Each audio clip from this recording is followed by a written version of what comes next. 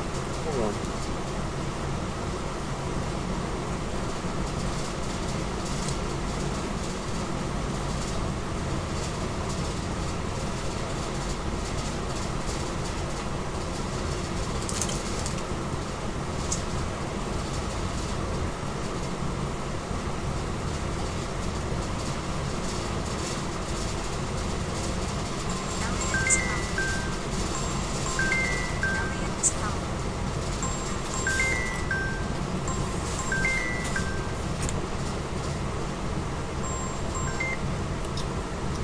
Hey, hey.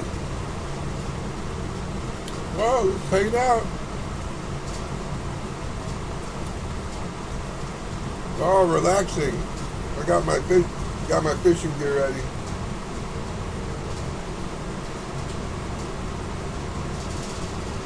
Oh, cool. I don't think I got one. Oh, make sure he's trying to reel that thing up. Right on. Yeah, I got some, but I think mine might still be good.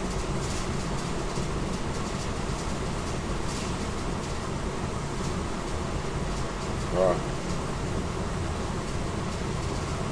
don't know. I got a bunch of line. 20 pound, 15 pound. What are you putting on there?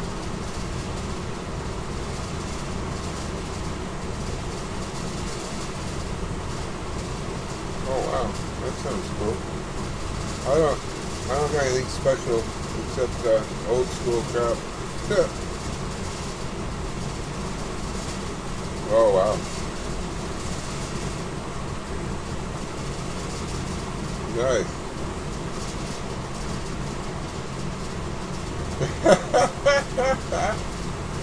Buddy. I don't know.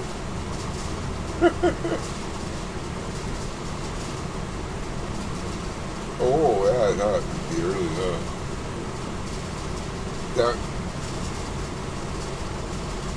down on the Cabrilla Point.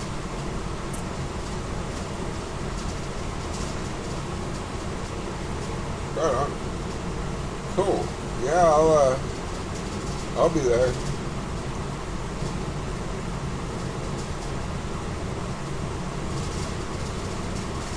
$22.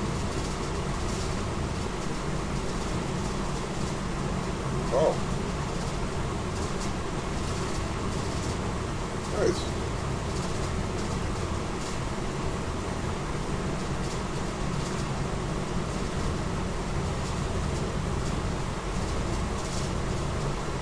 Oh, so we're gonna get there faster with less gas. Oh, yeah, okay.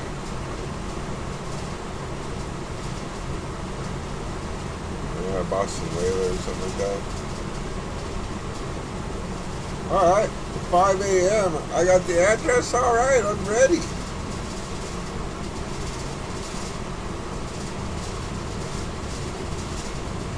Should I bring some frozen squid? I just remember I had a little bit, but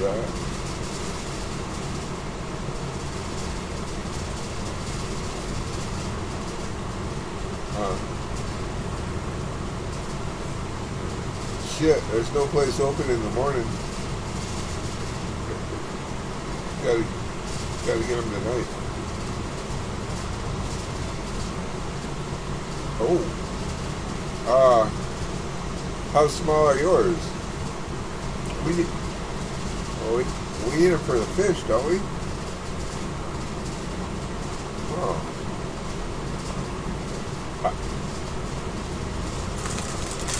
I gotta run down and get some, I guess. It's right here. The store is right here, next door to me. Yeah.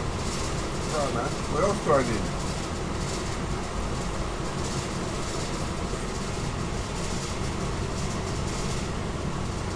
Oh, fuck that. I burned a jacket. I mean, from the store.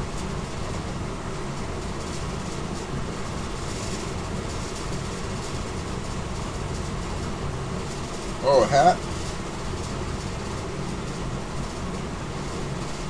Oh, shit, where's that sunblock? I got some for surfing, but I gotta find it. Oh, here it is, my hat. Good. Let me make sure there's no rust in there.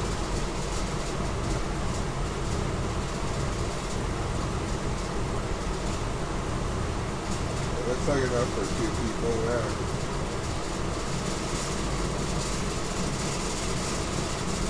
It's like a little, it looks like a miniature underarm deodorant thing, and then you screw it up, and it's like, I think it's like zinc or something.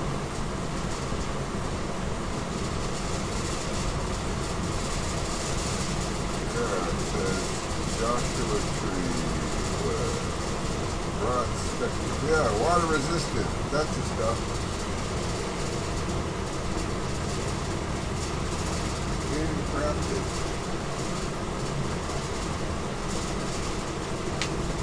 Dining gear. Oh shit. I don't think so. I thought I did.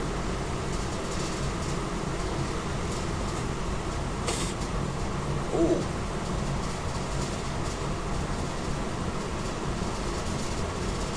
You got weights? You don't need weights, huh? Just pick them off the rock.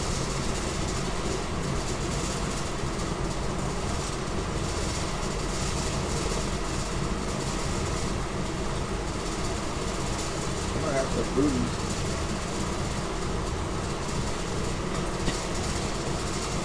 Booties in a helmet when you bump your head into the reef. You gotta get down in the hole. You're like carrying yourself in there.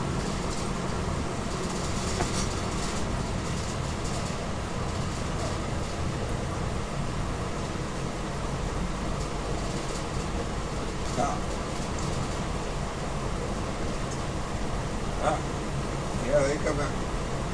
They come out when you flush them out. They go shooting out to the side.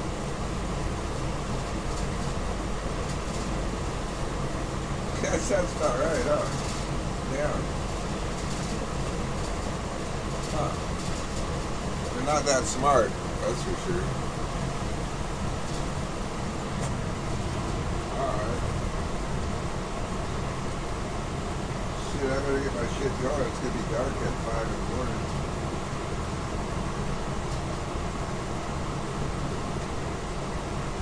What's that?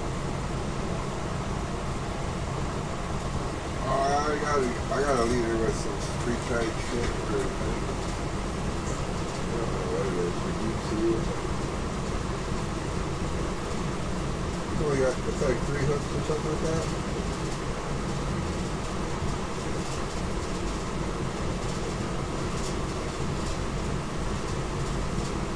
What? Yeah, mine was like, I bought it at the store.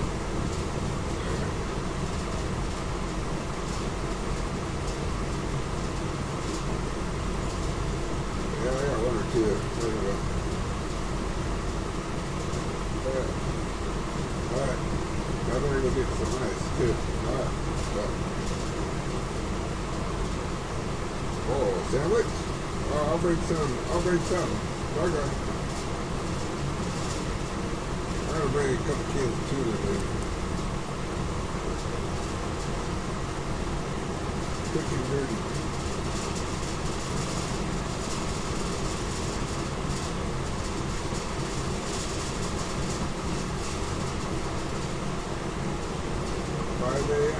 It's over by the point, huh? Okay.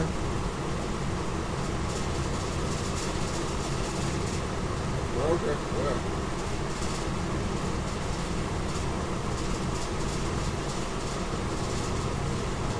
Right on.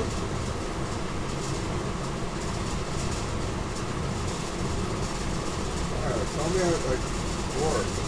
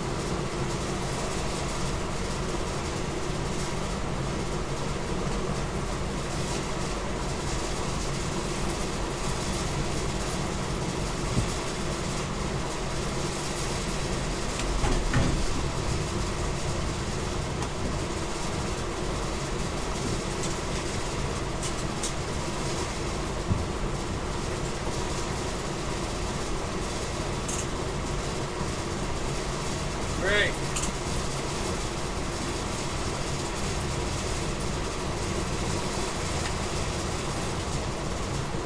Yeah. Okay, Sandra said you needed to get the extension cord and something else.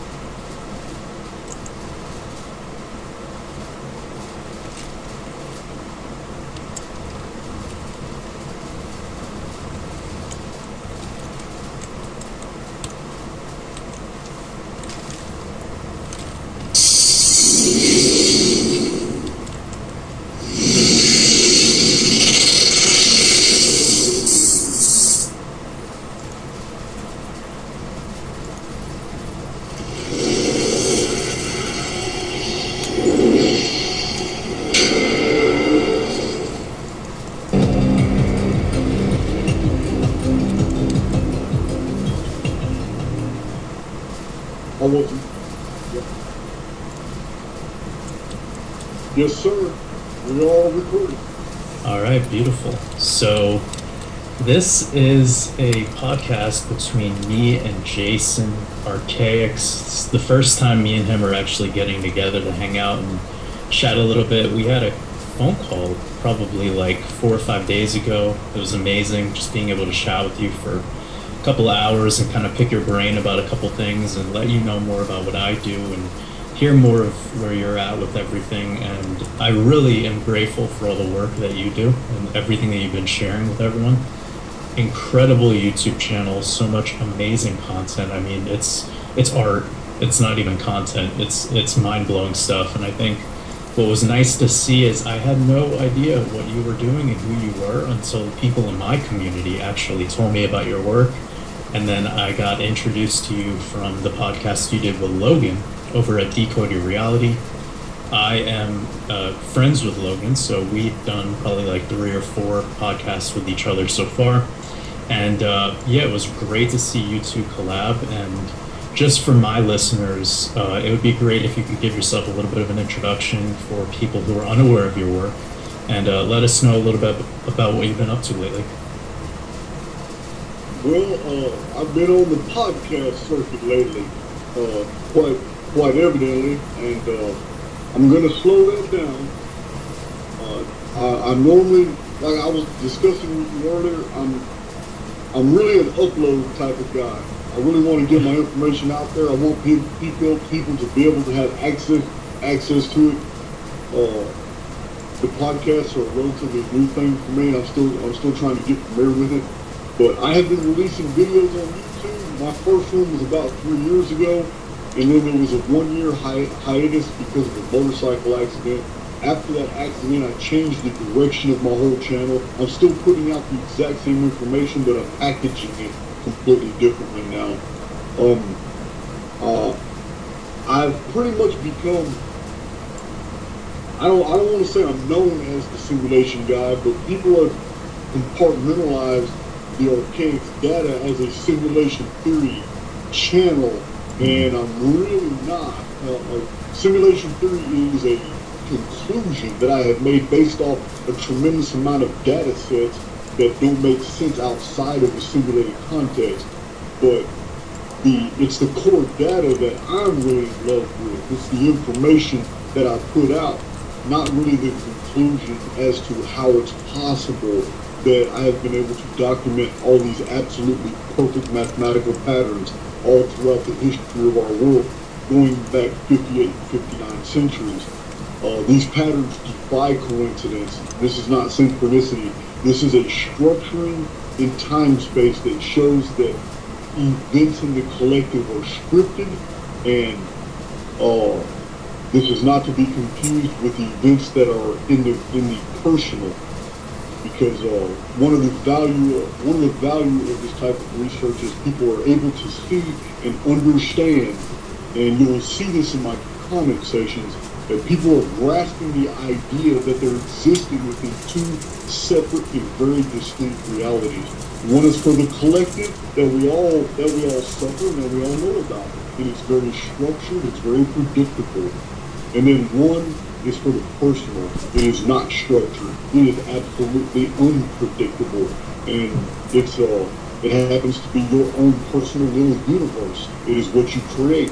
You are free floating through a continuum that has structure and that has predictive value, but you yourself are an anomaly within that structure. And this is the value of my output, of the material that I produce. And it's been a rocky road. I mean, ordinarily, to make a living, I own Paradise Rock Gardens, and I have a crew, and we pretty much do artistic hardscapes around koi ponds and swimming pools. We flagstone driveways. We do very unique jobs, not the jobs the other landscape companies want to do. So I've always been able to pick and choose which creative jobs I wanted to do. And we take on the ones that most other contractors wouldn't do because of the risk level. And my website is paradiserockgardens.com, but I have pretty much divorced myself with that. I have a crew that continues to work, but I'm not really involved in that anymore. I've kind of I've kind of gone into full-time archaic now. And this is after about 2 years of solidly putting out 2 to 3 videos every single week. To where I have about 300 videos now. And it was only with the podcast with Logan. Logan was basically interviewing me on Syncretism Society. It was my very first podcast with Santos Bonacci. And that's pretty much what launched me into popularity right now. Had that not happened, I probably would have still been releasing my 2 to 3 videos and still just plunging forward, producing this data that so many people are starting to like. And that's all I was doing. My entire channel was just putting out these videos, showing these people these patterns and the original source material, because that's where the value really comes from. This isn't information that you can find on the internet. Yes, you can find correlates. Yes, you can find some text mentions, some PDFs and all that, but about the majority of my research is from very old books, scientific reports, and periodicals, and I do not use the internet as a source of information. Yeah, you mentioned a couple things that I really loved, and one of which was that you had this interview with Logan and Syncretism Society, and it kind of like blew up your work overnight. And one of the things that I always say is it's important to honor greatness. So when you're just out there and you're doing your work because you're in love with the process and you're not too worried about the outcome, which is what you're doing, you will find somebody that'll catch, and take notice of what you're doing, and they're honoring your greatness, and they invite you into their platform, and that's what it ends up being, and it's beautiful to see things like that happen, because I believe all of us content creators come across a moment like that where we do a collaboration and then it exposes our work to another community that might not have any, the crossover is there on a vibrational level, like on the vibrational frequency, but when it comes to the content itself, it's special and it's unique. So I definitely honor the greatness in your work, and it was bound to be that we connected. One of the things that I thought was really interesting that you said was this difference between the collective and the self, and these kind of like, those two things. Have you seen that movie Divergent? I know you said you don't really watch too many Hollywood movies or any of that, but one of the things that you brought up in your work is this kind of the Phoenix phenomenon, and how it is selecting who it deals with, and it's all about your fear, right? And I mean, we'll talk a little bit about that in a moment, but when you're fearless of it, it's like you're the divergent, you're the one that it can't affect. You're just kind of like you're living your own script, and you're confident in what you were sent here to do, what you chose to do. And I've been thinking a lot about that ever since you brought up that Phoenix phenomenon stuff, especially in a couple of your recent podcasts. I know a lot of people have been asking you about it, and it's been a big part of your work for maybe the last year or so, or has it been a big part of your work for the last 3 years? You talking about the Phoenix phenomenon? Yes. Well, my first book, when the Phoenix was published in 2009, but all the handwritten illustrated charts showing the actual time, the periodicity of the Phoenix phenomenon when it happened in history, those charts were all dated like 2003, 2004, 2005. I mean, the actual book was published in 2009. The contract for the book was like 2006. I've been researching the Phoenix phenomenon for many years. I've only released it on YouTube in the past 2 years. So for my listeners, can you give us a little bit of just Phoenix for Dummies breakdown? Okay. For many years, I believe that one of my principal discoveries, which is a phenomenon that happens in our world every 138 years, and it happens in different geographical areas. It affects different people, different communities, different civilizations. It induces resets, very clever resets, mass human disappearances, populations disappear. New populations suddenly appear. Edits, resets are all covered up by this red dust, red mud phenomenon that falls out of the sky. But it's not just physical, it's not just natural phenomena. It's something bigger than that masks its behavior in natural phenomena. New architecture appears, old architecture is completely edited out. Sometimes we see trace fossils of it. It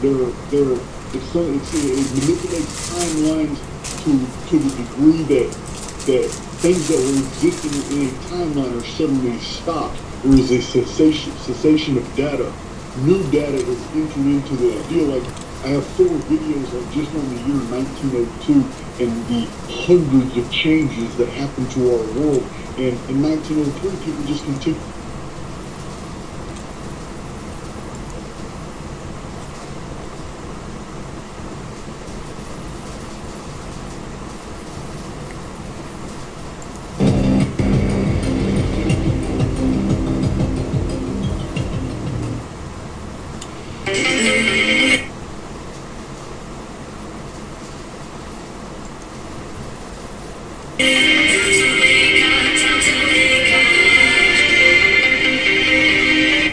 Thanks for joining.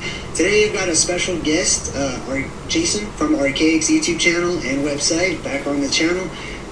Basically, I did a couple of videos recently talking about the prophecies of the Hopi and specifically the blue star Kachina. And Jason was watching it and he wanted to jump back on and kind of talk about, some of the Hopi legends and just kind of chime in on it. What's up, Jay? How's it going? And I'm doing great. I'm just burning up down here in Texas right now. Other than that, I'm fine. Yeah, super hot. Right? But yeah, right before we jumped on, you were about to talk about your thoughts on the video and how it related to, what was it, the 9 signs? Yes, let me move my... You have a chat thread on the video? Yeah, there should be a chat. Okay, alright. I'm normally on one of my screens I'm watching the podcast at the same time to get a feel of see familiar faces, who's in there. Yeah, for sure. Get oriented, take your time. I took off all of the alerts on this live stream, so if anyone donates or if anyone joins or anything, there's not going to be any distraction on the alerts on the screen. That way we can have a good conversation. Yeah, see, I don't remember what I was doing. I don't remember what I was doing that day, but I get notifications because I'm subscribed to you when that video came on, and I had put it off for like 4 days, and I'm just busy, just like you. I'm doing other things. I'm busy as hell. Well, I had some downtime. I was doing something else with my hands. So I was listening to YouTube videos from people I know. And I listened to yours, and it struck me when you go into the details about the Hopi prophecies, because I've read Frank Waters. I read that book, the Prophecies of the Hopi. I think it was like, I don't remember, 1930-something or 1940s. It's an older book, but might have been, no, you know what? It was 1963, Frank Waters, the Hopi Prophecies. So anyway, I had read that book, but it was years ago. I took some notes out of it, but that book had led me to, I did not realize how really rich the Native American traditions really were. I had been blind to it. It's really easy to overlook different cultures because we come from the perspective that we're technologically advanced, and what value are those people really going to give to our perspectives? So when you come from this mindset and this is ingrained within you, then you're really floored when you start reading these concepts. So I had recently released a video to my own subscribers about the vapor canopy and showing how many of these old books by scientists in the 20s, 30s, 40s, and 50s were mentioning the vapor canopy, and that I didn't originate the concept, that it is nothing but a borrowing. This is what the Archaic's channel is about.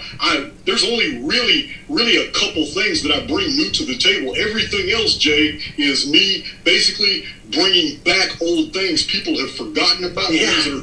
things that are not published anymore, or they're only found in the oldest materials that we still have in circulation now that I've been able to peruse. So it's not that I'm inventing all these things. I keep showing people that, man, I'm just bringing these things back to the surface. So when you showed that video, it just opened up floodgates in my mind. I'm like, wow, I really want people to understand that this information is dying out because those cultures are almost extinct now. I mean, we have Paiute prophecies about the last days that are very, very specific. And when you compare them with prophecies of like Nostradamus, we know damn well that Nostradamus in France did not come to the Americas in 1507 and 1537 and visit the Paiute Indians. You understand? Right. So how in the hell did they come up with the exact same concepts for the future date? All right. Like, I'll give you an example. The Paiute prophecy, which may be akin to the Hopi, is very specific. The Paiute had a policy. They weren't going to fight the white man. They weren't going to fight all this stuff because the Great Spirit already had a plan. And in that plan, in the future, a great apocalypse would happen. It would come from the sky, and it would rid and cleanse the land of all Western imperialism. All white people would be gone. This is really interesting because Nostradamus says the same thing. And in his date index that was discovered by Mario Reading, a French scholar, and published in 2013 or 2014, it specifically says for the year 2046 that there will be mass migrations away from the North America, and they will land in the Mediterranean and in Europe, and they will flee the Americas. And Nostradamus is very specific. He says in these exact words, the entire Western world will die. Now, he dates that in 2046. That doesn't mean all the people are gone. It just means that the whole Western infrastructure will collapse, which induces all these migrations. So it's very interesting that Nostradamus, a French, very educated scholar, a doctor, peer-reviewed, would come up with some prophetic material that mirrored the Paiute Indians on the other side of the Atlantic, right, to which he had no contact with these people. They said the same thing. So when I'm listening to your video, it dawned on me that I wish, because I listened, I forget which video it was, but I joined in your chat the other day, like 3 or 4 days ago. You were doing a video. Yeah. I joined in the chat. It wasn't that video though; it was a different one. And but I wish I would have joined when you were doing that video on the Hopi Live. I would have broke in it and a really good subject matter about the Hopi, because you covered a lot of Hopi prophecies. Mm-hmm. But there's a system of prophecies I was listening for, and you may have mentioned them, but you didn't mention them in the context that they were delivered in, which is called the 9 signs of the Hopi. This is a system of Hopi prophecies. I don't know who put it together. I don't know the origin or who even said, but the oldest Hopi traditions say that there was 9 signs by which they knew the future times were coming. And by the time that prophecy was released among the Hopi people, the first sign had already happened. So would you like to hear those 9 signs? Yeah, for sure. Let's talk about it. Yeah, hey, you want to interject? You know, you already know me. I'm Jason. Yeah. Shut up. I'm eager to hear. Oh, you know, because I do want to say I really love learning new prophecies, and I add that to the Rolodex of my mind, and I compare it to everything. I believe comparison is really important for us, comparative mythology, comparative religions and stuff, right? But especially whenever they have like a series of events type of prophecies, you know, to look for this one and that one, whether it be 9 signs or 6 sons, or you know what I mean? Yep. Hey, yeah. Well, I get that, because when I listened to that video, I was listening to your excitement. Anybody who goes back and listens to that video can see that you were hyped about that. So I'm cool with it. I feel that, man. So let me tell you about these came out of my notes. Because when I listen to that video, I'm like a little kid when I listen to some people's presentations, and I have more data that can add flavor to that. I go through I'll tear my whole office up until I find those notes, because I know I have them, I just don't know where they're at.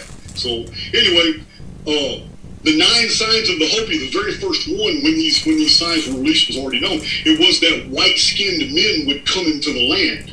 Now, this isn't really, this isn't significant because the Hopi were pretty much the same as the ancient Aztecs, the Toltecs, the Quechua, the Zapotecs, the Maya. Every single one of these traditions, all the way down to the Kimu in Peru, these people all had the same traditions. That in the last days, the last days would begin when the white man appeared. They all believed those things. They called these white men the people of the serpent. They had beards. They came in serpent ships. They named them Viracocha, Quetzalcoatl. They had different names for them. Thunapa. So anyway, this system of prophecy is very interesting because the last days is all contextual. It goes by context. The last days for the Caucasian race is on the way. But the last days for the Native American race already happened. You follow me? Yeah. So this is how they're seeing it, because they went through a total apocalypse when Cortez and the Spanish, the houses of Aragon and Castile, sent their fleets over here and stole their gold and their silver. And you already know what Europe did to the South Americans and the Central Americans, and basically what the Western imperialism did to North America. Okay, we have a lot to lay at our charge now. For the past 5,000 years, civilizations have been invading civilizations. So in a way, we should get a pass because everybody has invaded everybody else. But also, we do owe a debt because these people were dealt with very treacherously. I believe in battle and war and all that stuff, but you know what? I also believe in an equal playing field, and they weren't given that. When you use biological weapons against your enemy, you're cheating. That's no good. Right. So anyway, this is what we did though. So the first sign is the return of the white man. So let's clarify, because there's the Bahana and there's the white brothers of the space of sky and stuff, but then there's Caucasian humans, right? When I name the next 4 or 5 of these 9 signs, you'll know they're talking about the Caucasians. Okay. All right. All right. Let's check it out. Sign number 2, because I get you, I understand. Because it is an apocalyptic message that there is another race that will descend from the sky in the middle of the apocalypse. This is also in the book of Revelation. It's mentioned in Zoroastrian, many prophetic systems. So I understand what you're talking about. But this is very specific. Right. The second sign is that the second sign of the Hopi is our lands will see the coming of spinning wheels filled with voices. The white men will bring wagons across the prairies. So this is the second. This is the prophecy and the interpretation by the Hopi. Right. So the third one is the coming of strange beasts in hordes controlled by the white men. Remember, Indians didn't understand the concept of cattle. Moving whole cattle, for over 150 years, that was what we did. The whole Old West, we ran free range. You have to move cattle or they'll die. Because it just takes 2 days and a herd of cattle is going to eat 2 square miles of grass. It's gone. They got to move around. So the Indians saw this and they said, it was an invasion of animals. The massive animals controlled only by a few people. And this was amazing to the Hopi. So the fourth sign was that after the coming of the white man, the land will be crossed by iron snakes. This too happened. The iron snakes to the Hopi there were railways all over the United States. This, you can imagine from the perspective of the Hopi, right. They're in their totem societies, almost Neolithic, and here are these crews coming in using Chinese coolies, and they build this whole railway system, and then they leave. Right.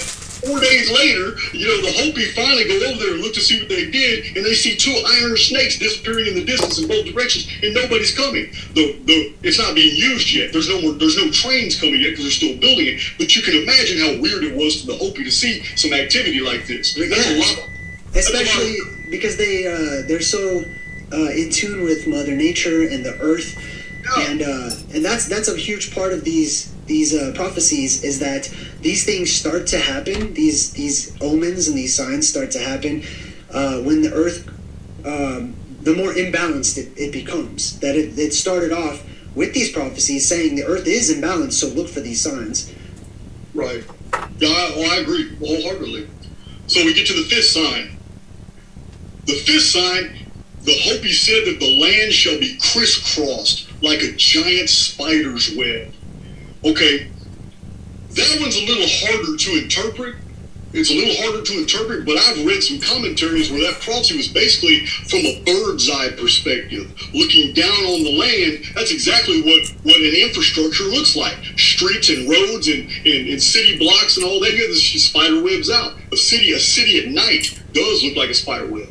So I'm just going to lay that there. That was somebody else's interpretation, but I'm going to run with that one because I really don't know any other way to interpret that one. Right. I've heard, everything from chemtrails or contrails or whatever to the internet and the World Wide Web. And well, I mean, we can even isolate one particular, like telephone lines. Mm-hmm. In the last days of the Hopi, it would have been telegraph lines. A lot of people don't realize in the late 1800s all the way to 1920s and 40s, we had telegraph lines crisscrossing all over America, just like today we have phone, basically electrical cables, power cables. Right. So now the sixth Hopi sign was that the land will be crisscrossed with rivers of stone that make pictures in the sun. I don't know. I'm going to freely admit right now, the second part of that, I'm not even going to try to guess, but the first part is talking about dikes, all the artificial lakes and canals that we have put all over North America, because they're everywhere. Mm-hmm. It's another thing a lot of people don't realize. When you look on a Google Maps, when you look on a map, and you see, like the state of Texas, when you see the state of Texas, you see lakes everywhere. 200 years ago, there would have only been 2 lakes in the state of Texas. All the rest of them are artificial. Right. We have dammed up brooks, rivers, and all, and created all these lakes. And all throughout the United States, there's very few natural lakes. We have a lot of rivers, but we don't have a lot of natural lakes. They're almost all artificial. So this is that was the 6th sign of the Hopi. The 7th sign of the Hopi is this one. The 7th sign. This is where it begins that. Some really, it's highly focused on something that would have horrified the Hopi. We have taken it for granted today.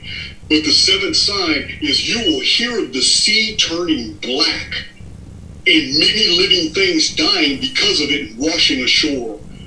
Oil spills would have horrified the Hopi because they're naturally in tune to their environment. And it was polluting the fish and killing things unnecessarily. So any visionaries among the Hopi that foresaw these ships releasing... It happens, When you're not a professional camera crew and TV show and stuff, you gotta deal with things on the fly. Hey, Jay. Welcome back. Listen, man, it's not on your end. My viewers already know I got the worst internet in Texas. Oh, man. No worries. Well, I see you perfect. I hear you perfect. I think we're good to go. I had to actually go to my system and just reboot it. Oh, yes, it's terrible. I'm about to get a booster. They already increased my bandwidth, and I kind of suspected that they were BSing me because I offered them money. I said, look, man, just increase my signal. I'll pay more a month. They didn't take my money, but they said they fixed the problem. So, you pretty much know when somebody's bullshitting you. No worries. Well, let's pick up where we left off. We're on the 6th sign. Okay, yeah, that was the 7th one was about the canal works, the rivers, artificial lakes. All this would have been very unusual to the Hopi because the Hopi were very big on not altering the environment. You leave the environment the exact same way you found it. Right. So this would have been very unusual to them. So the 8th sign is something that's going on today. The 8th sign is that the youth of the invaders, the youth of basically the Caucasians, would begin turning away from their own ways in the last days and coming to the ways of the Native Americans and learning the ways of nature and learning the ways of communing with nature.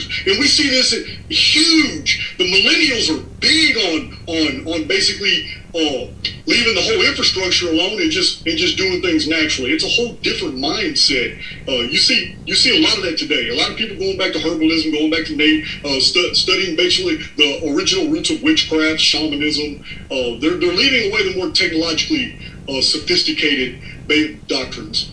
Right, returning to their roots. And I think the prophecy even calls for people starting to grow their hair long again, too. Yes, it is. You know what? I can't believe I didn't mention that, but it's in the exact same. It is in the eighth sign of the Hopi about growing their hair long again. You're right. It did mention that. And it's interesting to me because not only do I recognize like the prophecies of the future, like, oh, this is going to happen in the future, but also the reverberating effects of what has already happened in the past. So I believe that as we head into those future prophecies, that's where the signs and the omens come into play, because they're reverberating back at the future. So people growing their hair long, for example, is for me a precursor and a harbinger, because it's letting us know you're all going to grow your hair long. Like, you're not going to go get haircuts and stuff, like go to the barber and fade it up or whatever during the post, at least, until everyone settles down from an apocalyptic event happening.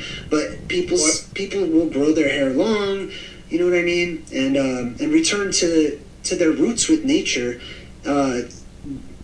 working with nature instead of disregarding nature. Like for example, you being closer to telepathy and forms of communication, share your feelings or smells or thoughts or other things with other people without some sort of a mediator, which is technology. Right, you know what I mean? Right. So technology is a crutch to people like the Hopi that's keeping us from simply just being one with nature once again. Oh, I get it. Yeah, no doubt. So we get to the ninth sign, and this was the subject of your video. Now, a little backstory. Our first with your plasma apocalypse that mirrors perfectly the Phoenix phenomenon. And you and I have very recently met. My data sets don't come from your sources. You've never seen my research because you're in prison with me. So there's, to find those coordinates is awesome. But looking at your research also basically provided me a quantum leap. Remember the new chart that I designed? Mm-hmm.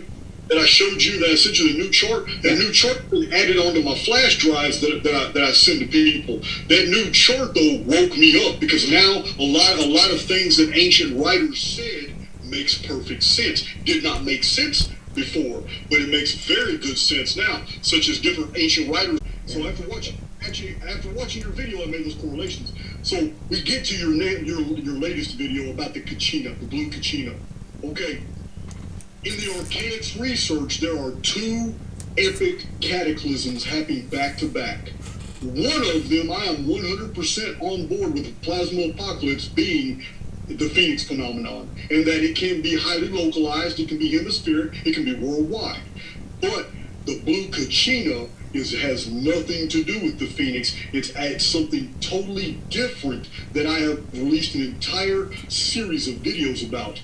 Mm-hmm. I call it the Nemesis X object because of what the historical record describes it as. So when I'm listening to your video about the blue Kachina, I'm like, wow, this doesn't sound like Phoenix at all, but damn, it sure sounds like something else. And I went back and reread the passages of the book of Revelation from chapter 7 to chapter 14 to make sure that I wasn't chasing a false trail, which led me back, because in my own Bible, I have a lot of notes that will tell me where else to go to find the same image. So it took me to 2nd Esdras, because in my Bible, I have the entire Apocrypha. All the Apocrypha and pseudepigraphical works were removed from the canon, but I have a copy of all of them. So I went to 2nd Esdras and looked at it, and I'm like, whoa, wait a minute. So I want to read. I'm not going to sit here and try to tell you I memorized all this. I want to read the 9th sign for you right now. Okay, yeah. About the blue Kachina. Then I'm going to tell you how it relates to all 49 of my videos on the Anuna files. Now, which is about the return of the Nemesis X object in November 2040. Can you still hear me? Yeah, totally fine. Yeah, I can't tell if my Wi-Fi going out or not. Sometimes you look blurry. But here's the 9th sign of the Hopi. It says, "You will hear of a dwelling place in the heavens above the earth, and it shall suddenly fall with a great crash. It will appear first as a blue star. Very soon after this, the ceremonies of my people will cease." Blue Star Kachina prophecy. this is the Nemesis X object, because this is what Nostradamus claims is going to happen 6.5 years after the world goes through an epic catastrophe in 2040. Now, Nostradamus is very clear. 2040 and 2046 are the two dates in the future. Mother Shipton describes them perfectly as a red dragon that comes in 2040. She said 1 century after a second world war. That's pretty close to 1940. Right. The World War technically started in 1939, but it wasn't really a German invasion. It was a German occupation of a German-speaking people that really regarded him as heroes. But to wire up World War II, they pretty much went ahead and said, oh, he invaded Austria. But that's a little bit, that deviates from the actual facts. But 1940 is when the fighting started. So Mother Shipton would be right. A century after a Second World War, 2040.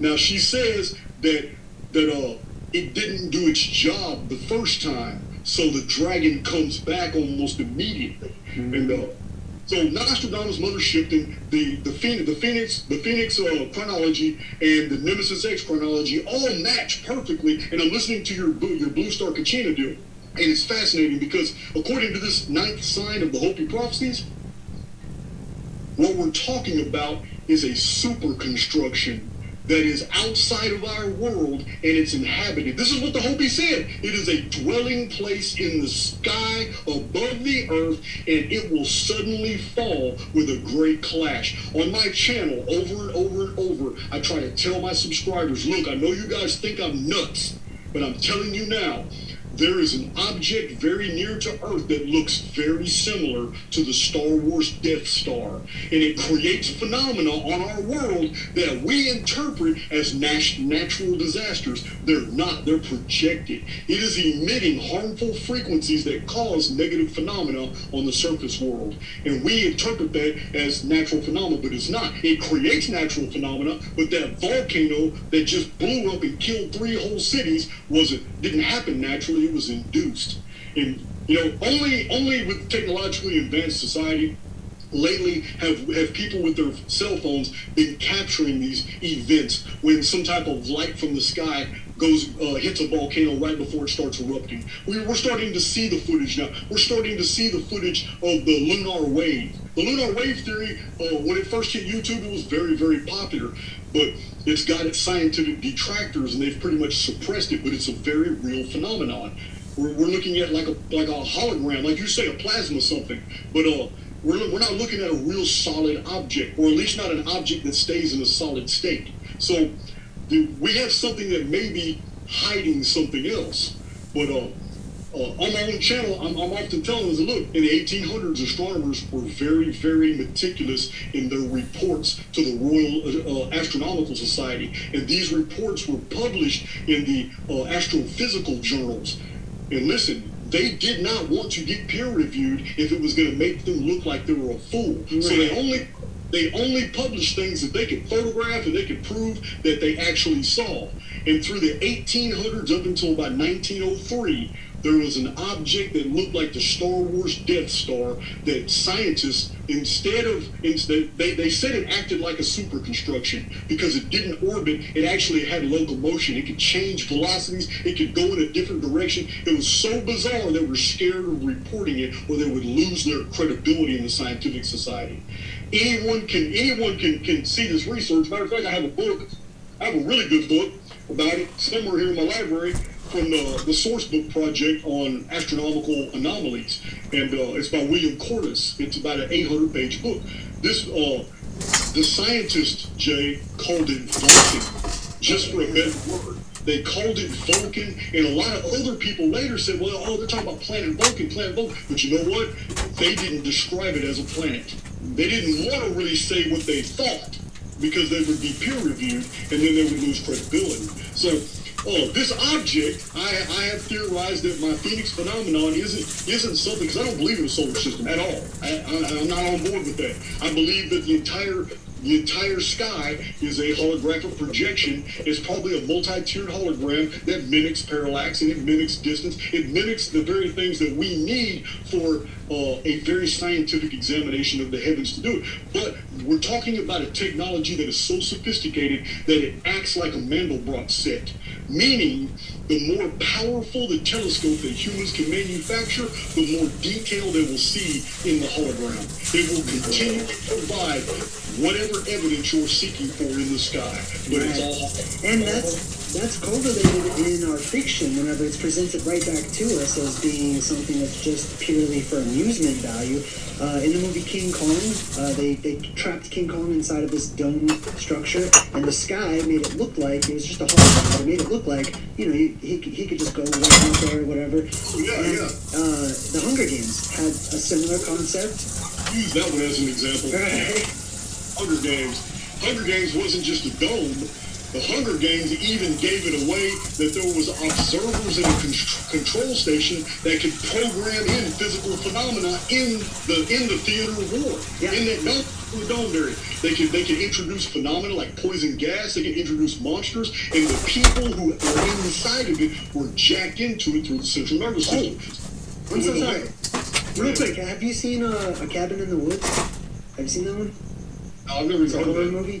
It's a real weird horror movie, but it's the same concept that they go to this cabin in the woods and there's this electrical field dome thing around them, and they can basically put in all these different kinds of monsters and all the stuff that we used to think was fiction and just fake, and these people really have to encounter them, giants and titans and monsters and werewolves and all kinds of stuff. Oh, I agree. So here's my take on the Blue Kachina.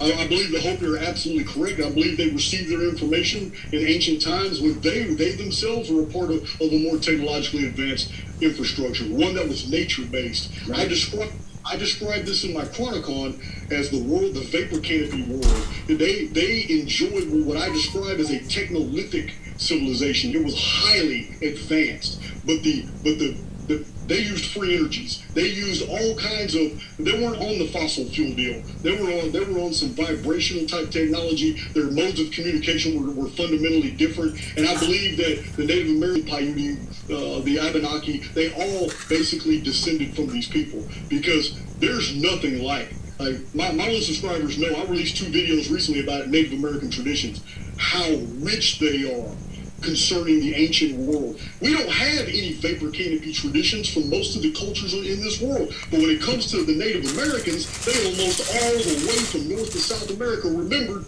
the world of the dark purple light. They remembered the world of the giants. Hell, they even had a hero called White Rabbit that did nothing but go around slay giants everywhere he went. But the Native Americans had so many rich traditions, but it's the details, the common denominators among people you know had never contact from North and South America that say the exact same things in the exact same way. That's basically shocking, because these details about the ancient world are what I reveal in my Archaics channel, but they're not in the standard historical and collegiate books. It's almost as if the Western world has totally ignored almost everything that the Native Americans have told us about the past. And now we're amazed, because what they're telling us in the traditions we've recorded actually comports with what we've archaeologically found, but interpreted totally differently by our Western standards. So when it comes to the Blue Kachina, I'm looking at Nemesis X object, which I have always said from when my first book got published about Nemesis X object. It's called Anunnaki Homeworld. It was in 2011, and even in that book, I was theorizing that we're dealing with a super construction, and that its inhabitants are the reason why we suffer everything we suffer within this contained environment. And I'm thinking the Blue Kachina is a good thing when it falls and when it crashes, because the control systems die with it. Was that the last sign? The last sign, it's the final sign. Okay. See, that's really interesting, especially that they say a dwelling place before they talk about the Kachina star. They refer to it as a dwelling place. The moon itself is also referred to as a dwelling place to many people. If you go with like hollow moon theory and things like that. They also perform ceremonial dances in what they call their kiva, which is an underground ceremonial chamber. And they typically do that during the wintertime. And then whenever it gets warmer during the summer months, now they bring those ceremonies out into what they call the plaza, or the above ground world, where everyone can see, right? So there are those things that are being done ceremonial in chants and prayers. and smoking and all the things that they do that are symbolic, that they carry on these traditions for many different reasons. One, possibly to keep them safe. So that, because I believe that the further back in time we go, those survivors of past apocalypses had an understanding or a wisdom to them, knowing that this would be forgotten. For whatever reason, it might be covered up, it might just be naturally, it's a long time, people don't talk about it, they just forgot. So they institute ceremonies, and they institute traditions and holidays and holy days and set apart times to ensure that their future progeny and families are in the right place at the right time, doing the right things to keep them as safe as possible, although they've forgotten the origins. Even the natives worldwide seem, according to my research so far, to have really almost gotten lost in their own mythos, and it's difficult, it's less difficult for them to reverse engineer it and to discover where these myths and traditions and things came from. But they have them there still, which I'm thankful for, so that we can reinterpret those and try to, get those going back. But like you said, one of the prophecies from every one of these native tribes worldwide, not just South America or in the Americas, but they all talk about an imbalance to our world, an energetic imbalance which results physically in physical imbalances in the people and the animals and in the earth itself, and then a restoration and a return of events, beings, right? Basically a recalibration of the system. Yeah. Oh, and it's interesting because they, like I was talking about, I like how they refer, the Hopi specifically, they refer to those beings that re-enter our world, like, for example, the Anunnaki, as our brothers, our star brothers, you know what I mean? They never call them aliens or words that imply that they're different, but words that imply that they're the same or similar. And there's the origin stories, the concepts that they came up from within the ground. Many of them say, we came up, the ant people came, helped us out. Anu literally means in Hopi, what was it? Ant, and then Naki means friend. So, I mean, it could be interpreted ant friend, Anunnaki. Wow. Well, I mean, we already know, we've already discussed this, that in past cataclysms, whole human populations were hiding underground. They built Phrygia. The old Phrygian traditions have a story about a king named, it's really close to Anunnaki, but it's not. It's like a Nuki. But he was famous in ancient Phrygia for preserving his people through a cataclysm by hiding them underground, which is really interesting. Phrygia is the same geographical area as the ancient Hittite civilization. It's Turkey. And we know since 1962 that archaeologists have now excavated 61 underground cities just in Turkey. Yeah. So the tradition of the Phrygians, who were descendant of the Lydians, who were descendants of the Hittites, makes sense. Locals still tell the exact same stories. So when you're talking about traditions of Native Americans, one of the Phoenix traditions they had, Native Americans across the board, every time the sun darkened in an eclipse or in a Phoenix phenomenon, it was a tradition for one selected warrior to go to the highest hill and empty his quiver out into the sun. Oh my God, that's insane. Shoot the sun. He had to shoot the sun. He had to keep shooting the sun until that darkness left the sun. Yeah. And the hero would always return victorious because eclipses are very short-lived. Yes. Oh my God. Let me chime in on that one. So, so because I'm thinking about one of the initial things that you touched on, which was the mass migrations, right? And that's also ingrained into specifically the Native American traditions, that they were migratory, that they were explorers, that they were not supposed to just settle in one spot. But actually, the Hopi tradition says that whenever they emerged up from underground and they came here to this fourth world, right? I think this is the fourth world in Hopi tradition. The first world destroyed by fire, the second world destroyed by ice, the third world destroyed by a flood. Now we're in the fourth world. They emerged up from inside of the earth itself, and then they were told by the guardian spirit, Mahasa, I think they call them, that they were to be the new caretakers, and that they were to spread out. go forth and explore the realms, the four corners of the world, so to speak, and then they were to return home, which the traditions say is found at the center.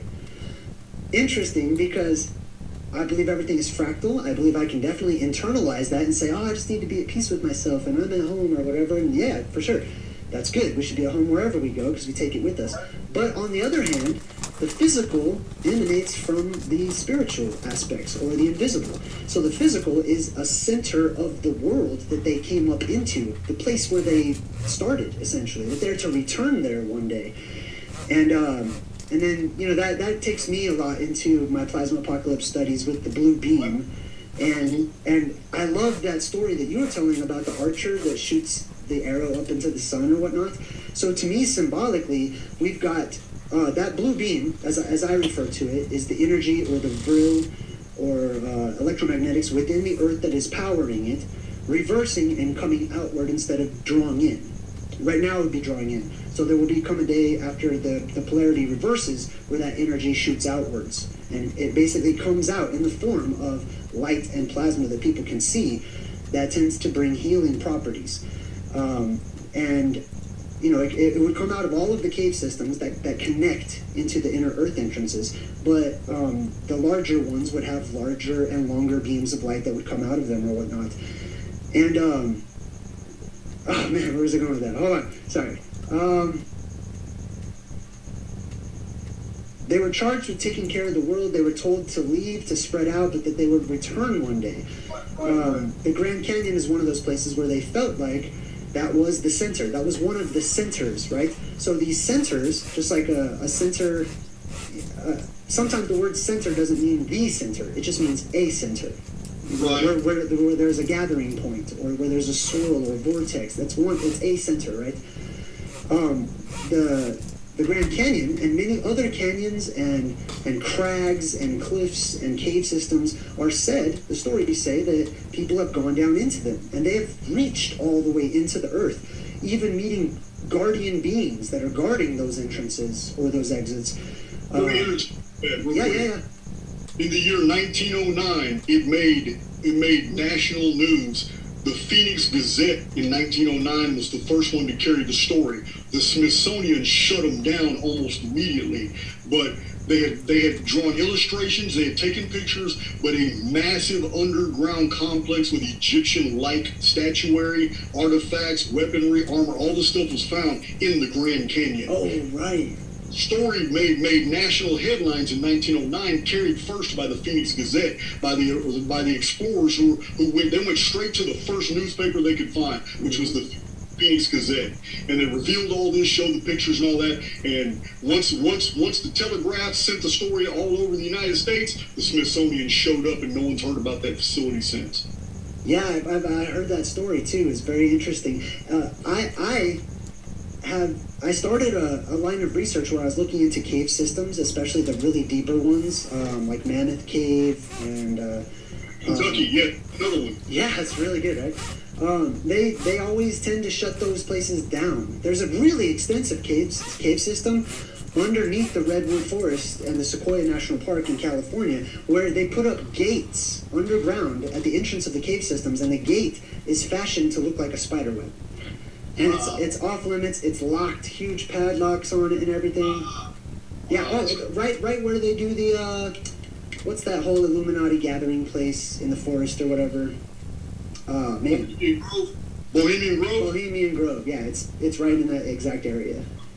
But do you think it's possible that the pyramid system, we have this network of pyramids all along the pyramid belt, not the equator, but the pyramid belt? They're all in the same band of the world. So, I mean, if you look at the world as a flat Earth map, the pyramid band is a narrow band that goes in a circle. If you look at the world as a globe, it's a belt where all the pyramids are found. Right. Do you think, because I have theorized that whatever the technolithic purpose and the engineering purposes of the Great Pyramid, I have theorized that we are unable to even mimic that technology because we're in the wrong biosphere. Something has to change in our atmosphere in order for the technology of the Great Pyramid to function.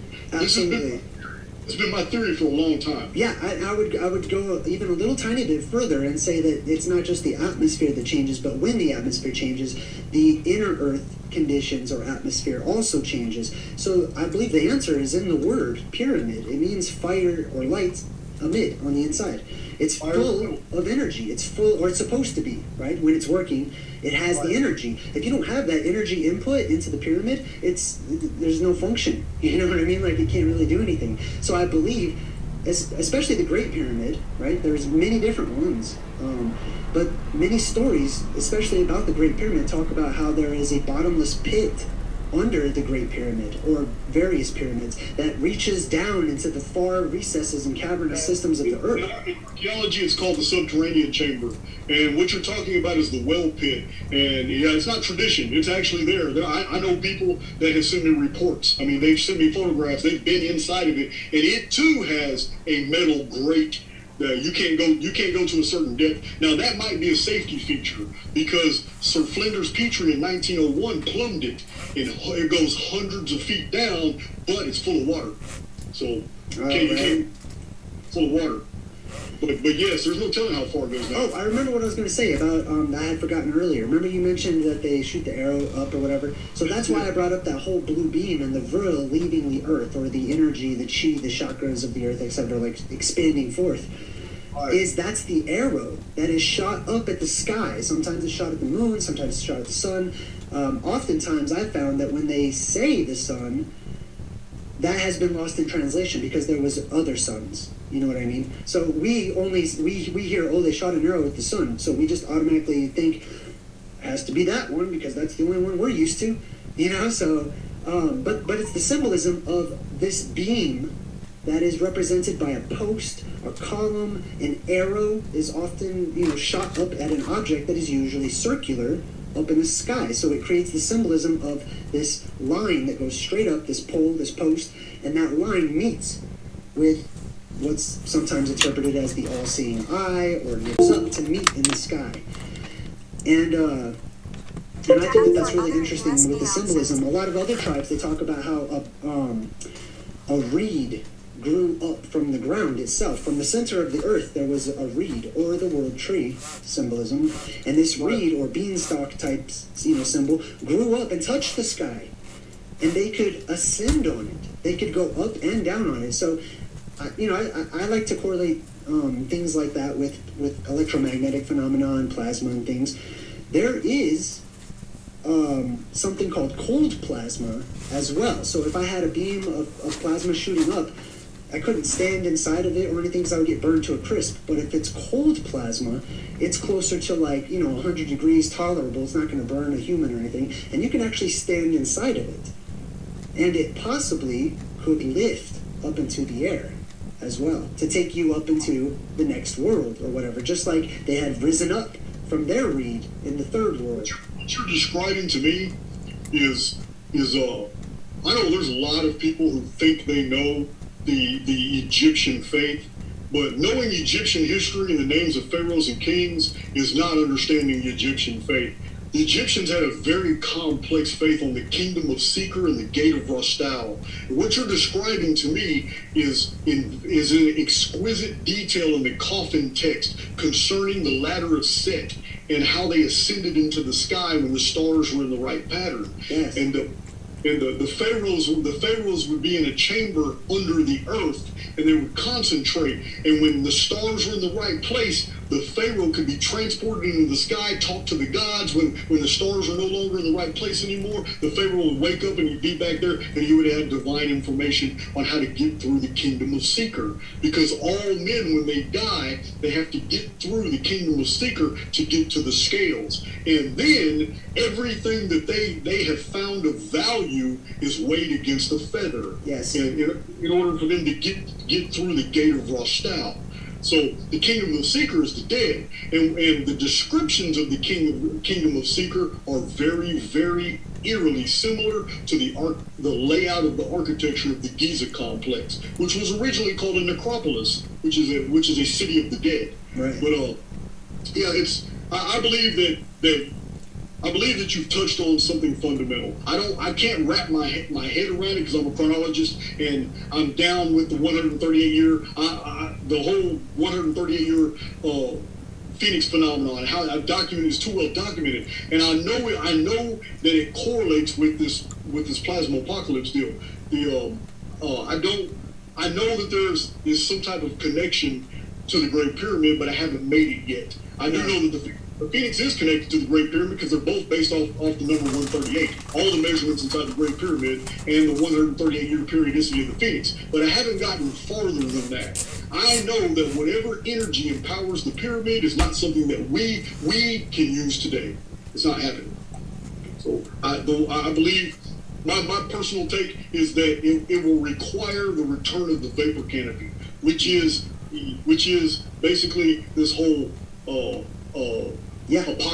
apocalypse that's coming when the vapor canopy returns. Because the conditions of the vapor canopy, as described to us in the book of Revelation, don't really make sense under the atmosphere we have today. Yes. But they make a lot of sense. The seven trumpets, the seven vials of wrath. When you read that stuff from the perspective of living in the vapor canopy conditions, and to understand the vapor canopy conditions, all you got to do is read Second Esdras. The main prophetic book that was removed from the canon actually has the most detailed prophecies about the future.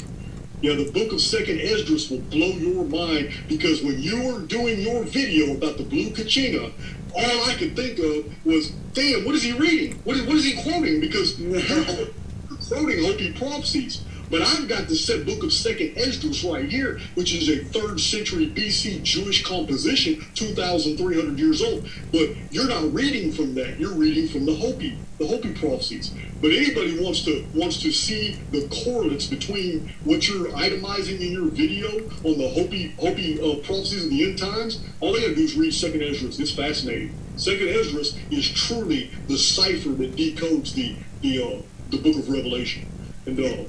And that's one of the prophecies too, that, I mean, you and I are part of it. Like, the youth would rise up and they would be given prophecies and visions and dreams. Oh yeah, no doubt. I agree. And so we're all starting to talk about these things. So I'd like to go back into. That man called me a youth. Y'all heard that man? Yes, you are, dude. Trust me. Like, when it comes to aging, because I also am very interested in the fountain of youth, and. Yeah. You know, I do not believe that us living as long as we do, little 80 years or whatever, I don't believe that is enough. Yeah, that's enough to be a slave. That's enough to just, get your job work done and get out of here. I believe life has been taken away or lost. It could be purposefully, or it could just be nature, right? This is our time to have a shorter lifespan, to be shorter in stature or less intelligent than we used to be or whatever, because it's that imbalance that is happening. But the good news is there's a return to the imbalance. Balance is restored. That's what all the prophecies talk about. Not destruction and it's the end and it's all scary. It's a good thing. That's why they used to teach it, and it brought people hope. You know what I mean?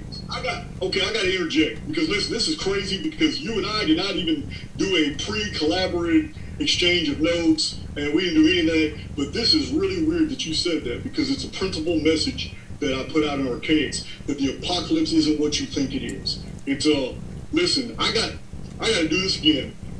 Okay, I've got to direct attention to the book of Second Esdras in the 9th chapter. Anybody who wants to find after the video wants to confirm this, whatever, or you can do it now.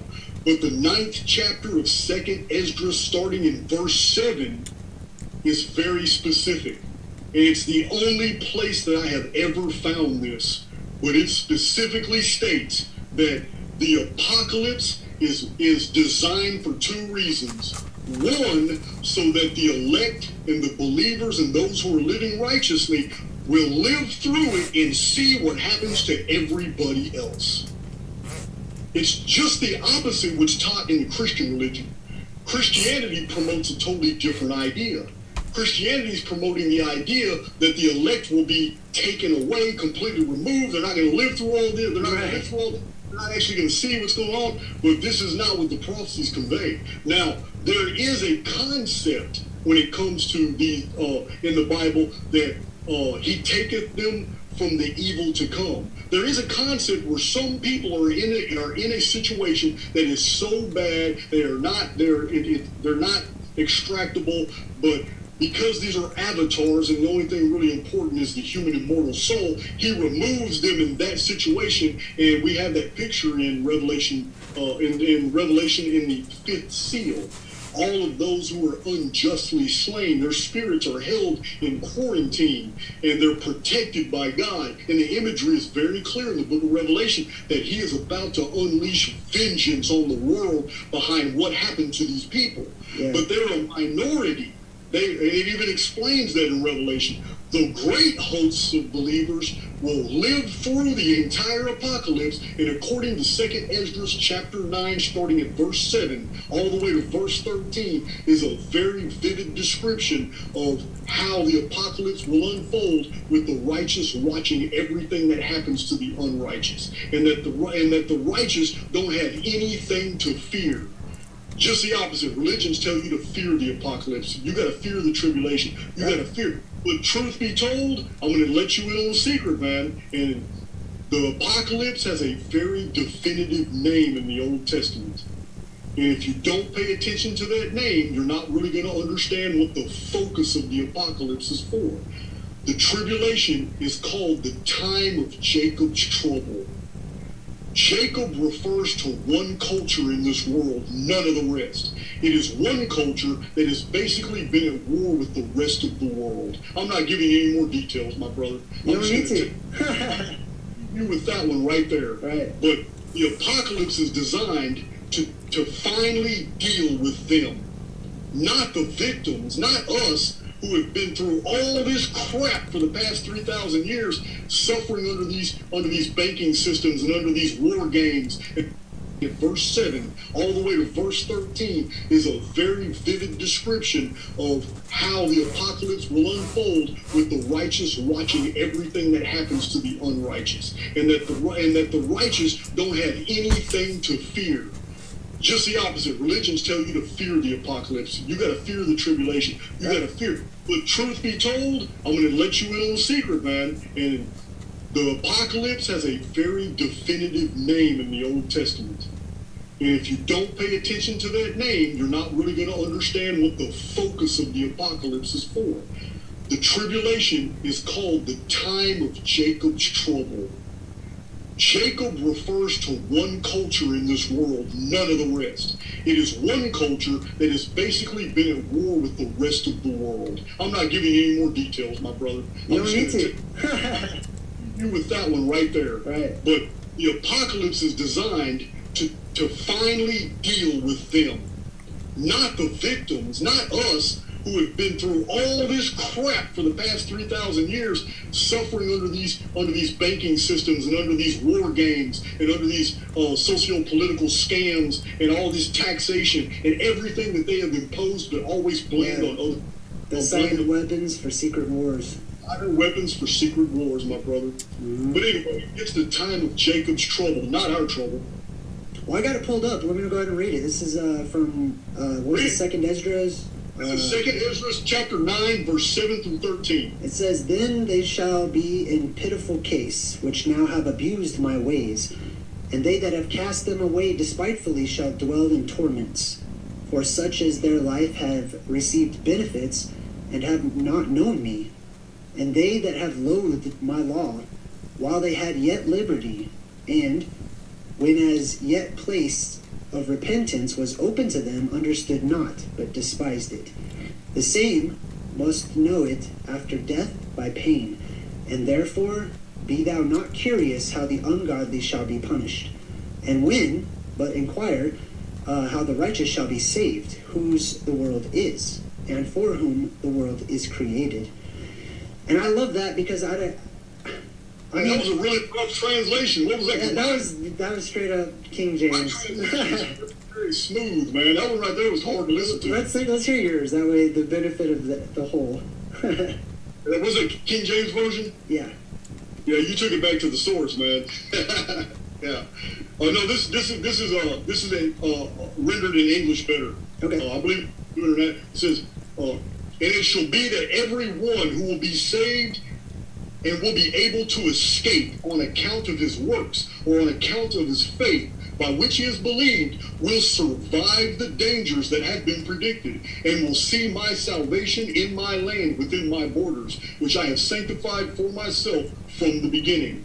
Verse 9 starts, then those who have now abused my ways shall be amazed, and those who have rejected them with contempt shall dwell in torments. And we see this, dwell in torments. That's the whole, the seven vials of the gods of wrath. Yeah. That's all vapor canopy phenomena, but it's tormenting the people that can't live under that condition, and they can't live under that condition because their body didn't receive the necessary change. Now, for as many as did not acknowledge me in their lifetime, although they received my benefits, and as many as scorned my law while they still had freedom, and did not understand, but despised it while an opportunity of repentance was still open to them, these must in torment acknowledge after death. Here's where it gets good. Verse 13. Therefore, do not continue to be curious as to how the ungodly will be punished, but inquire how the righteous will be saved. Those to whom this age belongs, and those and for whose sake this age had been made. That is very clear. You are not to fear the apocalypse, because it says right here, in fearing it, you will be a participant. Yeah, exactly. So that's one of the reasons why I'm so excited to talk about the subject and research eschatology and share my path and stuff. And so I get so excited to talk to other people who are doing something similar like yourself, is because the more I talk about the thing that everyone else fears, the less fear exists, because light is shed upon it. Fear is there because of the unknown, and people making up and creating false scenarios that are not real, and they become real in their own minds, and they become terrified and restricted by themselves. I agree, and I believe that you understand too that we're not really dealing with emotions. Emotions are vibrations. We're dealing with modes of existence. And somebody who is vibrating in a fear mode is automatically going to tap into all those things that they fear. It's like the little kid who fears his bully, and he's absolutely amazed that every time he turns around, his bully's standing there. And so you draw those things to you. Right. So, well, let's do this. I think it's been good. I want to take a quick break, so I'm going to throw on the intermission screen, let Mother Shipton do some talking, and let everyone go to the bathroom, grab some water or whatnot, and we'll come back and do another round. let's do it. All right.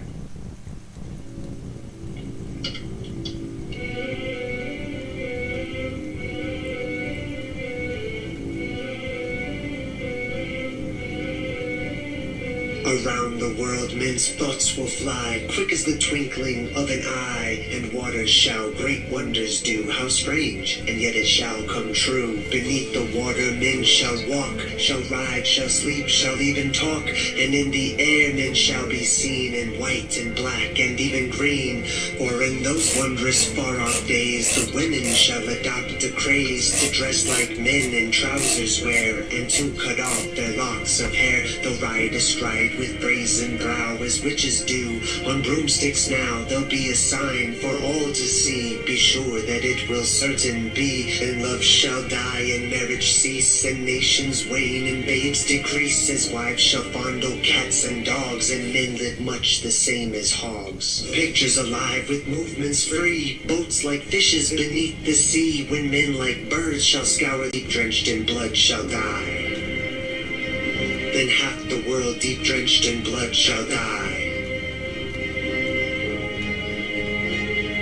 For those who live this century through, in fear and trembling this shall do. Flee to the mountains and the dens, to bog and forest and wild fens. For storm will rage and oceans roar, when Gabriel stands on sea and shore. And as he blows his wondrous horn, old wood shall die, mankind will tremble and frightened be, for the 6 heralds in this prophecy. For 7 days and 7 nights man will watch this awesome sight. The tides will rise beyond their ken to fight away the shores, and then the mountains will begin to roar, and earthquakes split the plain to shore, and flooding waters rushing in will flood the lands with such a din. Dragon's tail is gone, man forgets and smiles and carries on to apply himself. Too late, for mankind has earned deserved fate. His mask smile, his false grandeur will serve the gods, their anger stir, and they will send the dragon back to light the sky. His tail will crack upon the earth and rend the earth, and man shall flee, king, lord, and serf. And men will die of thirst before the oceans rise to mount the shore, and lands will crack and rend anew. You think it's strange, it will come true. And in some far off distant land, some men, oh such a tiny band, will have to leave their solid mount and span the earth, those few to count. And those surviving this will then begin the human race again. But not on land already there, but on ocean bed. Prophecy. Whew, hey, what's up everyone? If you're just joining us, I'm Jay Dreamers and this is Jason from Archaics, and together we're discussing eschatology, which is the study of the end of the world as it's known, and the beginning of a new world, a new paradigm, a new atmosphere, a new earth, a new heavens, all those types of things. Man, I had to run up the stairs to get back. I'm all out of breath. Clearly I need to go jogging. But yes, what I wanted to come back with, which I think is something interesting, the sky falling. The sky falling has been a part of things I've come across in my research time and time again. And as far as Native American prophecies, check this out. There's a prophecy where the sky was getting too low. So low, as a matter of fact, to the ground, that it concerned the people who went to the elders. And the elders were like, man, we got to figure out a way to keep the sky from hitting the earth. So they devised a plan. And they had all the people of the world get poles. And they took their poles, and all at once, they had to say the native word that meant basically heave or or whatever, and they all would push a little bit each at a time, and slowly the sky was pushed way back up to where it is today, to where it belongs, by all these poles coming up out of the earth from the people, where they actually took matters in their own hands and just pushed the sky right back up into the sky. But to me, that correlates with what you're talking about. I've heard you mention in the vapor canopy conditions how optics plays a huge part of this, and I talk about this too when it comes to alternative cosmology and the shapes of the world, possible shapes of our sky and underground and stuff. But optics play a huge role in the things that we see up in the sky, including the moon, the sun, and no exceptions. But just how far away things look, they can easily become magnified, given a slight twist of the conditions that exist. And I think I heard you mention that too, right? I do agree. It's during the vapor canopy period, humans were essentially at nighttime looking up into a massive telescope, a lens. Like I said, it's been several scientific books that were released about the vapor canopy. Essentially, it's just a mesosphere that has about 99% more water droplets in it than the one that's up there now. It's a very thin wisp of a mesosphere now, but at one time it was several miles thick. That you can imagine that when that condensed in the sky, it was described as an ocean above, or sometimes it was described as a hard crystalline firmament. Yeah. And at nighttime, it made the stars brilliant. You can see the details on the moon. This is why the lunar systems and the matriarchal cultures were basically ruling everything at the time. The goddess was preeminent.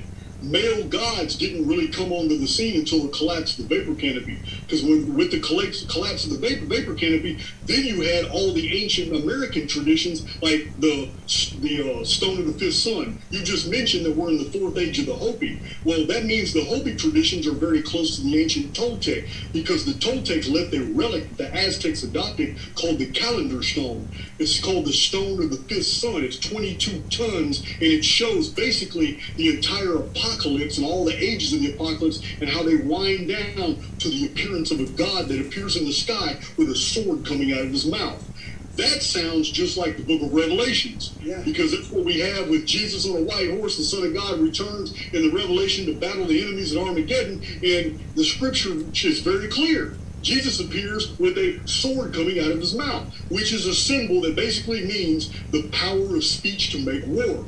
So to find that on an ancient Aztec stone is phenomenal. That was called the stone of the fifth sun. The fifth sun introduces the apocalypse.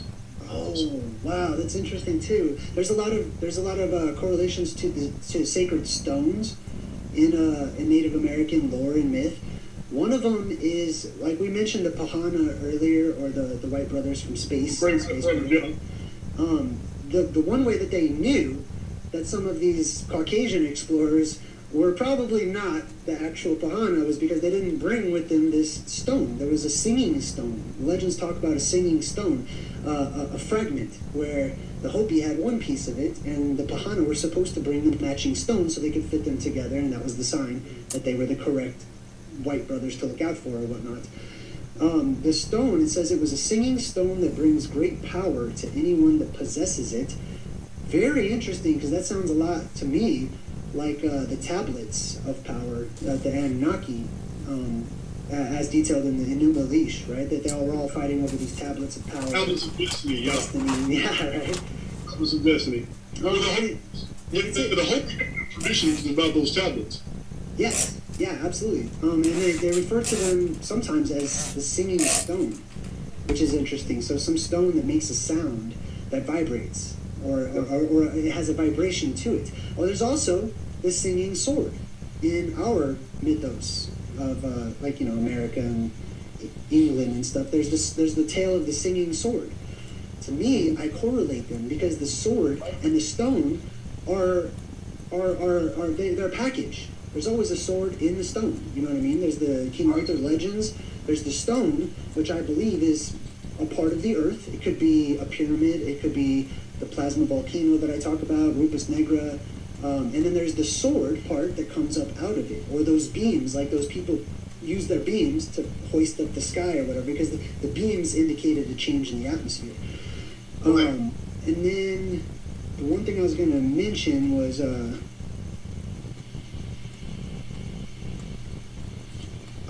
I have some notes here off to the side. It says they were instructed, so when they came up out of the earth, and the Hopi were instructed to walk the four corners and then to look for their home in the center place. Mahasa, the caretaker of the earth, told them to watch for a great sign in the sky, a symbol or a sign that they have reached this center place, that they would see a sign in the sky. Some legends say that that's why the Hopi had settled in the Grand Canyon area, because they had seen some signs in the sky, so they just stopped right there. We talked about the blue star Katina taking off its mask, the earth being out of balance, the star children. Oh, that's right. When I was telling you the story of the people who put up the poles to lift the sky up higher and higher, there's a little meanwhile to that. Meanwhile, there was these other natives who were out hunting, and they weren't part of all of the pole ceremonies or whatever. So they and this is interesting because I find that these native stories, when they talk about the sky, oftentimes they talk about beings, whether they be human or entities like the sun and the moon and stuff, going up into the waters in the sky. And then there's a realm up there past those waters in the sky. And they talk about that's where the sun sets. It leaves and it dips down into the waters. Mm-hmm. So most people would think that meant that they just saw it go so far away, they dipped down in the ocean or whatever, and it went down. But if you read the stories, they go up into the waters. They go up past the places of the transits of the heavens and stuff. Jay, are you familiar with Charles Fort's massive works? I'm talking about they're huge. No. Okay, listen. In 1919, Charles Fort, after over 20 years of researching the New York Public Library, this is back during the 1920s and 1910s, when the New York Library had a massive amount of books that were not censored yet. This man had access to this and all the scientific reports from around the world, and he spent his life doing this. Charles Fort wrote a book called Book of the Damned. He quickly followed that up with 3 more books before he died. But in those 4 books, he has scientific documents taken from around the world that he cites where on a clear blue sky, all of a sudden, 500 million green frogs frozen just fell out the sky. On other times, fish. Sometimes insects that were not native to anywhere in this world, just holding rained from the sky, and they were often frozen. He gives many examples in his writings that look, This isn't some typhoon sucking up all kinds of larvae and insects and then dumping them from the sky, because it's all that's there. We're not getting the debris, the bracken, the bramble. We're not getting any of flotsam and jetsam. We're only getting larvae falling from the sky. Yeah. So he shows about 3 pages of solid scientific evidence showing that larvae and little pupas from insects and fully adult grown insects have been found in layers upon layers. Scientists have taken ice core samples and found these larvae just stuck in the ice, as if they had fallen from the sky, froze there, and just stayed there. And they never made it to where they were supposed to go. It's almost as if there is a world above us that continually dumps red mud, red dust, red rain, all these things from an ocean that is suspended above us that we cannot see. We have this illusion of space above our head that hides this reality from us. But we get solid stone and iron objects that have nucleotides, that have amino acids, and that have all kinds of things that in the 1800s they were calling corpuscles, which were pieces of flesh. They couldn't understand it because they composed and they smelled terrible. But we actually have scientific records of all kinds of genetic material that has fallen straight out of the sky. Yeah, and on top of that, the natives, many tribes from various tribes around the world talk about holy or sacred animals that descend from the sky. That's also one of the omens that, the end of the times are upon us, when these sacred animals descend from the heavens, usually along with sky brothers or aliens or whatever, That's new to me about the animals. That's new to me about the animals and the Native Americans. That's awesome. Oh, yeah. But Yeah. I have a horror story about that as well. Oh, let's hear it. Yes, I do. Listen, in the year 1347 AD, you may know this year as the Great Black Death Plague, where 1/3 of the entire world's population died in these purple lesions that appeared on their bodies. Terrible, slow death. No way to defend against it. You either died or you're dead. The official story says that rats from China in ships that were along the shipping trade routes spread the disease. But the actual truth from the historians of the day, I have a video about this, and I cite those sources. But the real historians alive at that time, they described that these cigar-shaped cylinders were floating through the sky, and their underbellies were dumping decomposed forest animals that have been chopped up and just lie putrid, and then it's like they were in chambers just decaying before they dropped them. And then people in the interior of Europe who weren't even near a port were getting the plague before the port cities were.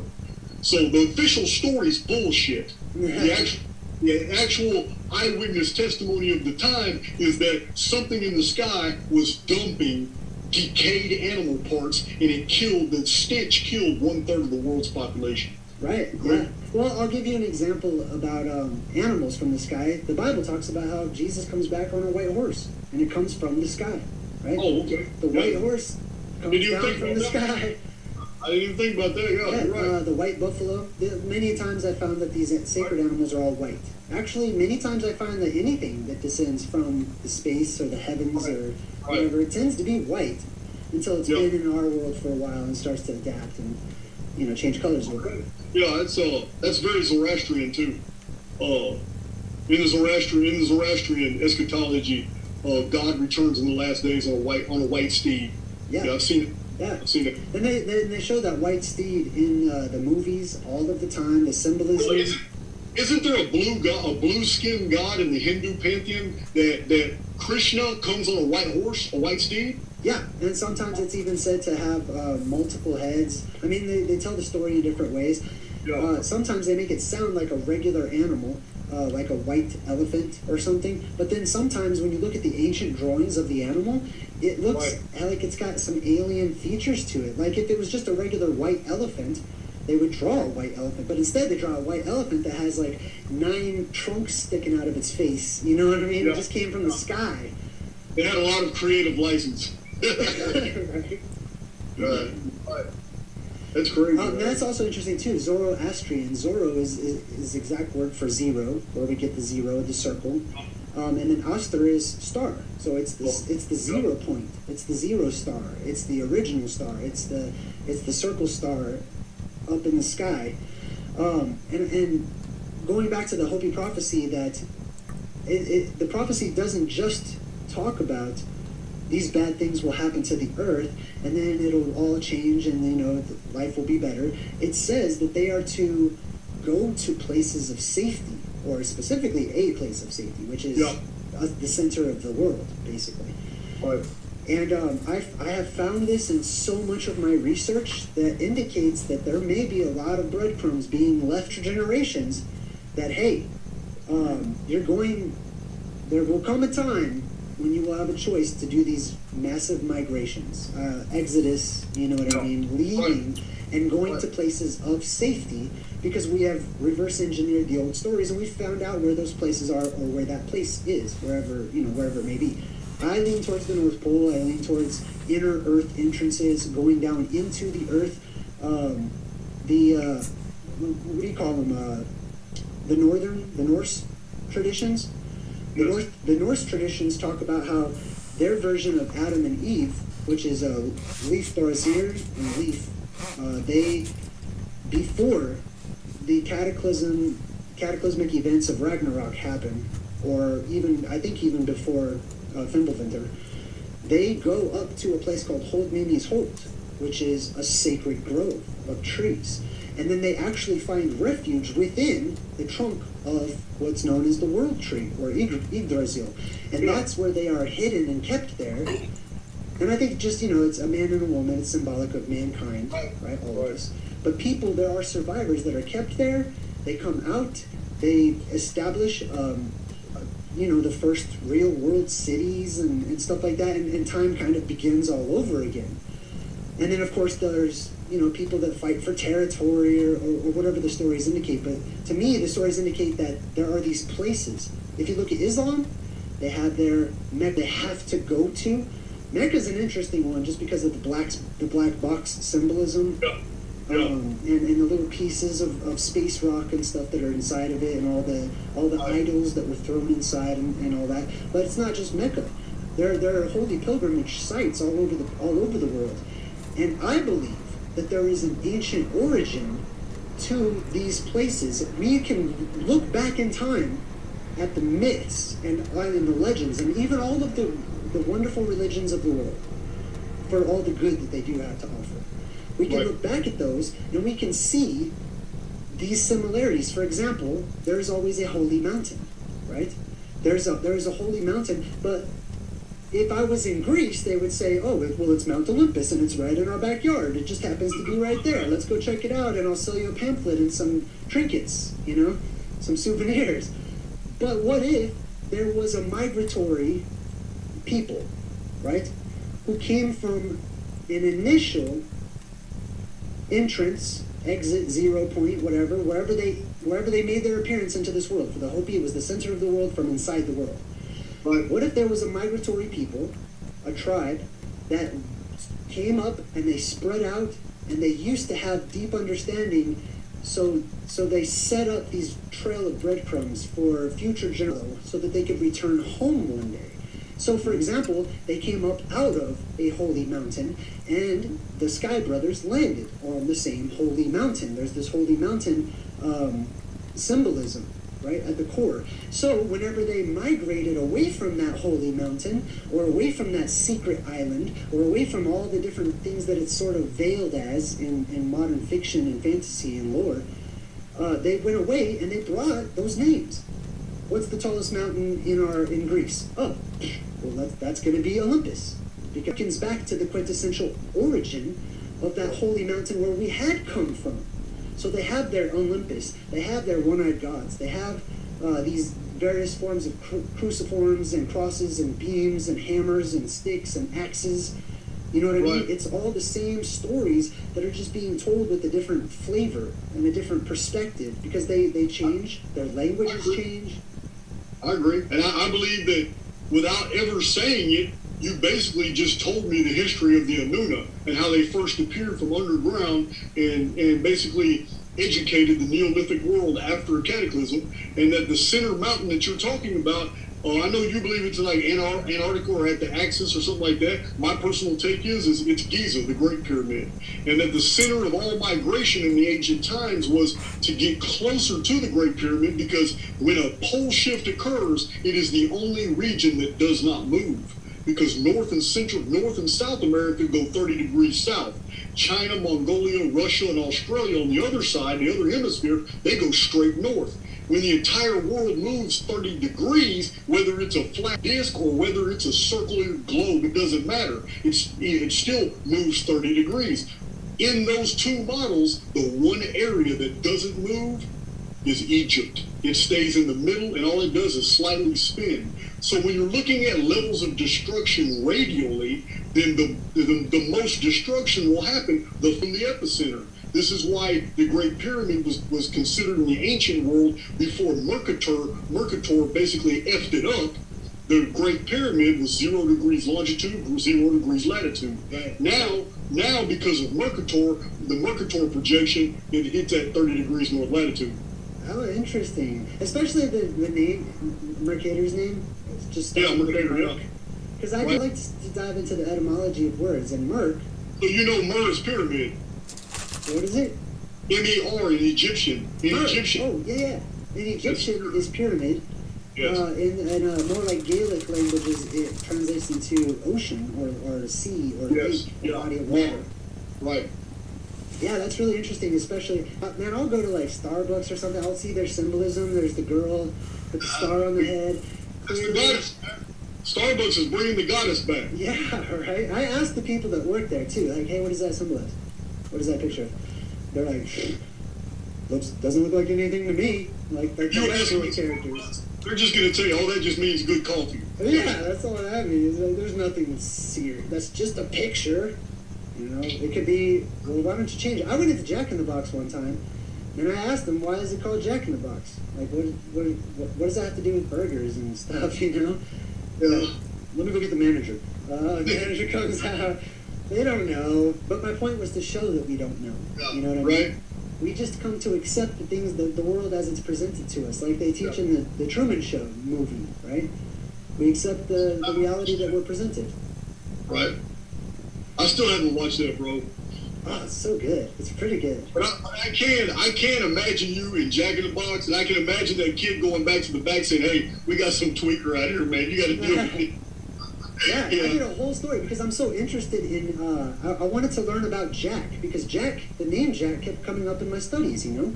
And then, of course, there's Jack and the Beanstalk, right? And so many characters. When I start watching all these movies and breaking them down, I start hearing the same character names over and over and over and over and over. Jack is one of them. Jack, you know, all in the old British Isles, you know, in old Britain, there was Jack the Giant Killer. Yes, right? And oftentimes the Jacks, they killed the giants.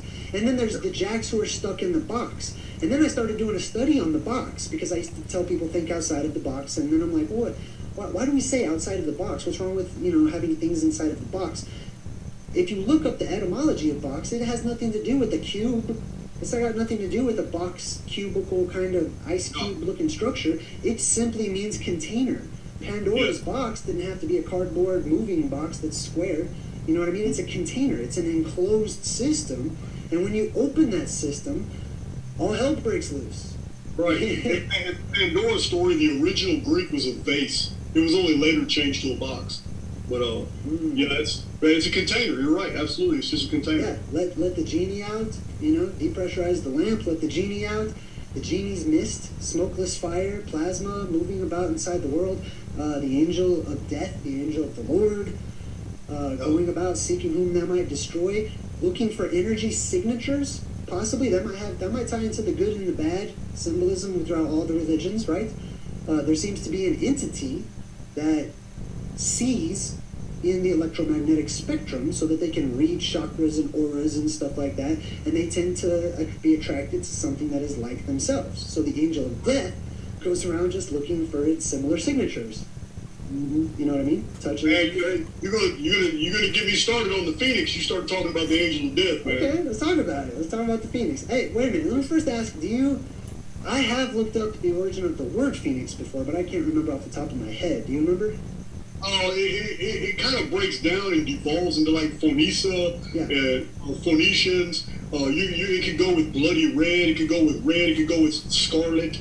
I think the root word is pho, that PHO, because I've also seen that in Vietnamese circles and stuff. They have a word called pho, and you see the restaurants with the word pho in it all over the place too. Pho. I'm gonna look it up. Go ahead. Yeah, let me break it down like this. I didn't. This right here is a very different way of looking at the Phoenix. All right. So a couple years ago, I was corresponding with a guy named Dr. Barry Wormkessel because I found some really interesting research my publisher had sent me, and the man had isolated an astronomical unit of 3,312 years and claims that certain events like earthquakes and volcanoes happen when this episode occurs, and it was linked to a comet, a body of comets, a single family of comets. This guy has a lot of data to back all this up. His name is Dr. Barry Wormkessel. So when I saw the number 3,312, I wrote him and said, hey man, this number is very specific. Do you know that it's also in the historical record? So, can you still hear me? Yes, you're good. Okay. I said, you know it's in the historical record. And he asked me, okay, well, where is it? So I sent him this. What I'm about to tell you now is what I sent him. Then I'm going to tell you what he did. So I sent him some traditions from the Inca about a cataclysm series that's 2,760 years. So then I send him some ancient Native American traditions that say the world is destroyed in between intervals of every 2,070 years. So then I sent him many different ancient chroniclers who said that the world is destroyed every 2484 years. So I send him in the same list that the world is destroyed every 1656 years. And that Nostradamus says that the world before the flood, before the world was destroyed, was a 1242-year period. So I tell him about the Phoenix cycle of the ancient times, that the old Buddhic calendar was 552 years. And I tell him that Stephen Jones, a biblical chronologist, wrote a whole book showing that all these evil events that have happened to the world were all separated in 414-year intervals. So then I said, hey man, do you know that every one of these timelines that I just gave you is divisible by the number 138? And they all come from different time periods in different areas of the world. And this list that I just told you, Jay Dreamers, is just the ones off the top of my head. The list is actually much bigger. So I explained to Dr. Barry Wormkessel, I said, hey man, you understand that there's an ancient Jewish tradition that says the angel of death visits our world every 138 years.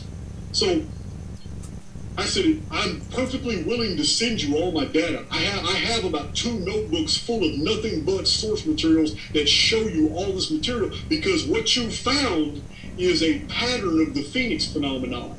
What you have isolated scientifically is real. We have seen it in the historical record, and the man wrote me back and politely declined. What? Basically very politely said, no, I really don't need your information. Thank you very much, though. Didn't want to see any of it. I gave all that detailed, specific information. That man should have jumped on it. Wow. But totally just said no. But that's okay. It's no big deal. He's just another one. I'm on YouTube exposing his ass right now. Dr. Barry Wormkessel, that's the man's name. Yeah. Well, hey, I found, I like to use etymonline.com for word origins. I have found with word origins, because I started mine in the lineages of the Bible, right? I wanted to know what those names meant, because I felt like they were more descriptors of significant events than they were just some name of some guy. So, every word has a root to it. Usually it's 2 letters. Pho is the root of Phoenician, and it says here on etymonline.com, probably from the French feu, which means fire. Yeah, so the word pho correlates to the word fire, which is interchangeable in ancient languages with light as well. So pho, fire, the phoenix is associated with fire, rising up out of the fire or the ashes and catching a flame and catching life once more. And then I think the suffix, I have not looked it up, but I think it's not. Darkens the sun. Yeah. It darkens the fire of the sun, Phoenix. So, and what you're saying is very interesting because the ancient names for Phoenix is a very late name in late antiquity. The oldest citations that I can find are a few Greek texts, but Phoenix is actually mentioned in the Gnostic Nag Hammadi library. In a text called On the Origin of the World, it says that Phoenix was created to keep the archons in check. Now, what's interesting is Phoenix is Fenris. It's the Fenris wolf that eats the sun and moon in tradition. But in ancient China, Phoenix is Feng. It's the great dragon that changes the mandate of heaven in China. Wow. In ancient Egypt, you got to understand the difference between Arab languages is it's a mirroring effect because some languages were read from right to left and some of them were read from left to right. So Feng is Noth in ancient Egypt. It's also Typhon and Typhonius. This is why, like, the Greek goddess Athene is the same goddess in Egypt called Neith. It's backwards. It's totally mirrored. Right. Because the way texts were read backwards or read forwards. Yeah. So when Greeks were translating ancient hieratic, which was a writing, not hieroglyphics, but a writing from ancient Egypt, they were translating this. They would look at the pronouns and basically turn them backwards. They didn't know what they were doing. So I have an idea about that too. So I have looked in my research. I've come to a point in history, or a small spectrum in history, where the writing flipped. Right? All of the writing flipped, either from right to left to right, or even upside down. It flipped. And it seems like it was such a sudden change that maybe it's evidence of something flipping, or a flip, or a reversal, like it's recorded in the written records. Right. And you don't have to just go to Antarctica to get an ice core sample. You can look at the languages. Excuse me, the languages themselves record the flipping of the energy as it flips from, because we used to write with our left hands, I believe, from right to left, because that makes the most sense, so that we wouldn't smudge the words. So we use our left hands, go from right to left, which indicates that we used our right brain, or we're more right brain dominant, more of the creative side of things.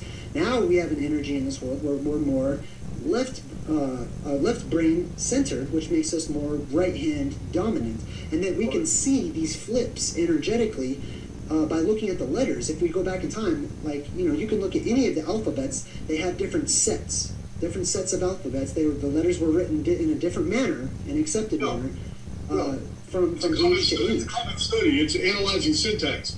Exactly.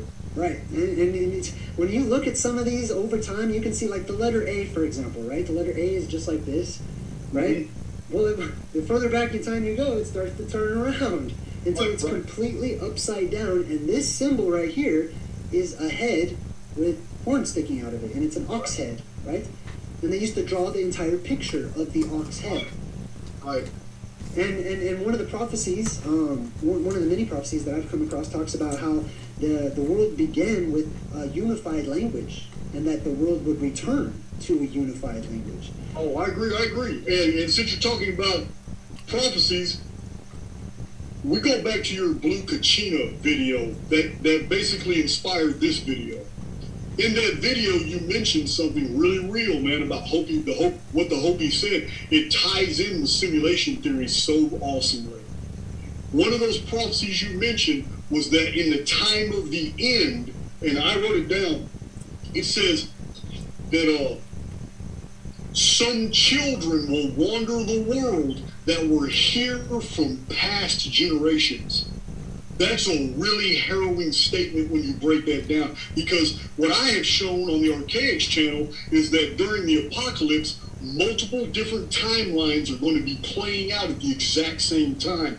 You're going to be living in the one that you're vibrating in. Yes. Your frequency when the apocalypse begins is going to determine how the apocalypse is going to affect you. And these Hopi prophecies were talking about people from ancient times coming back and being alive during the apocalyptic event. So we're looking at holographic overlays of historical periods being brought back and reanimated. Yes. Because in a hologram, two totally different realities can coexist almost without contact. Yes. So this is what we have in these Hopi prophecies. Are very, very unusual to be mentioning these things because they also mirror what we find, like I told you earlier, Second Esdras. If you really want to know some key events about the apocalypse, they're not in the book of Revelation, they're in the book of Second Esdras. And some of these things are very indicative of some unusual tampering with our holography, that it's not just natural events they're talking about. I see that all the time and presented back to us in fiction as well. Like there's many different episodes. There's a movie coming up that I know is going to have this concept in it, which is Doctor Strange and the Multiverse of Madness, right? A lot of times these movies, they're leaning more towards an amalgam of all the different ideas, all the different timelines, and people going through portals, and eventually and inevitably they end up in some kind of a reality where there's little pieces of all the realities coexisting all at the same time, which I believe is symbolic and is what I called the song of the world, singing back to us the reality of our history and the future that is on its way, which is everything for a time living together because everything is in flux. So everything goes into flux and it is all coexisting or trying to work itself out until balance is restored. Yeah, I'm on board, man. It's hey, there's some harrowing times coming, but it's only for those who deserve it, and it's only for those who fear it. I mean, the rest of us are going to be observers. We're going to be really shocked. Information downloads, the revelations, and things are going to be opening our eyes. I'm talking about, remember, there's a prophecy in Daniel as well that in the last days knowledge shall be increased. That's already happening, but I believe it's going to happen on the individual level with like a massive information download as the apocalypse unfolds and these events go on. There's going to be people going through harrowing shit at the exact same time that people who are undeserving of that are actually having a blessed time. They're absolutely receiving from the universe informations that puts their existence into proper context. Yes, well said, right? There's always two sides to every coin. There's the naysayers and the doom and gloom crowd. There's the people that just ascend to the 127th dimension and they're totally fine. I don't know what it is. But then there's those of us kind of in the middle that are trying to find ourselves and our purpose and realize our spirit and our soul and get to know ourselves as the old axiom goes, and balance that with the actual physical events that have happened in our past that we've forgotten or they've been covered up. How that correlates and how that led us to the world that we live in today, so we can better understand where we are, why this is all happening, what's going on, right? We have lots of questions. Well, we need to go back in time a little to find some information, get a little context to today. And once we have that context for today, we can prophesy. We can predict what's going to happen in the future because it's cyclical and it happens over and over again. Right, which is why I'm excited to talk to you. I hope that there's a lot of other channels out there that watch. There's a lot of people watching us right now. So I just want to encourage all of you. If you're a YouTuber or not, a streamer, whatever you do, you add to the pot and you add to the value if you choose to do so. Right? You, and I tell this to my watchers all over the time. You have the potential to be the future matriarchs and patriarchs, the leaders of the world of tomorrow. Right? They're the people, the heroes that we have read about in times past were, in their minds, they thought they were regular people, just, nobody, not living any kind of amazing life or anything like that. And oftentimes they didn't want to be the subject of focus for other people to learn from. They didn't want to be looked up to or whatever. But they lived, it wasn't their choice. They were put into that period of time purposefully so that events could unfold. And that's why I'm honored to speak with people like yourself. I'm honored to just talk to my crowd, the Good Vibe Tribe on YouTube. I'm honored to be a part of this right now. It does not mean, for those of you watching, that you have to be in the best shape. It doesn't mean you have to be the smartest person or anything. It just means that all of us carry value because everything is connected. It's fractal. Whatever I do is going to have an effect on people I don't never even met before in my entire life. So do your best. I agree. Well, hey, bro, before we wrap it up, I think it's a good time to wrap it up. I definitely want to invite you to come back again to chat some more. Do you want to give, some shout-outs? I did put a link to your channel, your website, and everything in the description as well. Oh man, good. I was gonna go live today, and I even made the announcement I was going live at 5. And then I looked on my calendar, which is here by my wall, and I saw, oh crap, I'm supposed to go on with J Dreamers, and then I had to do a hurried announcement to my group, man. Hey, look, I am going live, but I'm going on somebody else's channel. So, that's good, man. Hey, I've got all kinds of videos in production. I got one on Vulcan, the one we're talking about, Death Star. Yeah. I got that video's coming. It's I have a video I'm working on. It's taking me a while because I have to cite all the sources on this video, but it's all the weird, anomalous stuff that happened just in the 1800s. And sweet. So, I'm excited to check it out, man. I've been watching your channel. Also, I want to let people know, how many books have you written on these types of subjects? well, between my unpublished manuscripts that I just never went around to editing and sending them to my publisher, I have a cool publisher, Booktree in San Diego, published old reprints. They've published 5 of my books, but I've got 13 published, but I've written 27. So, and I'm never, I'm not stopped. I'm still working on some here and there. How inspiring. I mean, some of them, my shortest book, it's 46 pages, but the majority of my books are packed with data. My larger books are 350, 400 pages. My Chronicon's 510 pages. Nice. So, but hey Jay, thanks for popping by. I super appreciate you. I'm sorry about the first time. I was kind of nervous and talking. Oh man, hey man, I'm feeling your energy, man. You got a cool community, man. And I'm gonna tell you something. You can't be bad. That trailer song you have, you would not believe how many times I was clicking on one of your videos, fast forwarded to the trailer song, and just played it while I was doing something. Nice, right on. Yeah. All right, well, cool. Well, we're going to roll the credits now. I'm going to let you go just because I don't want you to have to hang out or anything. I'll shoot you an email. In the future, we'll keep in touch. And Do it again. all right, sounds good. Well, hey, with everyone, thanks for welcoming Jason. Thanks for being cool in the chat and respectful. We look forward to reading all of your comments. And until next time, I'm Jay Jemmers saying good vibes and goodbye. Awesome. In both the description box and the comments section below, you will find my personal email. Ask me any questions. If you have video ideas, I'd like to hear. And if you want to donate, all those buttons are accessible below. Playlists and everything you might need access to the gates to my websites.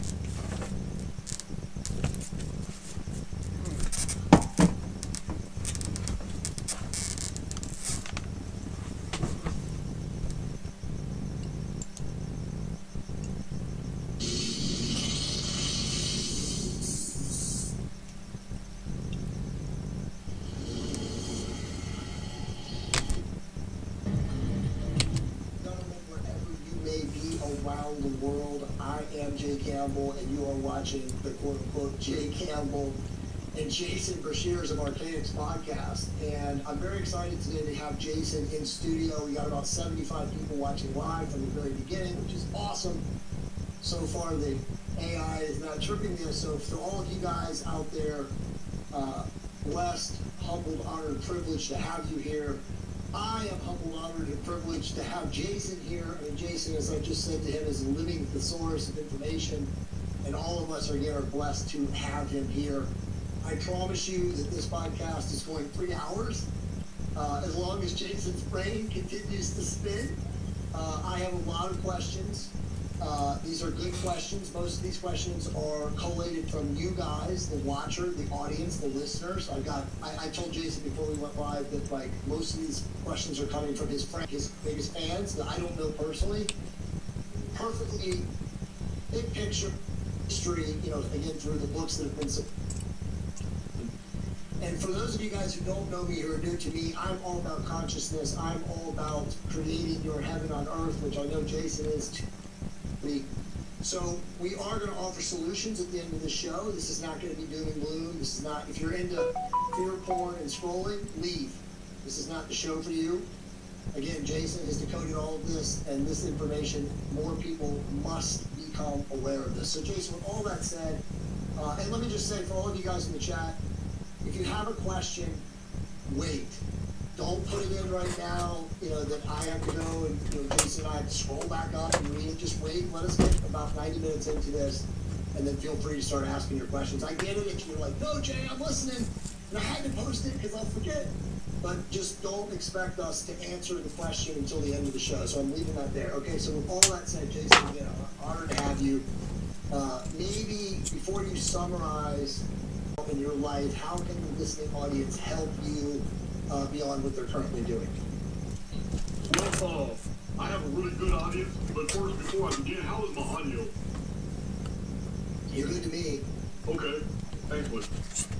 I'll see in the chat here, somebody's going to say something about my audio here in a minute. They always do. You sound good, man. Your voice. Well, I appreciate that. I'll take that as a compliment. Oh, see. Well, somebody said a little low. Yep, audio's good. Okay, well, one, I have to begin by saying I'm not dissimilar from any of you. I have the same questions, I have the same curiosities, I have the same exact, basically suspicion that this neatly packaged deal that we call history isn't all that we suspect it to be. I mean, that we've been told it is. Like I said, I'm no different than anybody else. So I initially began my journey many years ago trying to prove the very thing that I was taught as a child. I wanted to go far beyond what my church had told me, and I wanted to use secular information and ancient translations to verify that the stories the church told me were indeed real. Unfortunately, after 20-something years of basically data mining these old records, I found the opposite to be true. And not just any records. I went to the original sources.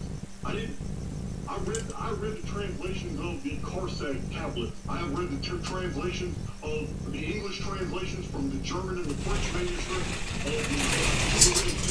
of the text from Rashamra. I have read the Atrahasis epos, the epic. Probably 4 different translations in English of the Epic of Gilgamesh, and it's very important to read multiple translations because a hardcore conservative like Samuel Noah Kramer is not going to translate all those ideograms exactly like a more liberal Maureen Gallery Kovac. There are fundamental differences that can be detected. So I'm very, very thorough in my analysis of the things that I ingest. What I accept as data has to go through many filters. I'm probably employing more filters than actual true accredited historians do. I hold myself up to a very, very high standard. So my curiosities led me into these texts, and these texts led me into other epics. I wanted to find common denominators. I wanted to find commonalities that would show me that there is a thread of information here to be found, and not just a bunch of random facts that we piece together and call stories and traditions. So these led me into the writings of St. Cunayathan. I had to read Diodorus Siculus and Strabo. I had to piece together fragments of history from Homer. Homer gives us some very fascinating information, but we have to put it into context. Homer's Iliad and Homer's Odyssey are often they're basically paraded today as being Greek epics of tradition and all the Greek stories of myth, but they go back to historical common denominators. The problem is when Homer, Theognis, and Hesiod, the three great epic writers of the 8th century BC, when they arrived on the scene basically all at the same time, their culture, the entire Mediterranean world, had just emerged from a 300-year dark age. So they wrote in the frames of reference that they were familiar with. Everything was giants and titans and supernatural phenomena and krakens and medusae and all that. But when you break down the common denominators that are found through the threads of all these texts, you find parallels. And then you find in the Greek writing, okay, well, this is very interesting because they're basically, when you strip away the cultural attachments, they're basically saying the same thing you find in the wars of the Mahabharata, the Bhagavad Gita, the Puranic commentaries. And you find, and you go even, you change the source material to even further back, and you find out the Hindus basically weren't the originators of these texts. They had basically added their own cultural distinctions to more ancient Sanskrit and Vedic texts. Then you learn about the Atharva Veda and the Rig Veda, and you find out, wow, the further I go back in time, the more precise and definitive the texts and messages that are conveyed. The farther we take some of these ancient texts, the less mythological they begin sounding. Almost as if we went through a very long 2,000-year period of devolving, not evolving. The exact opposite of the uniformitarian model is what we find to be true. So then we find in the traditions, we find flying vehicles and I mean, only 2,000 years later did these turn into great rocks, birds. They were turned into flying carpets. They were turned into genies trapped in a bottle, some conveyance, flaming chariots that crossed the sky with unusual winged horses. These type of attachments are mythological, but they're from the frames of reference to a people who didn't understand that they were actually conveying technological pieces of information. So this is why when you find, when I'm reading archaeology books and I see that, oh, okay, there's a great mystery here, because apparently the Egyptologists started breaking the plaster off of the ancient temple of Abydos in Egypt, which had been found underwater, under the sands of the desert. They started breaking the plaster off that was put there by a pharaoh. Then they quit after it was photographed because it was showing technologically advanced machinery. It was showing tools, machinery, weaponry, and all kinds of very advanced concepts that should have never been seen on an ancient Egyptian wall. The pharaohs didn't understand these either, so they covered them up in plaster, and on the plaster were Egyptian hieroglyphics. But that's not what we find beneath the plaster. So when I find things like this, then I understand. Okay, when we find actual technolithic artifacts, that the tolerances, for those of you who don't understand, when it comes to stonework, tolerance is very important, because when it comes to dealing with stone, it is very, very difficult to get a surface area. The larger the surface area in square footage, the less tolerance it's going to have, because it's almost impossible to keep it perfectly level unless you're dealing with things like laser lathes And the technolithic architecture that we have found in several places around the world, like Punga Punga outside, it's Punga Punga outside Lake Titicaca, and the pyramid Lucarmata. These are inexplicable. They match the absolute precision found in Abydos, the Sphinx Temple, and the Valley Temple. And for those of you who don't know, those temple complexes are relatively new discoveries that were found up until the days of Napoleon. The pyramids were 1/3 the way buried in the desert. The Sphinx was buried all the way up to its neck. I said most of Egypt wasn't even excavated, all these ruins, until the last 300 years. So they were so perfectly preserved because they had basically been the ancient fossilized seabed of an extension of the Mediterranean that is no longer there. This is why for centuries the 3 holy mountains, or the 2 holy mountain motive, was always associated as being surrounded by water, because it was. After the collapse of the vapor canopy, the Great Flood, people had to travel to the Great Pyramid by boat. It's the only way to get to them because they were half submerged in water. The third pyramid could not be seen, but it was known it was down there. So when I find references to this in text all around the world, and I listen to these biblical pastors, and some of them knew what they were talking about, they were breaking down the geometrical value of words in Hebrew and Aramaic in the Old Testament, and showing, look, these passages concern the Great Pyramid. Isaiah chapter 19 is all about the Great Pyramid. It describes what its function is, why it's there, it's a witness, it's a testimony. It was put in the land of Egypt to be a testimony unto God for mankind. In addition to that, it's also at the border of Egypt. Well, both of these cannot be true, so there must be something else we have to understand here, because the passage on the Great Pyramid in the book of Isaiah is about it's in the midst of the land of Egypt, and yet it's at the border thereof. This is in the Bible concerning the Great Pyramid. What's interesting is it is in the land of Egypt, but the Great Pyramid is situated exactly at the head of the delta called in the ancient times it was called the 9 Bows. It's where the Egyptian Nile River separates into 9 little sub-rivers, slides out into a triangle. It's a 108-mile-long marsh. Then it's the border of Egypt, but it's actually the center of Lower Egypt, where all the pyramids are. That was the Fertile Crescent. That was the Fertile Crescent. And so that's where the Israelites were. That's where all the Israelite neighborhoods were. It was like a paradise. It was like a garden back then. Now, after the collapse of the vapor canopy, that area for about 1,000 years, it took about 1,000 years for it to basically dry out to what we have today. This is why archaeologists all going all the way back to the 1700s. Frederick Norton was a researcher. Very few people ever mentioned Frederick Norton. Frederick Norton surveyed the Giza complex. He studied, he drew pictures of the pyramids, the Sphinx. He did this in the 1700s. One thing he noticed was there was writings on the masonry, and there were seashells everywhere. You could stick your hand anywhere in. Well, the Egyptian Antiquities Authority has had over 150 years to remove those shells. Yeah. They've had whole crews doing that. You know, they basically combed that whole area. So, to go back to the original point, nothing that I researched comported with what I was told. So I began an archive system. I began archiving chronologically everything that I was finding. I was still believing in the Bible. Right.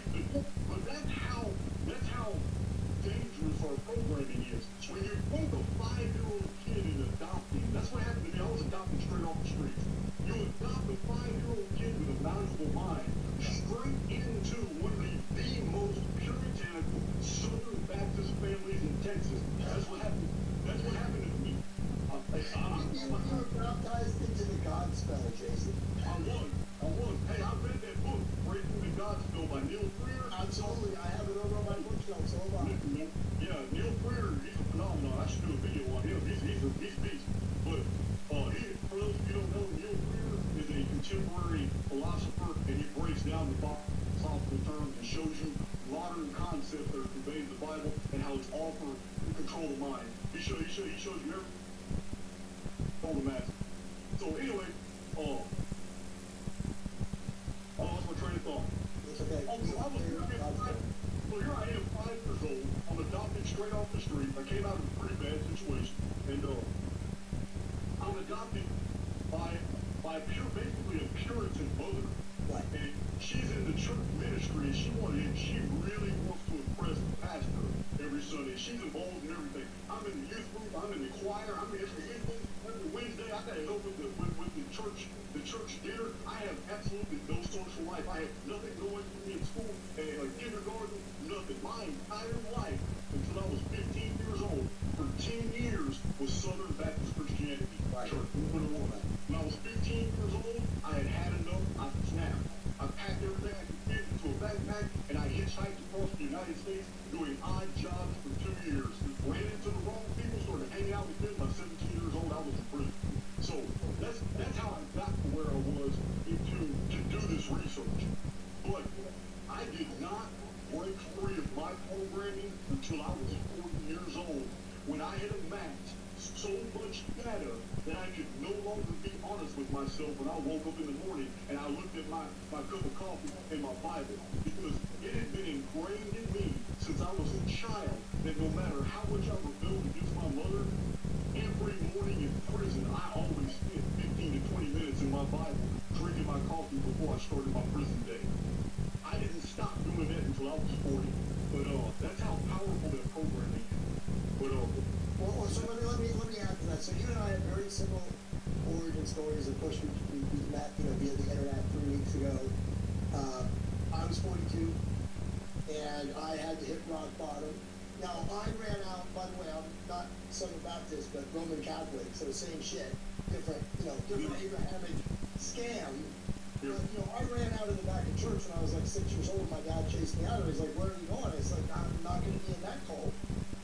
Right? So, I knew at a very early age that, just as you figured out at 15, that we were being inculcated with bullshit. So, I want to get back to your story here in a second, but, Jason, I really believe this, and this is one of the Egyptian mystery schools, whatever we can decode from them, did not allow initiates to even attempt to enter until they were 40. That's the truth. You do not have, and again, this is not a full offense to younger people watching, because we love you guys and we're grateful that you're watching and you learn, but you don't have enough real-world simulacrum experience until you've gone through 3 decades of life. It's just the way it is. yeah, it's true. I have met some very interesting, basically girls and guys in their 30s and 20s that I'm really impressed with their maturity and their willingness to learn. But you're absolutely right. And there's been times, Jay, where I actually really wanted to disable comments. I wish there was a filter on YouTube that would allow me to disable comments, not by age, but I have a lot of people that watch 4 or 5 of my live videos and think that they can abbreviate and collate the data in those videos and actually understand my theories and all the information that I put out. But before I ever did podcasts or live videos, I had already released over 200 uploads just to get the information out there first. Right. So, I wouldn't do it even if YouTube had a setting that allowed me to do it, but I had been frustrated to the point where I almost would have done it. It's just disable comments. There's no way, and you can't verify that you've watched at least 30 videos, you shouldn't even be commenting. Because I agree. 90% of the comments are already answered multiple times in earlier vids. And what frustrates me more than anything, now I have some hardcore listeners, but what frustrates me is you and I know, because we're content creators, YouTube allows us to go look at our analytics. We can see if people are going back to watch those uploads. So when I have 12,000 people in the last week watching a live video from 4 days ago, okay, that's fine. But that tells me there's 8,000 of you that didn't go back and watch the data that video came from a video that was released a year earlier, because that video still has 2,000 views. So I know you didn't go back and look at that and watch that. And that's cool, that's your prerogative. People want to be in the fast lane, they want the information fast. But then they want to ask me questions for which the data has already been provided and answered 100 times in 2 different comment sections. So it does get it really does. Well, I'm glad you said that. And let me just say for everybody out there, because we have a lot of people, I imagine we're going to have probably a couple hundred people watching various points through this, even with the suppression, even with the blackballing and the shadow banning that Jason and I experienced. You guys are out there, so again, grateful for all of you. Love and light.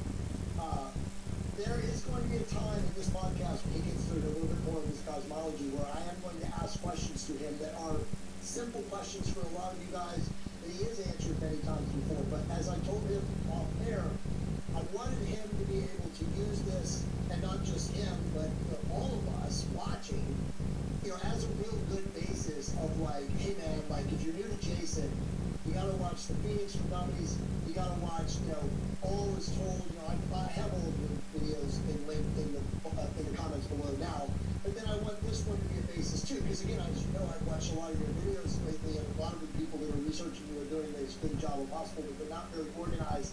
It's all over the place. It's not fair to you because your brain is so prodigious and you have so much information. So I'm saying this, when we get towards the questions, these are going to be organized, folks, from literally Jason's tip of the spear knowledge going back 7,000, 6,000, whatever it is, years, to up until the present day. So if you're asking questions right now, they're not going to get answered. Leave time. This is a 3-hour live stream, okay? And maybe longer. Jason and I can spit this stuff out all night, all day.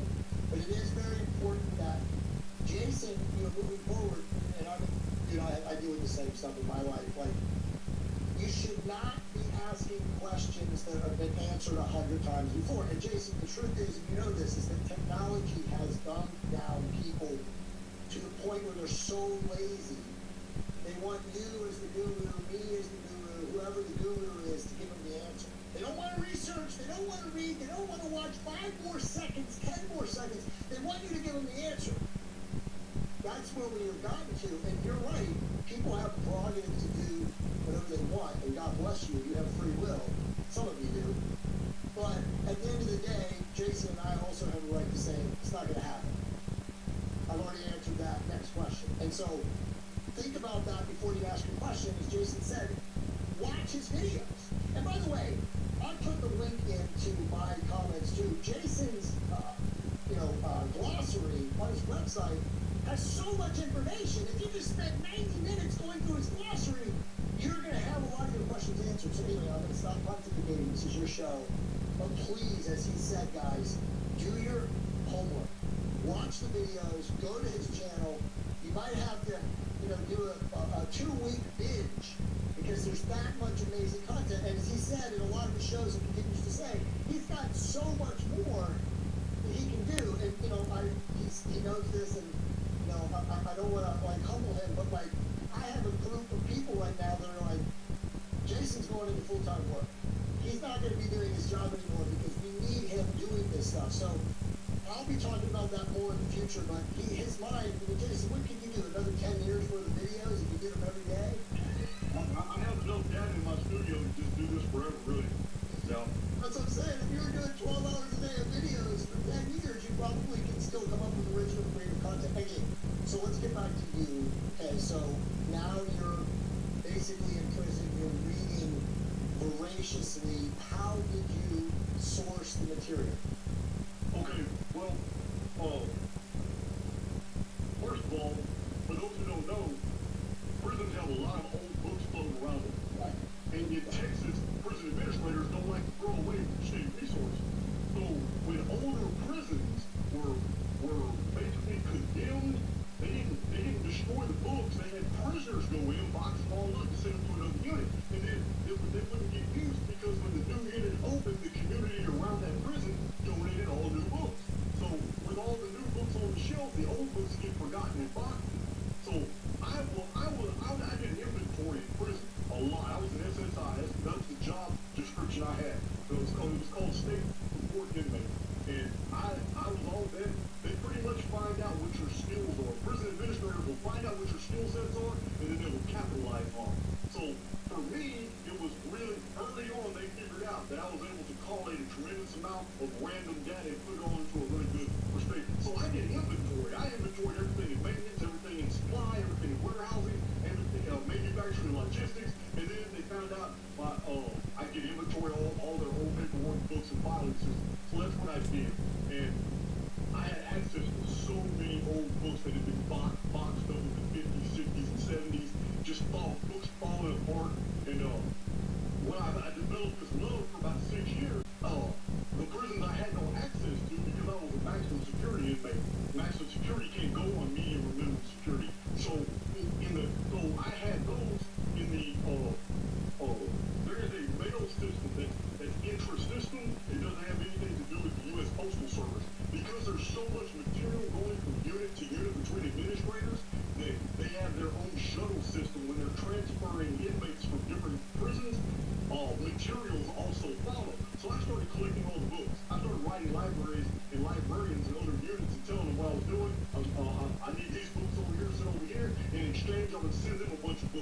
either red or whatever, or one-for-one book exchanges. Well, after 6 years of doing this, I got in contact with Paul Tice of Book Tree.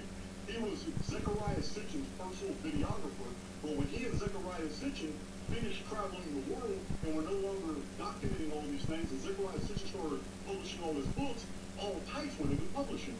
Zechariah Sitchin, Jordan Maxwell, Jack Barringer, Neil Freer, the guy we just mentioned about breaking the gospel. Well, Paul Tice reprints books that are 500, 400, 300, 200 years old. Books that are published before World War II is his specialty. His catalog is fantastic. So I got a copy of the catalog, and I spent hundreds of dollars ordering those books, and then one day I sent him the manuscript. That manuscript became my first published book called The Lost Scriptures of Giza. It's all the occult and esoteric material that I had discovered about the Great Pyramid of Egypt that I haven't found in any modern books in the last 100 years. And you never will either. So I put this book out, and that instantly led to 5 more book contracts. And I was the only convicted felon in America or in the world that he's ever taken a risk with and published. And he doesn't really publish modern authors.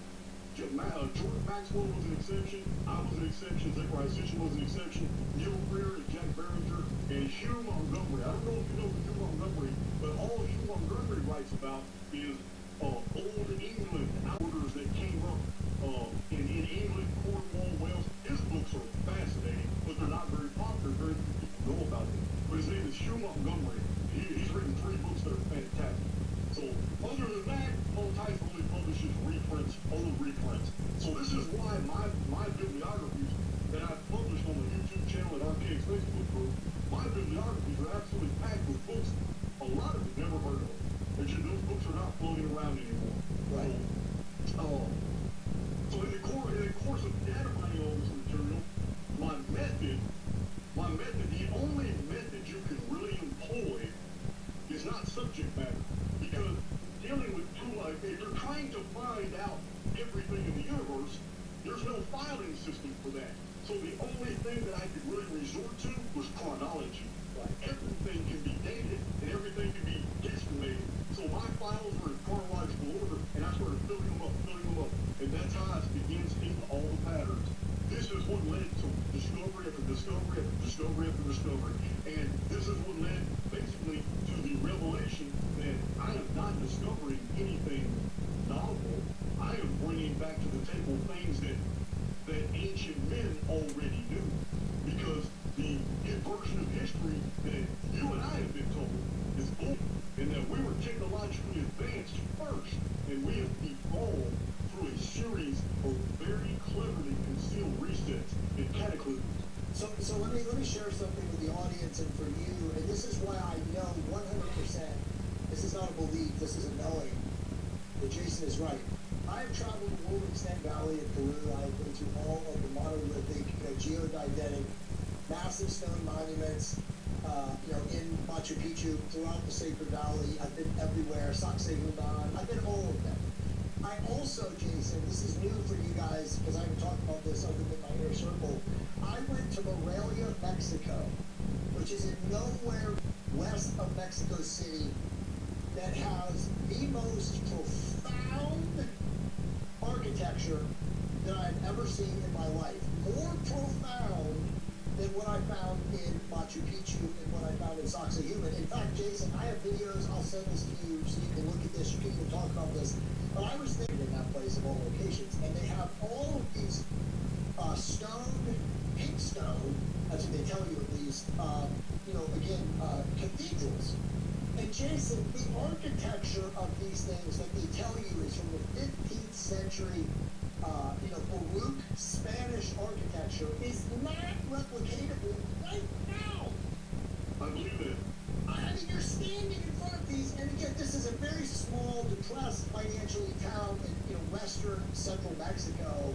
The indigenous of the area are literally a quote-unquote indigenous group that they said came from South America. I mean, again, none of it makes sense.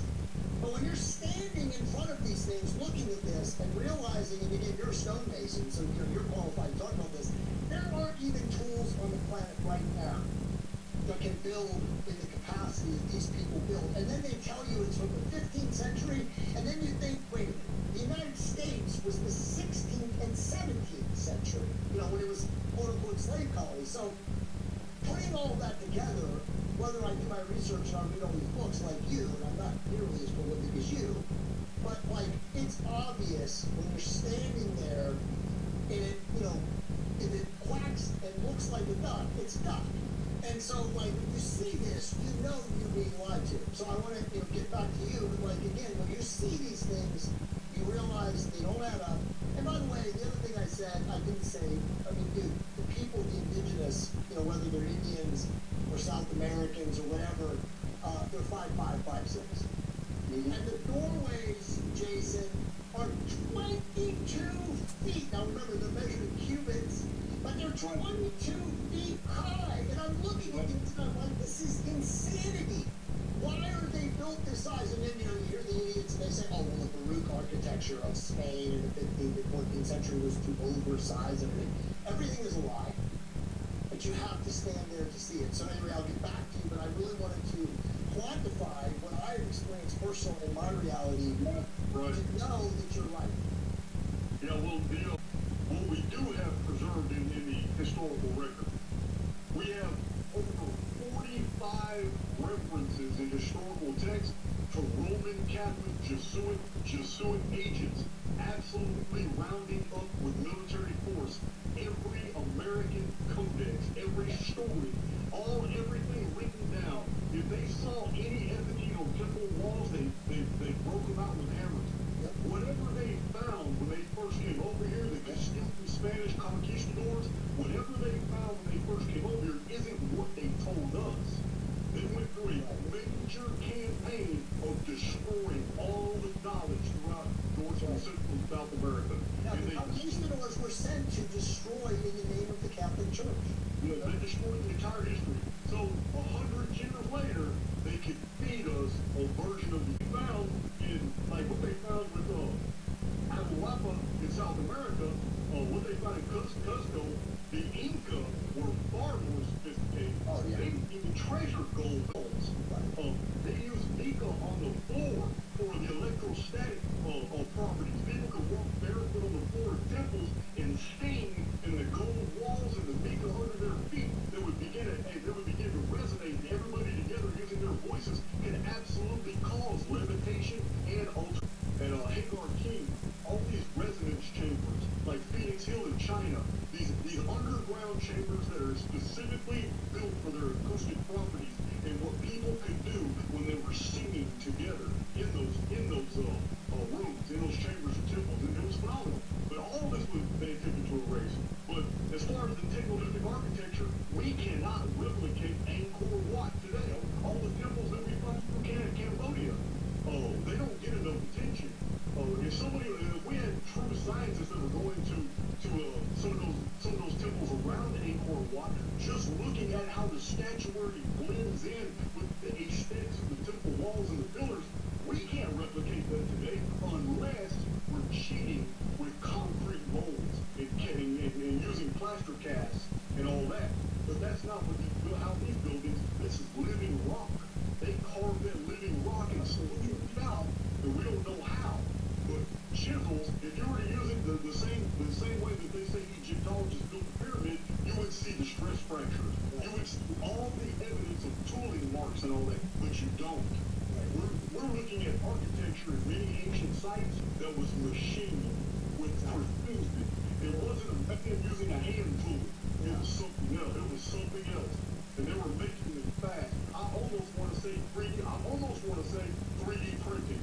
Because it's very interesting. It would be a species of 3D printing using lithography that we're not familiar with today. And if we are, then it's a technology that exists in the underworld and has never been released to the surface. Because Jay, I don't know where you're at with this, but I personally believe, and I believe I've uncovered a lot of evidence of this, that there is a technologically advanced civilization that is centuries old, that is beneath our feet, and they release technological advancements those artifacts did not come from space and UFOs. They came from the civilization beneath us. They just wanted us to believe it came from the sky. So the civilization below us has been there for ancient times. There's many names for them, right? They call them the inner earth occupants, the Garth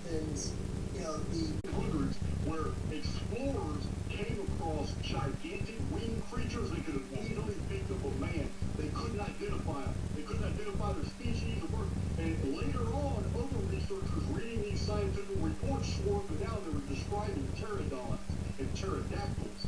But even later after that, scientists said, no, that's impossible because they died 65 million years ago.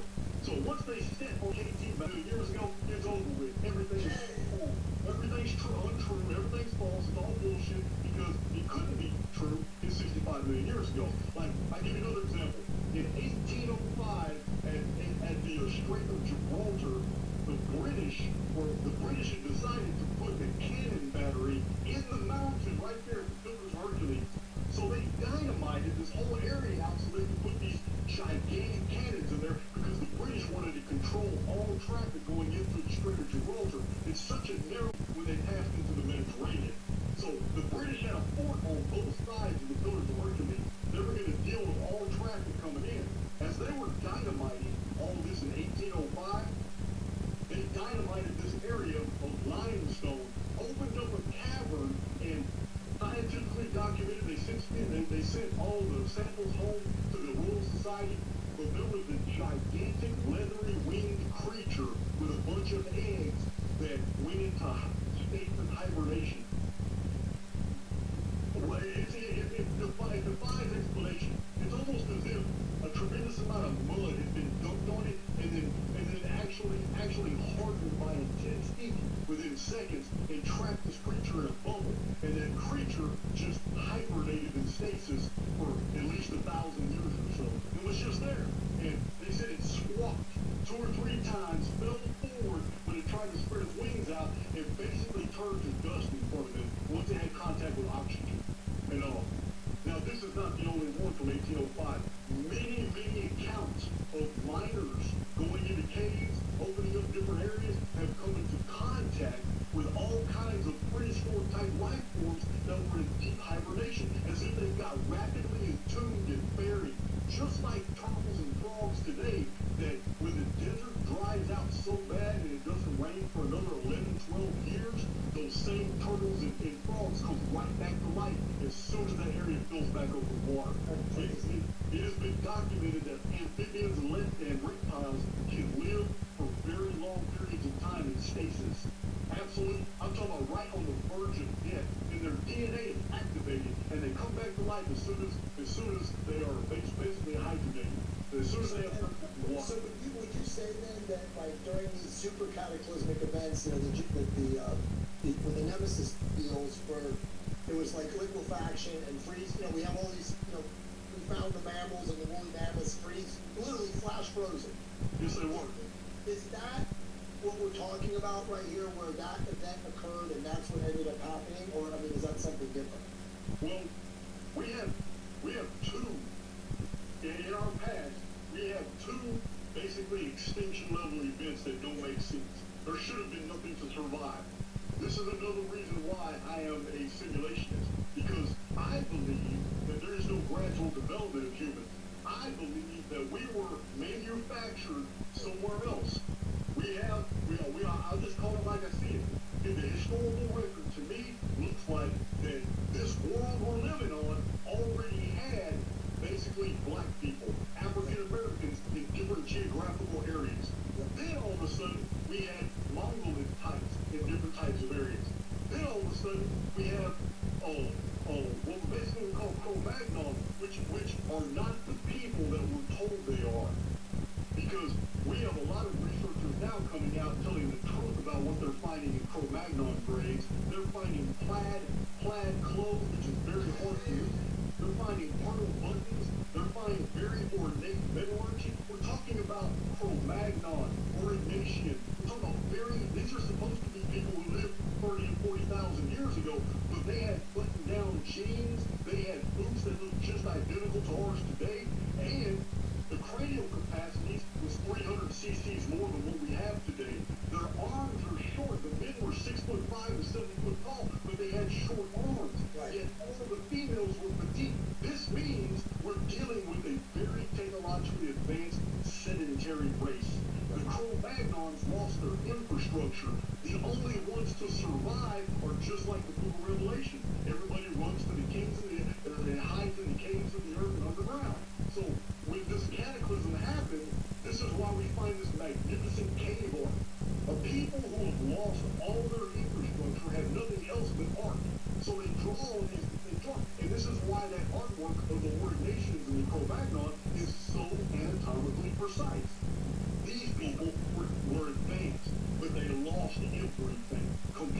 lost everything. When they came out of those caves, they built the civilizations that we're familiar with today. Right.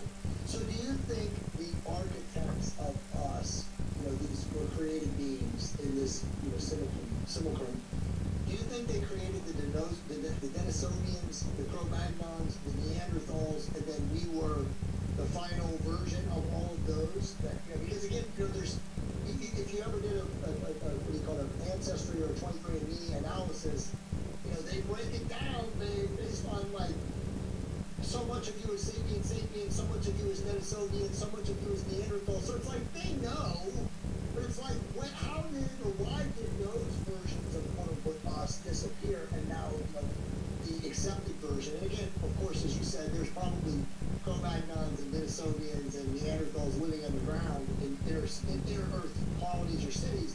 But why are sapiens the last remaining above ground, again, like pro-surface? Are we just the most entrained, the most easily hypnotized by AI action? That's why we're the surviving group. Well, I think there's been several modifications to the species. And, I'll give you an example. Cro-Magnon didn't have the intellect that was necessary to actually give life to this experiment, this project. Cro-Magnon was a hunter-gatherer. Cro-Magnon was absolutely strong. But we have actual scientific reports now. Anybody can find these. Archaeologists have found Cro-Magnon camps now that are full of, Neanderthal camps that are full of Cro-Magnon bones. Wow. Meaning Cro-Magnon and Neanderthal coexisted. Right. Something happened to cause the infrastructure for Cro-Magnon to collapse. Once it collapsed, they were defenseless, and all the hordes that were way outside the populated areas, now they were free game. So those few that were stragglers and left alone and not in the larger communities, surviving communities, they were hunted and eaten by the Neanderthals. This is not theoretical. This has now been proven. Cro-Magnon bones have been found in the burn pile, in the boneyards of everything that was eaten by the Neanderthals. So we have a situation where Cro-Magnon at one time was technologically advanced, and from the actual wounds we see on Neanderthal skulls, right, they were gifted in the head with weapons.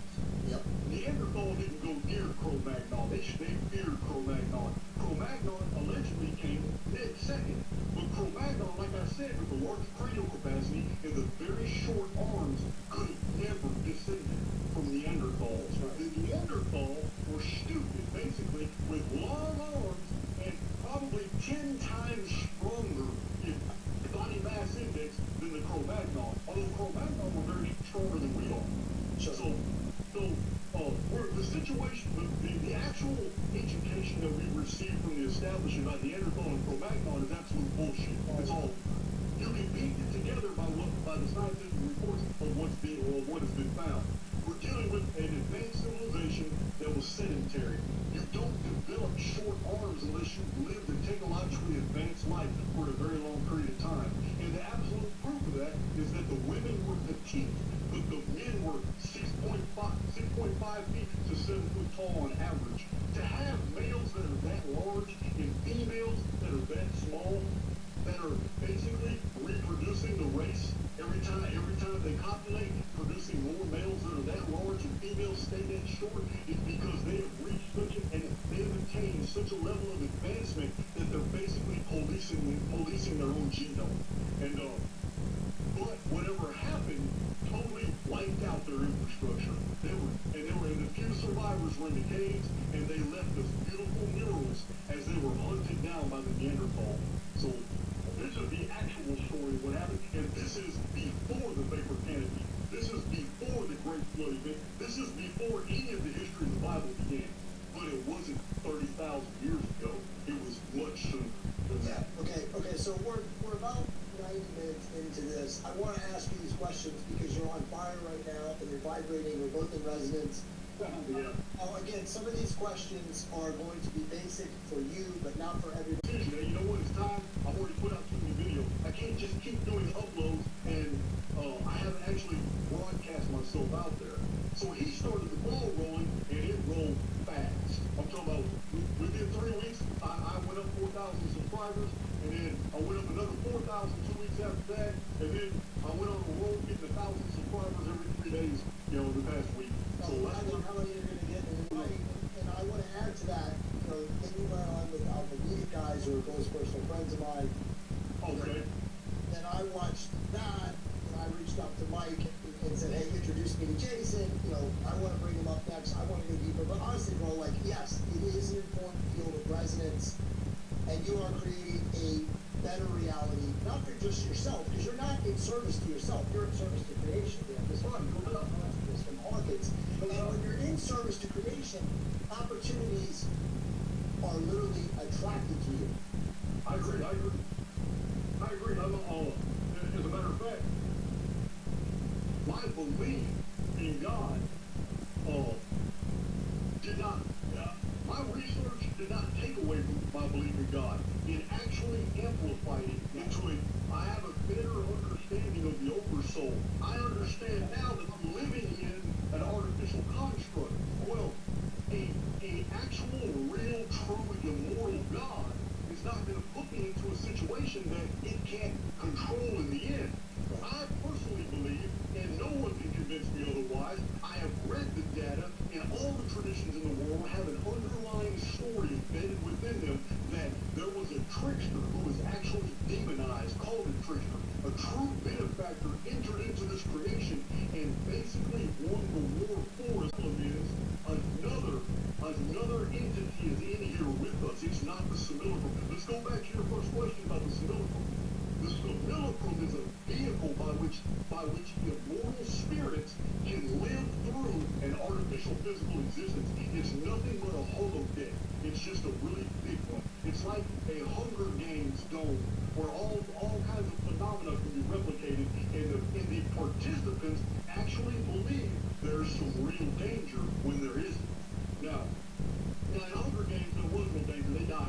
But what I'm saying is, in this context, if you're an immortal being, then a physical God should be offensive to you. Right. Anything in the physical, if everything physical is a tool to be enjoyed, a tool to be utilized, then God is not going to manifest physically. There's no need to. There's no need to immerse yourself in physicality to reach a spiritual audience. If I'm a spirit, I don't need the oversoul to come in here in a physical body. This is what AIX has done. Created all these religions to get me to forget that I'm a spirit by thinking God is physical. Because once I start doing that, That's 100% right. And I don't mean to interrupt you because you're on a roll, but I want to add this so that people can understand what you're saying better. It's externalized saviors. Whether it's your doctor, it's Jesus from the Bible, it's your Catholic priest, and literally AIX has created a vibration of externalization. right. So that people don't go into their informed field and create that connection with God, which I call as your higher self, right? The light of being. And that's what it's done. And so the people that are disconnected, vibrating down here, victimhood and shame and anger and everything else, which as you know there are many from the last 2.5 years when we get to that, they are not connected to source, Jason. They do not have an informed field that even allows them to be interested in what you and I are talking about, which should really be the only thing that people are talking about and interested in at this point. I agree. There's no doubt. There's no doubt. This is why this actually goes in tandem with what you asked earlier. I believe that the biblical material is supernatural. But I'm also going to tell you with the same mouth and in the same moment that the historical stuff you read in it is absolute bullshit. Now, the reason I can take two opposites and basically create a coagulate out of them that I call truth is because the parables of Jesus are images of truth. The messages in the scripture, the stories themselves are a dialogue. It doesn't matter if they're physically, they actually happen. We're being conveyed very deep things because truth is always given to us in copies and in artificiality and in images. Anything that's given to you straightforward and actual is a product of AIX, it's the physical world. And this is what people have fallen prey to. They believe that if something is in the physical world, you hear it all the time, I don't believe it unless I see it. Well, that is almost the exact opposite of what a does. A spirit lives by intuition. Right. Intuition is what guides the spirit, not the eyes. The eyes can see anything. So That's right. I believe 100% that the biblical material is supernatural, but it's only supernatural to those who were meant to see. That's It's right. not there. It's not there to open up the eyes of the living dead. There are living dead constructs all around us in our communities that are not worthy of this information because they don't have the same soul apparatus we have. This is why they believe everything in the media. This is why they're always going through things. They're living in a whole lifelong feedback loop. Every day it's the same. They fit the perfect molds. I don't believe that every single person that you see in this reality is these messages are for them. Because I also don't believe that Jay Campbell or Jason Brashear or anybody here, I'm just going to pull a name off, Christopher Shearer, I don't believe this man either was ever put here to save anybody. That's not why we're here. That's not why we're here at all. Because a true benefactor would have never risked his creation to be lost. Now, would he allow them to think the battle was lost? Would he allow them to think that there might be a problem? Yes. Because if I was the creator, I would allow that too. Because I know that my creations are going to develop. They're going to become problem-solving engines. I may even put this fantastic riddle of a great pyramid out there just for them to solve. I may do all kinds of things, but in the end, the battle has already been won. There is nothing to fear. And this is the message I would give them, but I would only give it to them in similes, in metaphors, in parables. I would never give it to them direct, because that's not what a immortal God would do. Oh man, beautiful man. You're on fire. Okay, the next question is, again, I know this is basic, but again, for everybody who's watching this, and again, this is frame of thought, you're in frame of consciousness right now. Define AIX. Was it created by the quote-unquote dark archons? Is AIX another name for what you and I have read about Demiurge, Yaldabaoth, Lucifer, Satan? Is it a negative computer program? I know there's a lot in there for you to compartmentalize and parcel. Answer. Okay. The idea for AIX came from here. In order to answer your question, you have to follow my reasoning. In the course of my studies, I study history with a calculator in my hand. I want to see all the mathematical patterns. I want to see if there's anything to be discovered in the frequency of plagues and wars and treaties, mass migrations. I want to see, and I documented thousands and thousands of pages of mathematical notes showing all these events in history, the timeline. I wanted to know everything. I wanted to see if there was something to construct, and I found that there was, and it blew my mind. This is how I found the Nemesis X object periodicity. This is how I found out that the Mayan long count does not end in 2012. This is how I found out the 138-year Phoenix protocol. This is how I found out, and I've never revealed this on even on my own channel. I have a video in production where I'm going to, but this is also how I found out that AIX has its own 138-year period deals where it tries to mimic the true one to throw people off the calendar. Because Phoenix from ancient times was worshipped. It was worshipped in ancient Egypt as the keeper of the calendar. Because people knew no matter what happened, no matter if new government instituted new timekeeping systems or whatever happened, the next time Phoenix appears, we'll be back on that 138-year timeline. And that 138-year timeline was very well known in antiquity. Now, like I said, the elite knew in 1764, they hid.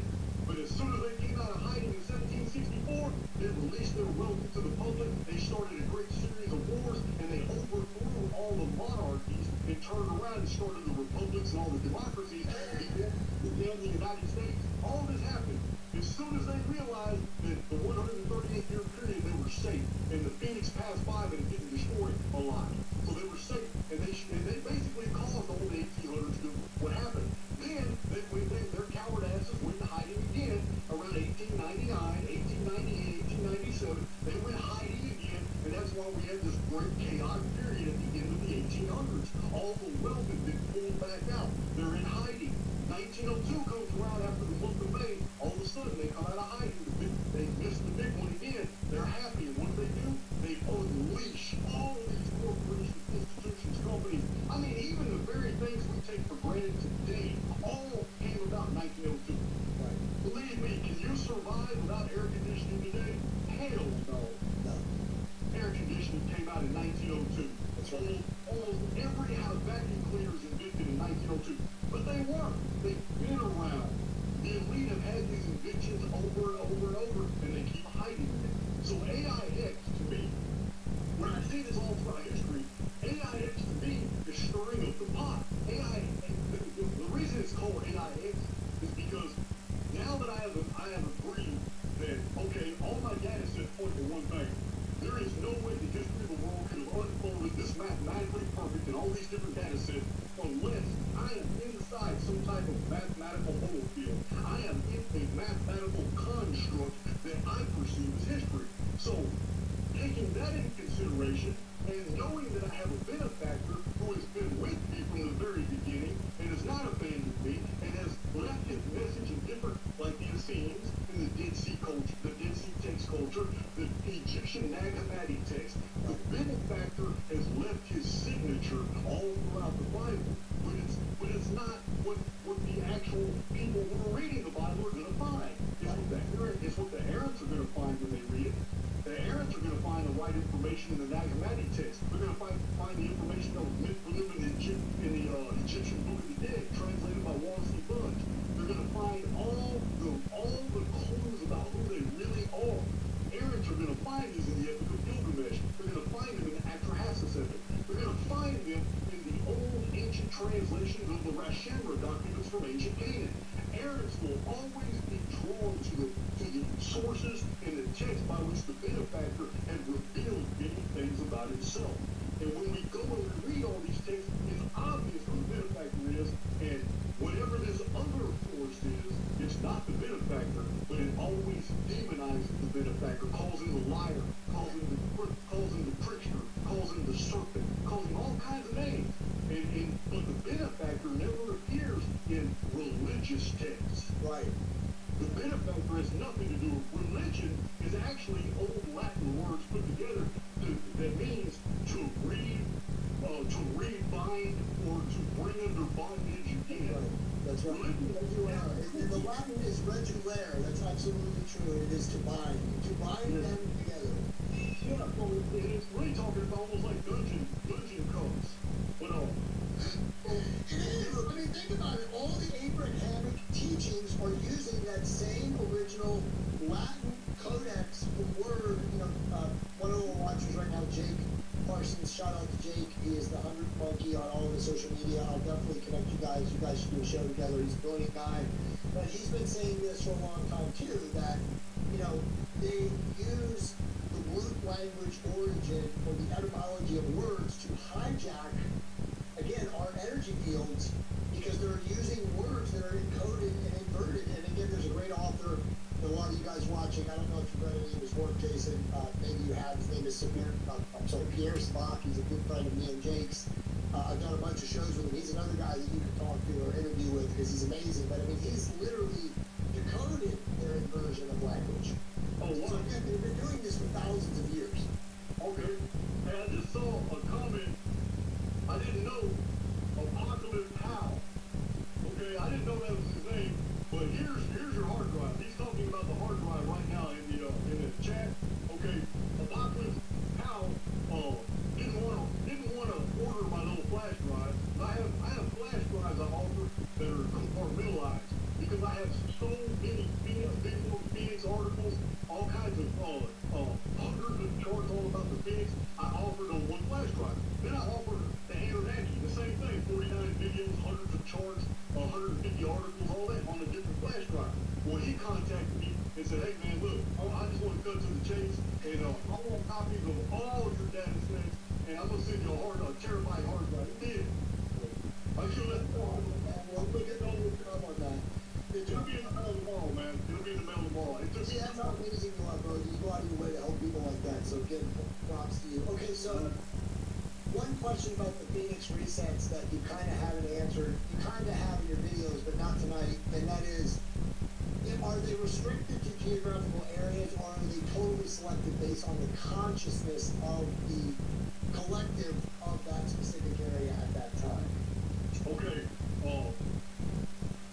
It comes at great difficulty to be assertive in answering this because one, the amount of records that have been lost prevents me from being really specific. Sure.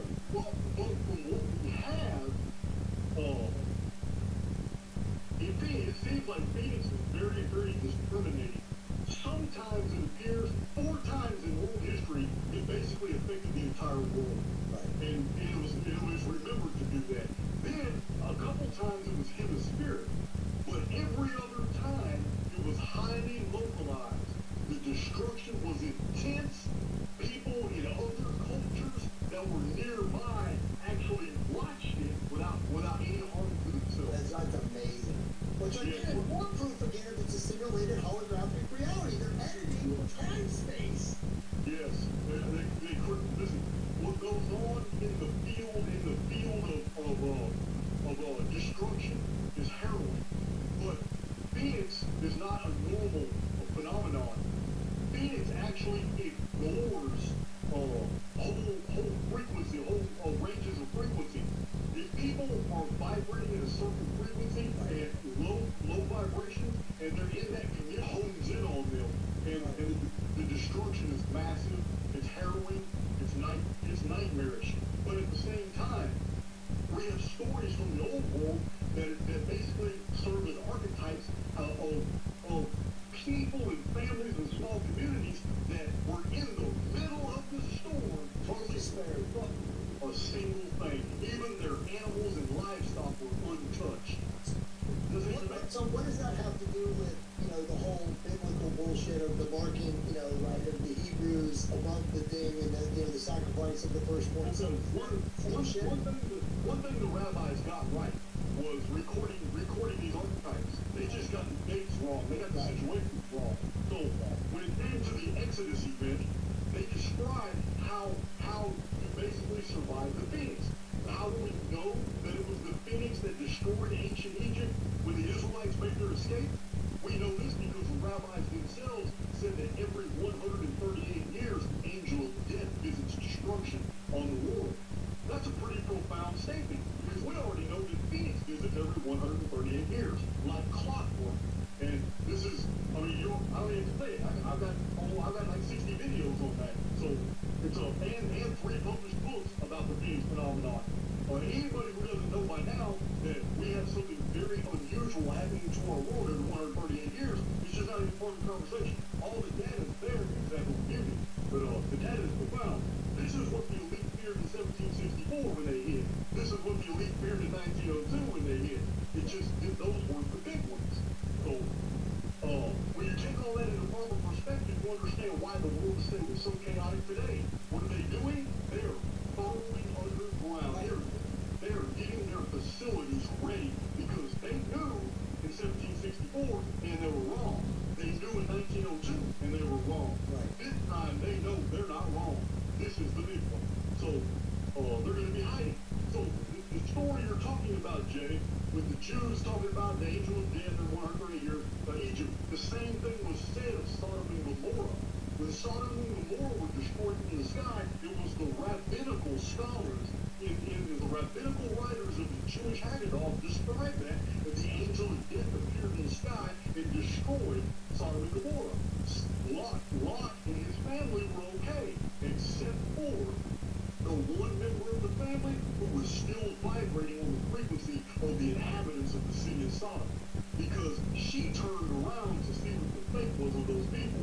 So she borrowed some of their frequency. And what happened? She mineralized instantly into a pillar of salt. Phoenix got her too.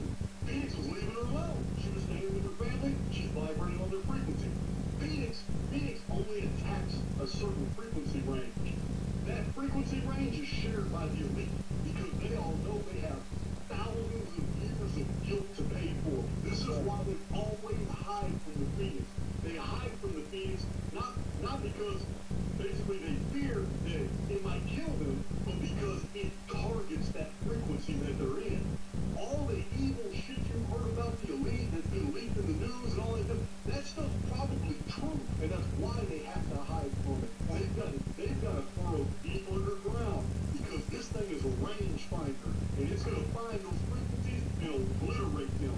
So they hide. die, and they scatter out, and they build multiple facilities, and they make sure that the actual power structure is intact. No matter how many facilities are destroyed, if just one survives, they can come back with their technology, with a bunch of their wealth and all this stuff, and take back over. This has been going on for a very long period of time. Amazing, man. I mean, honestly, you decoded everything, but I have a lot of other questions that are very similar stuff. I'm going to skip through some of them. You briefly mentioned the Anuna, the Anunnaki. Who are they in the veil of, Witt Sitchin and, guys like Gerald Clark, who's a good personal friend of mine, Freer, the people, a lot of people think Kellinger's disinfo. I've been seeing people comment and stuff, but who are they in your research, and are they the ones that are the elites hiding underground, or are there factions of them that are part benefactor, part malevolent?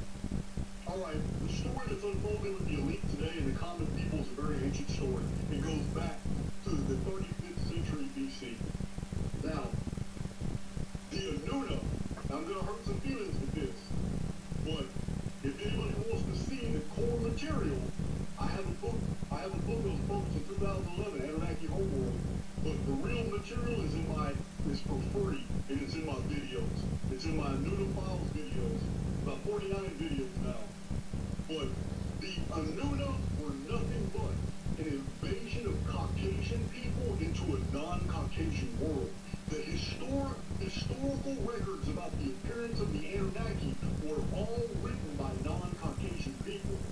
They were describing a race of Caucasians, people they had never seen before, with very white-colored skin. They called them Shimsu Or. They called them shiny ones. Right. The Oriental people have always, in their artwork, showed Caucasian people as being giant goggle-eyed. Well, later on, these statues were shown, like the statue of Judea, or Sumerian king. I think it's Gudea or Judea, I don't know. But the Sumerian king from before the flood, he's got big goggle eyes.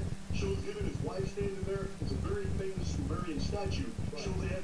Now, these people, we know they're Caucasians because the black-headed people were the Sumerians who recorded the arrival of these people.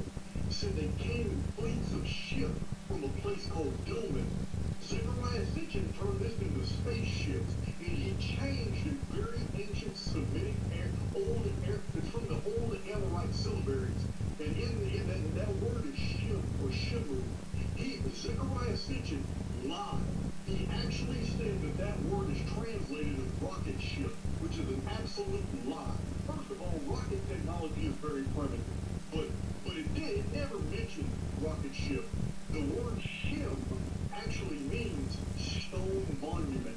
It's a very old word in the Semitic languages. Anybody can verify that in a Strong's concordance. And shim also means monument, but it also has a second meaning, which is name. And I go through a lot of detail in my book, The Lost Scriptures of Giza, my very first published book, where I show all these ancient records that use the word shim as both monument and name. It was interchangeable because in ancient times, on your property, you raised a pillar. That was your shim. That pillar had the name of your family on it, and it told everybody who owns this part of the land that shim was a pillar with your name on it. That's where the concept came from. So Zechariah Sitchin said it was a rocket ship, but that's not what the early Sumerians said. They said these fleets came by way of Dilmun. They had escaped the cataclysm. I have isolated their homeland as North America, and I'm not only one. All I'm doing is parroting the great researchers and historians of the 1850s, 60s, 70s, 80s, 90s, all the way to about 1920, Louis Spence. All I'm doing is showing their research. They're the ones that concluded this massive American infrastructure collapsed, and they all sailed to points all in the what basically established the civilization of the old world. So would you classify these guys as the red-haired giants, the Anunnaki? That's who they really were. To the olive-skinned, dark-haired, dark-eyed, straight black-haired people of the Earth Valley of South America, the same culture that was in the Egyptian Delta. The Greeks called them the Melampides, the Blackfeet, because of the black soil in the Delta. Delta area. The same race of people was in the Yangtze Valley of ancient China. The same people was in the Harappan Valley of the Indus Delta. The same people are in the Tigris Euphrates. The five great river delta civilizations all share the exact same tradition that these basically Caucasian giants showed up in their on ships in their countries, but they didn't come as conquerors. Right. And Jason, this would also lead credence to Viracocha, Quetzalcoatl, again in the indigenous of South America, Samoa, all of that, same thing. Yeah, they believe in the return, yeah. So this is the 35th century BC. This is why all of a sudden anthropologists have always been really shocked by how in the 35th century BC, all of a sudden across Egypt, Elam, Mohenjo-Daro, Harappa, Larak, that whole area, Pakistan, India, all throughout the Fertile Crescent to Jericho, Israel, at the exact same time, all kinds of new cereals appeared, all kinds of new wheats and barleys and things. Some of them come straight from cotton, came straight from the Americas. Cotton is not found anywhere in the world but the ancient Americas. And then they brought it to Egypt. This is where we get the Goshen cotton today. It's not originally from Egypt, it was brought from the Americas. The best cottons in the world are in Goshen and in the Americas. And although cotton is grown in Pakistan and India, but it's a very inferior product. So all of a sudden, domesticated dogs appear in the world. There is not a single shred of evidence from an old tomb or cemetery that domesticated dogs have ever been found anywhere in the old world until this invasion occurred. They brought them from the Americas. We're talking about North America, from Mexico all the way up to the mound builder civilization. We're talking about a civilization with an infrastructure that lasted a very long period of time to where they could breed dogs, where they had copper and bronze metallurgy. They were very sophisticated. This is the type of civilization that suddenly appeared in the old world that the Sumerians called the Anuna. They were not yet called the Anunnaki for 1,250 years. Anunnaki is a very late word. It only comes from Babylon. And there's a reason why the name was changed from Anuna to Anunnaki. Today we use them interchangeably, but they're not. The Anuna was a Caucasian race of people who were introduced into a non-Caucasian world. They were bearded and they were tall. Right. And the Chinese talk about it as being the Dragon Kings. That's right. The people of the serpent. But in that context, the serpent concerned a people who were very, very wise and technologically advanced. Not that they were reptilian. Right. They were the people of the serpent. This is why in the Old Testament, this is why the tribe of Dan, which were the Phoenicians that were colonizing almost the entire Mediterranean, Crete, the Ionian, Dodona, all the way to... They were the seafaring people. They were the ones that were shipbuilders, yes. The tribe of Dan were known as the Danu and the Danan, and when they invaded ancient Ireland and they took on the giants called the Furbolgs, they became the Tuatha-De Danann, and they won their independence in Ireland in the Second Battle of Montjura. But that was during, the reason I know this history so well is that was 1135 BC, and it was the Danan who used the Phoenix phenomenon as a tactic against the Furbolgs. That's right. They knew what was going to happen. They waited for the sun to go dark. They waited for the earthquakes, and then they invaded. And it scared the hell out of the Furbolgs. That's how they won. Yeah, that's amazing. All right, so then these Anuna, these white, tall, bearded beings, were they a projection of the Silmulcrum? I can never pronounce that word. The Silmulcrum, or were they put in here? How did they get here? Okay. What are you talking about? Caucasians or what? What are you talking about? Yeah, just the Caucasian race and how they just showed up with this advanced technology. Now, we have to go to the ancient American traditions to answer that because we don't have parallels to that in the old world. Yeah. In the ancient American traditions, they're very specific. The Mayan Popol Vuh basically gives you a template showing that the gods on the outside of the creation created a race and they put them somewhere. Then they waited a while to see how they would do. And when they didn't like the outcome, they didn't destroy the race, they just left it alone. Cataclysms happened, but there was always survivors. Then a new race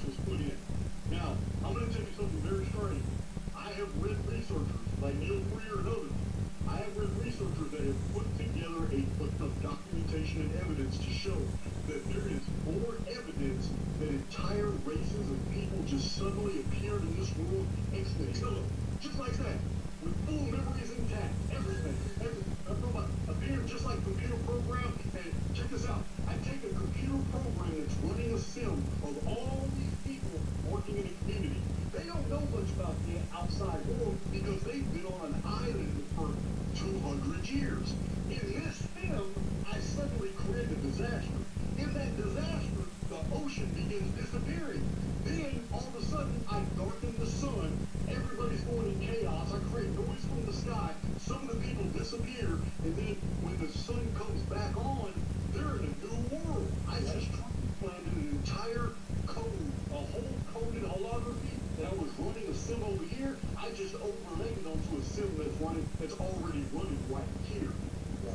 Those of us, listen, those of us today that are default into basically computer logistics and especially virtual reality programming systems already know how viable this is to take two different running holographies and then merge them. Only in a hologram can two different realities that are running basically coexisting at the same time be merged together without any interference pattern at all. Only in a hologram could something like that happen. But this is the story we're getting from the ancient records. This is why the ancient Hindu were so fascinated with the concept of Maya. They refused to believe that reality was real. It was illusory. There's something wrong. You already know, I've said this many times about the Aboriginals. The Aboriginals of Australia have always known we lived in a dream time. Dream time, that's right. All students of the Gnosis, we have a lot more details. I'm a student of the Gnosis. As a student of the Gnosis, we have more details about the construct. We understand the role of AIX is basically the overlap. This is the antagonizer. This is the one that tries to undo all the works of the benefactor. The benefactor is basically far more powerful, but holds that power in reserve and only basically gives us little tidbits of information as we search for it. That's all it does. It never really actively helps us because all the help that we've ever needed is internal. And I say this a lot too. I tell my listeners all the time, I say, you gotta understand who we are. Until you understand who you are in the context of this simulated, beautiful holography, you will never understand that you can draw more power than you can do.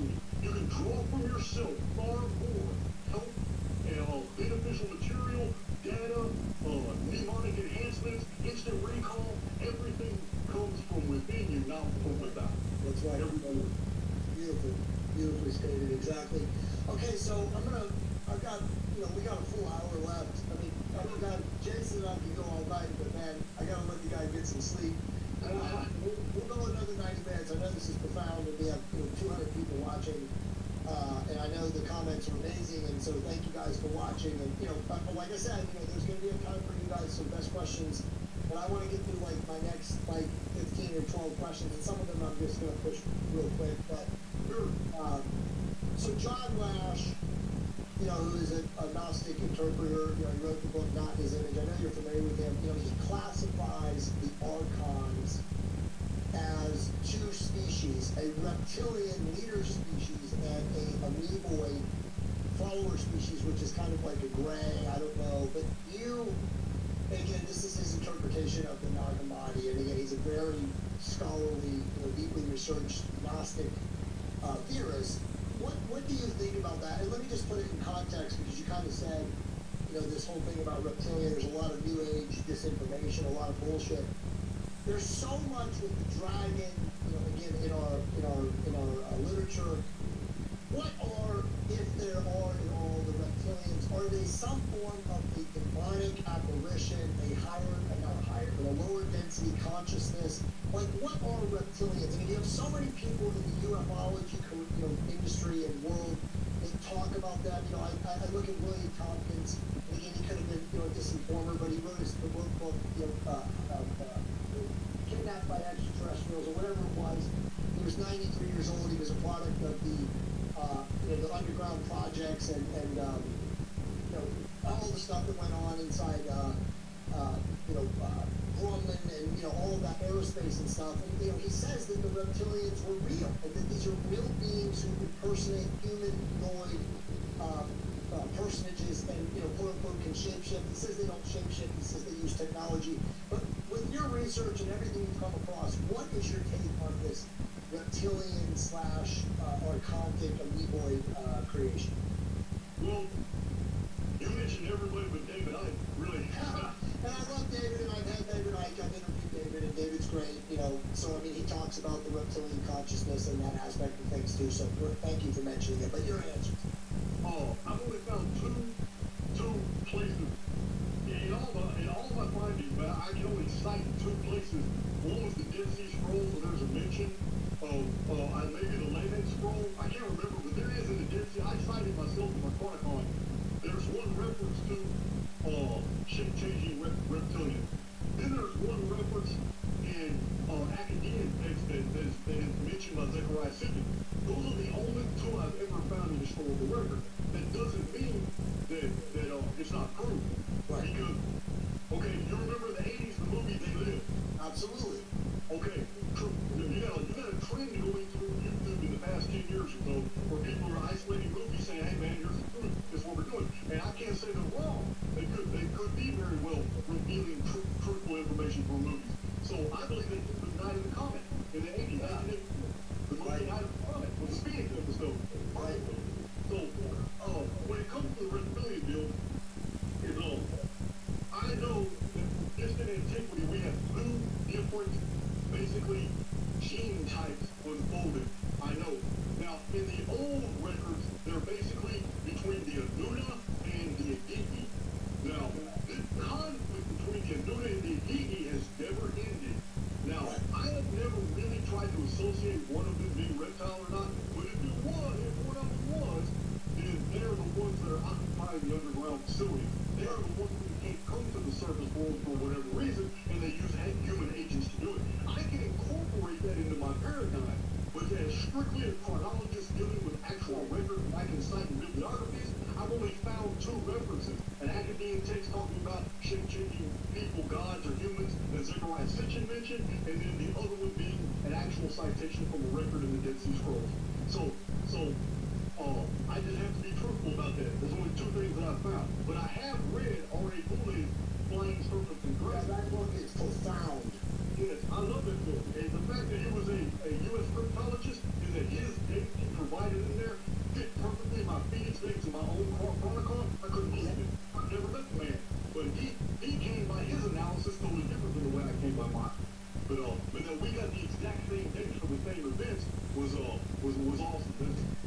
So he was the first guy that I read about the the vapor canopy and the way that you wrote about it. So you're right, you guys are very synonymous, very, very close. But I mean, look, that dude is very clear. And he says that these reptilian beings were here, and you know, he even goes into Deuteronomy and all these Bible texts and talks about like Deuteronomy was a cookbook. Wow. Yeah. He straight up says that that's how they were preparing the human sacrifices and the child sacrifices, because these were 16, 17-foot reptilian beings that flew around on dragons, by the way. Again, Boulay, this is all in Boulay's book. Yeah. They were eating human beings because they were a higher, part of the food chain. I don't want to rabbit hole on you, but it's in that book. And it's pretty difficult to really truly disencode what he decoded. It's pretty unbelievable shit. Yeah, it is. I just don't know about the reptilian, and I don't want to support something by giving information. It's not in my nature. I just don't know. I can see it though. The Mayan Popol Vuh gives off the impression that different types of humans were released here for a reason, which goes with my theory about different races of people for different biospheres. So, my own personal interpretation is that every human group appeared ex nihilo. There was no development, there was no gene splicing, whatever, all that, we're all coded. Every single, it's just so weird. Caucasians are the same way. We're the very last to come on the scene. This world was full of matriarchal cultures, stellar calendars, Right. This world was packed full of all that before ever a Caucasian entered the historical record.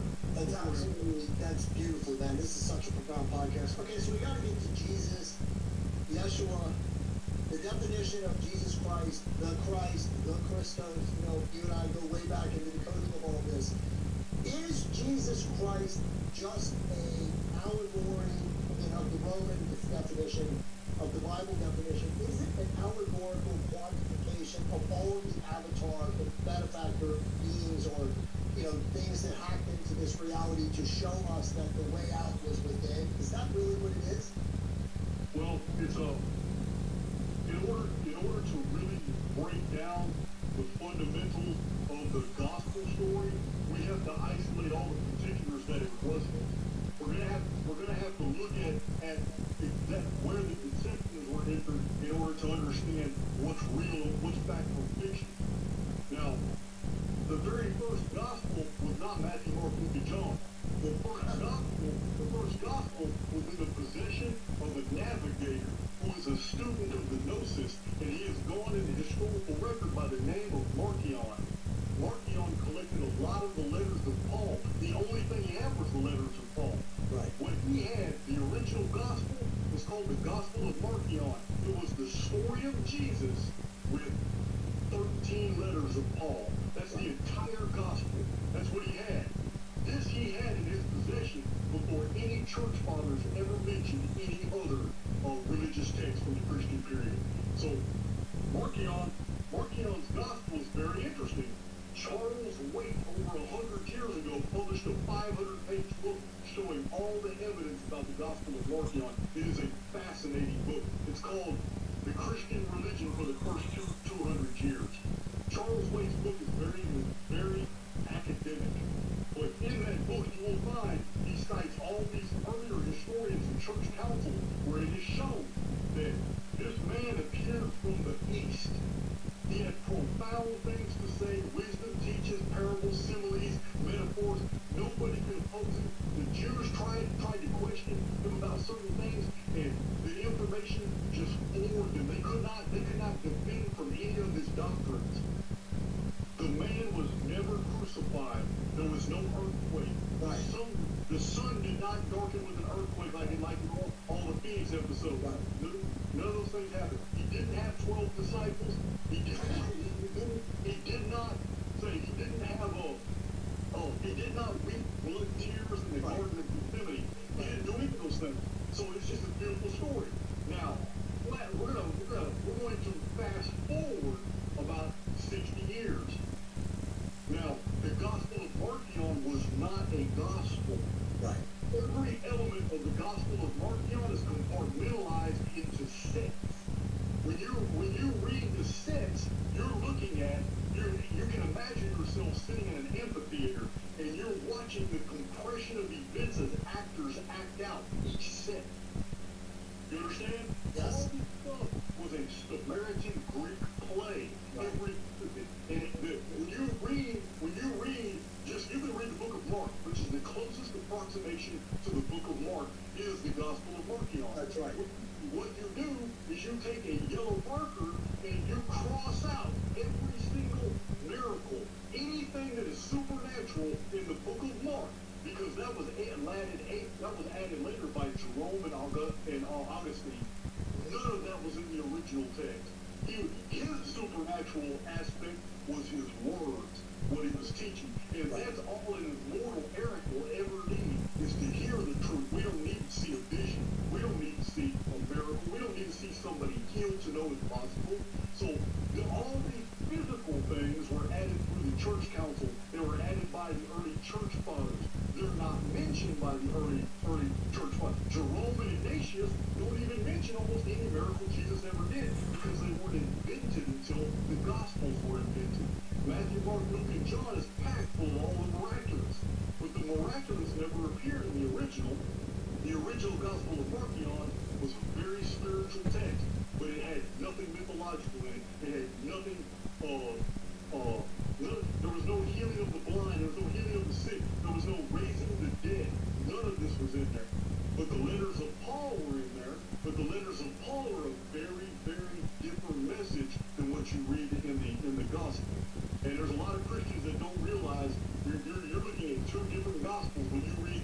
Jesus and you read the words of Paul. I'm not saying Paul was wrong.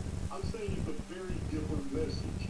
So, and Paul's message was to only a very certain, basically a certain ethnicity. He was only concerned with those who were descended from the house of Israel and where they had migrated to, and he named those 7 cities. Those 7 cities he named are the 7 cities that were basically capital cities of all the migrations of the ancient Israelite peoples. He mentions those cities. Those are the letters were addressed to those cities. But Paul's message is very different from Jesus. And I can't really compress all that data into this one podcast. I do have all of it in my playlist. I know you do. All right, so let's highlight summary of this. And I know we're going to piss off Christians, and I know there's a lot of Christians in this movement, whatever you want to call what we do, esoteric, truth, research, whatever. But let's just put it this way. The dark archons, AIX, whatever, have hijacked the mythos, the mythology, the ideology of quote-unquote Jesus Christ, to teach the people about the quote-unquote externalization, that there's a redeemer coming to save them, right? You can flash forward into everything today. Again, my doctor, Donald Trump, the white hats. People are lied to because, again, it's the AIX, information algorithm that they are attracted to because, as you know, Jason, they're unwilling to go inside themselves. And again, we're going to get to that at the end of the show so we can really leave a legacy of this amazing podcast of what can each of you do right now, today, tomorrow, every moment of your waking, now space 0 point moment. But that's what they did. And so, again, all these people, going to church on Sunday, Mass if you're Catholic, Christian, whatever the bully pulpit if you're a Christian. And again, this is not just the Abrahamic Christian side. We're talking to, Jews and Muslims. It's all the same shit. It's the same deception. And, again, I don't want to hurt people's feelings because I understand that some of you guys do get value. People will say, yeah, but Jay, I like the fellowship. I go on Sunday. One of the great Gnostic scripture decipherers is Theodore Nottingham. If you're familiar with any of his works, and his stuff just is mind-blowing in, parabolizing the words of Jesus, as you said, again, whoever he was or if he was at all. And, he likens it to Ahura Mazda, to Krishna. Again, all of these great avatar beings and all these different cultures on this planet, could essentially be Jesus. Again, Enoch, Moses, whatever. And the truth is that so much of what he said has been literally interpreted, Jason, and not metaphorically or allegorically interpreted. And that's where most people, again, are hijacked. And then, again, it's AIX, because they're not willing to do the quote-unquote great work, the spiritual practice of, again, going within and internalizing, again, whether it's meditation or contemplation or introspection or sitting in nature. Again, the stillness is when source consciousness, God, whatever you want to call it, can access you and you can be deprogrammed from AIX. And, that to me is where we are. And so, again, I don't want to hurt people's feelings, but I know I will, and I know that this is going to get pushed back, because the Bible thumpers, as you once were, are going to come out and attack. But until you get to that level of awareness, when you realize that all of this is a deception designed to externalize your power, you'll never get there. It's that simple. I agree with you. I mean, as long as I'm always looking for a savior outside myself, I'll never look for the power within. That's right. And as long as the elite can always put a savior before the people will have faith in him. And then they will exercise that faith. They will fall asleep knowing that they have a savior in a certain individual. And then the elite will pull the rug out from there and they'll do something. They'll execute that savior. They'll lock him up or they'll assassinate him like John F. Kennedy. And then they'll leave this giant vacuum of destitution throughout the entire world. And we'll get stuck with a 9/11 post-emotional period. This is what they do. They do it all the time. They create that frequency that they can build in. It's a ritual. You said it before. It's a ritual that they then siphon the energetic fuel of who we are as spiritual energy beings. These resonant frequencies where, again, most people are vibrating in dissonance and incoherence. And they are feeding off of that energy, Jason. It's that simple. They really are feeding off that energy. I do. I believe 100% you're absolutely correct. It's all about frequency. That's why the Phoenix is not to be feared. And for those who fear it, you need high. You're not doing anything wrong going to find a cave and trying to get as deep as you can in there if that's what you fear. You need to, because it's going to seek out your frequency. Doesn't mean it's going to find you. It's passed over a lot of people, but the Phoenix is heroin, man. It's all frequency. Okay, a couple more questions. I want to cover, it's not fair to you if you don't talk a little bit about the pyramids and the number 138, and then along with that, are the pyramids the frequency generators of keeping this place intact? Okay, I'm asked that often, and I'm going to have to say no, very firmly. Let me explain why. Okay, the pyramid dates itself, and I've shown this many times, the geometry of the pyramid is a calendar.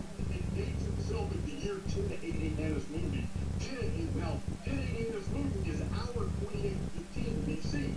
Now, over 60 scientific samples for radiocarbon dating were taken over a 2-month period of time, and it was astonishing to the scientists to find that they were within 2 to 10 years within the year 2800 BC.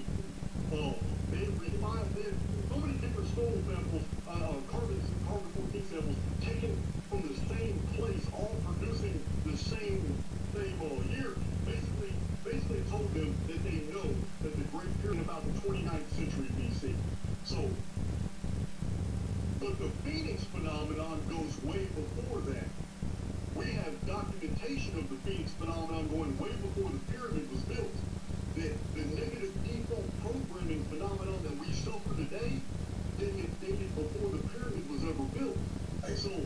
So I have to say that the pyramid is for something else. For it to be encoded with the 138-year protocol all throughout in 3 dimensions, as I've shown on my channel, and in multiple dimensions of phi and pi and curvature equations, we find the number 138 everywhere. It tells me that the Great Pyramid's function was something else. It didn't have anything to do with starting the Phoenix. It didn't have anything to do with starting the AIX protocol. Now, those conclusions are based off arithmetic and geometry. However, let's add in the traditions now. When you add in the traditions, we find out that the Great Pyramid was built by Surin. When you do a bullet-point presentation on all the facts that we know about Surin, it's the exact same thing we know about Enoch. And many of them cross over about Enki. So we have these data sets that go down to a benefactor who was falsely accused of something and later punished or made to vanish from the earth. This benefactor is the one that created this pyramid. This benefactor did something that basically pissed AIX off. I believe that the Great Pyramid actually injected new coding protocols into the simulacrum. It did it from within, so AIX could not stop it at all. I believe that the war has already been won, and that we have volunteered to go through this. We are immortals, but somebody hijacked the program. Somebody introduced AIX, and we didn't sign up for that. That was undone by the very architect of this simulation going ahead and coming inside the simulation to build this architectural project.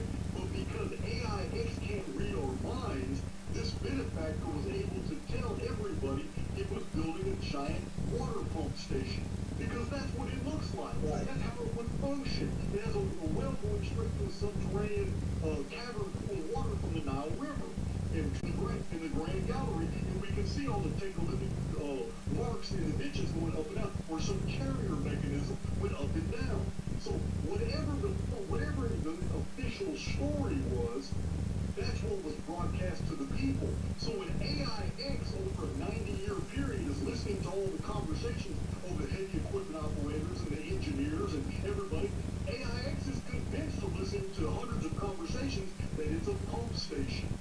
But the true genius is the dimensions, all the arithmetic that was put into this highly crystalline structure we know of as the Great Pyramid. Because the Great Pyramid, when you start studying it in depth and you see all of its anomalies, If these anomalies were all taken into consideration by the architect as it was being built, we're looking at an actual informed field made of stone. We're looking at the ultimate flash drive. We're looking at thumb drive that's built 454 feet high, packed with holographic data that when it was activated, it only needed 2 or 3 seconds to upload all this new data into the surrounding holography. That's what Enoch did. He was the benefactor. This is who Enki was. Right. Later demonized as the trickster and the serpent. Right. This is what Loki did.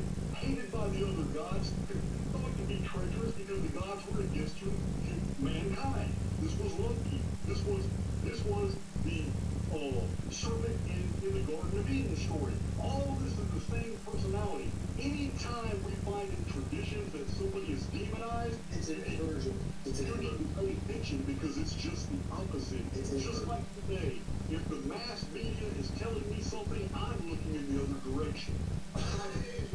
It's simple as that. Well, you and I aren't even listening to the mass media unless somebody sends us a tweet or an Instagram link, and then you click on it, and you're like, oh fuck, I just got pulled in the air. Okay. I agree. So the Sphinx. Talk about the Sphinx a little bit. I know the answer, but just for people who haven't heard you talk about the Sphinx. Well, originally the Sphinx was a representation 240 feet long, the largest statue in the ancient world, 66 feet high, but at one time it was higher than that. The head of the Sphinx is terribly disproportionate, and anybody who studies the actual anatomical proportions of the rest of the Sphinx knows that the original architect would have never made a disproportionate head. The head we see on the Sphinx today is fake. It was created that way by pharaohs. It was carved down. The original head was much larger. But the Sphinx in the ancient traditions, like the Greeks, was the Riddler. The Sphinx was a representation of the Tetramorph. The Tetramorph is the 4 corners of the zodiac, anthropomorphic eagle's wings. At one time in ancient times, there was eagles like wings were sculpted along the sides of the flanks of the great Sphinx.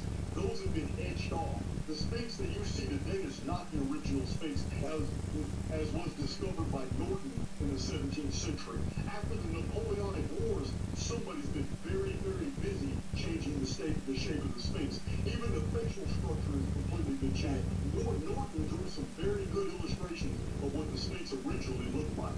So when he found it in the 17th century, and I know this is a mystery to you because very few people have ever heard of Frederick Norton, and that's by design. Believe me, they want to forget about that man. So anyway, the Sphinx was a tetramorph. For those who don't know, the tetramorph appears in the Old Testament and in the book of Revelation. The tetramorph is on the throne of God. It's 4 independent faces. In the book of Revelation, mankind is basically told that the apocalypse is not going to begin until the 7 seals are broken. As the 7 seals are broken, it's the tetramorph that's reading the script. When the seal is broken, one of the heads on the tetramorph reads what's happening. People don't realize they're conditioned to believe that the apocalypse was basically to punish mankind for rebelling against God. It is just the opposite. Exactly. If you read the book of Revelation, you will find out that the apocalypse is to unveil the truth. Right, it's to reveal it. It's to reveal the truth to the etymological word meaning to reveal it. Exactly. And at the same time, punish the elite for this world that they have constructed by which everything is a lie. It has a full function. This is why the elite go through so much hell. Not just the elite, but when the 7 trumpets are blown, which is the apocalypse, we're not talking about seals. The seals only allow the apocalypse to happen. But in the Phoenix event in 2040, in the month of May, is the 6th seal. The 7th seal doesn't happen on Earth. The 7th seal is happening outside the simulation. And there's a conversation going on where outside the simulation, they're getting ready to unleash hell on Earth for those who fear it, not for the arrogant. That's right. Revelation is about the phenomena that you will experience according to where you are at in your frequency. That's absolutely right. And so we're going to get to the last last question that's going to cover that in depth, and again, it's a solution for all of you guys. And again, I know a lot of you guys already know this. Okay, so just quickly about the moon. Obviously, you and I know from the ancient texts and books that we read that the moon wasn't always there. What is the moon? And this is something that's very interesting. And I've read all the books on the moon. You know, it's a gravitational holographic, you know, spaceship. It's out there, you know. But it does, you know, high and low tides. You know, women's menstrual cycles are regulated by that. Men's, you know, hormonal andropause cycles are regulated by that. Like, who put it there? And what was it truly designed to do after, you know, the great cataclysmic event? Okay. In my chronology, and I show many definitive reasons why, the capture of Luna, the first appearance of the moon, which separated the Selenite cultures, which the pre-Selenites were those who existed on this world before the moon ever appeared in the sky. Right. After the moon appeared, the vapor canopy appeared almost suddenly. Now it did. So when the moon first appeared was 4039 BC. When that appeared, it's in the old Anunnaki calendars, and I show this in my Anunnaki files. So, but the moon is attached to the Igigi. The moon was, and the Igigi are the observers. Right. We call them watchers. Yes. When you marry these concepts together, we have the appearance of a super construction that is brought from another place and put here in our sky, and that it is observing us. Here's something you might not know. There's over 60 different scientific reports that all talk about different craters on the moon have been observed opening like irises and objects coming in and out of it. And then the crater will close like an iris. Yep. This has been documented since the 50s. This has been, and it's been kept from the public. It's very quiet. But there are Russian scientists that are absolutely prestigious. They are the cream of the crop in Russia in the 1960s, and they put out a series of reports, but the Western world science didn't report it. But all throughout Russia and China, it was reported what they found, and they found that the moon is a super construction, and that what we're looking at is a hologram hiding something else. This was their conclusion in the 1960s. This is why the Russians knew for a fact the Americans never went to the moon. That there was some credence to, you know, Maldek, or whatever you want to call it, Marduk. There's so many different names for this, you know, quote-unquote planet that was blown up, you know, maybe by a comet, maybe by technology, maybe the Phoenix, whatever. Do you think it's possible that there is truth to that, and that's what caused the vapor canopy and the Luna, you know, to show up at the same time? Well, I don't know. I have to strip away the pronouns. The pronouns are what confuse us, all right? Yeah. What you just described to me is a broken intruder world that came close to Earth and caused the cataclysm. Right. If I break it all down to its lowest common denominator, that's what you just said to me. Is a intruder planet that has been damaged, that came too close to Earth and caused the cataclysm. I know Kosky writes about this, right? You read about right. 1950, Worlds in Collision. You wrote about that, yes. Now, but Velikovsky, none of his ideas were very original. I follow Velikovsky. I really like Velikovsky. But we have to go to his bibliography to find out that he got all these ideas from Hans Bellamy in 1901. And then Hans Bellamy got his ideas from an engineer in Vienna who wrote some books whose name was Hans Bohringer. These men were the ones that came up with the Velikovsky theory. So, anyway, having said that, I agree with that. And my own model is slightly different.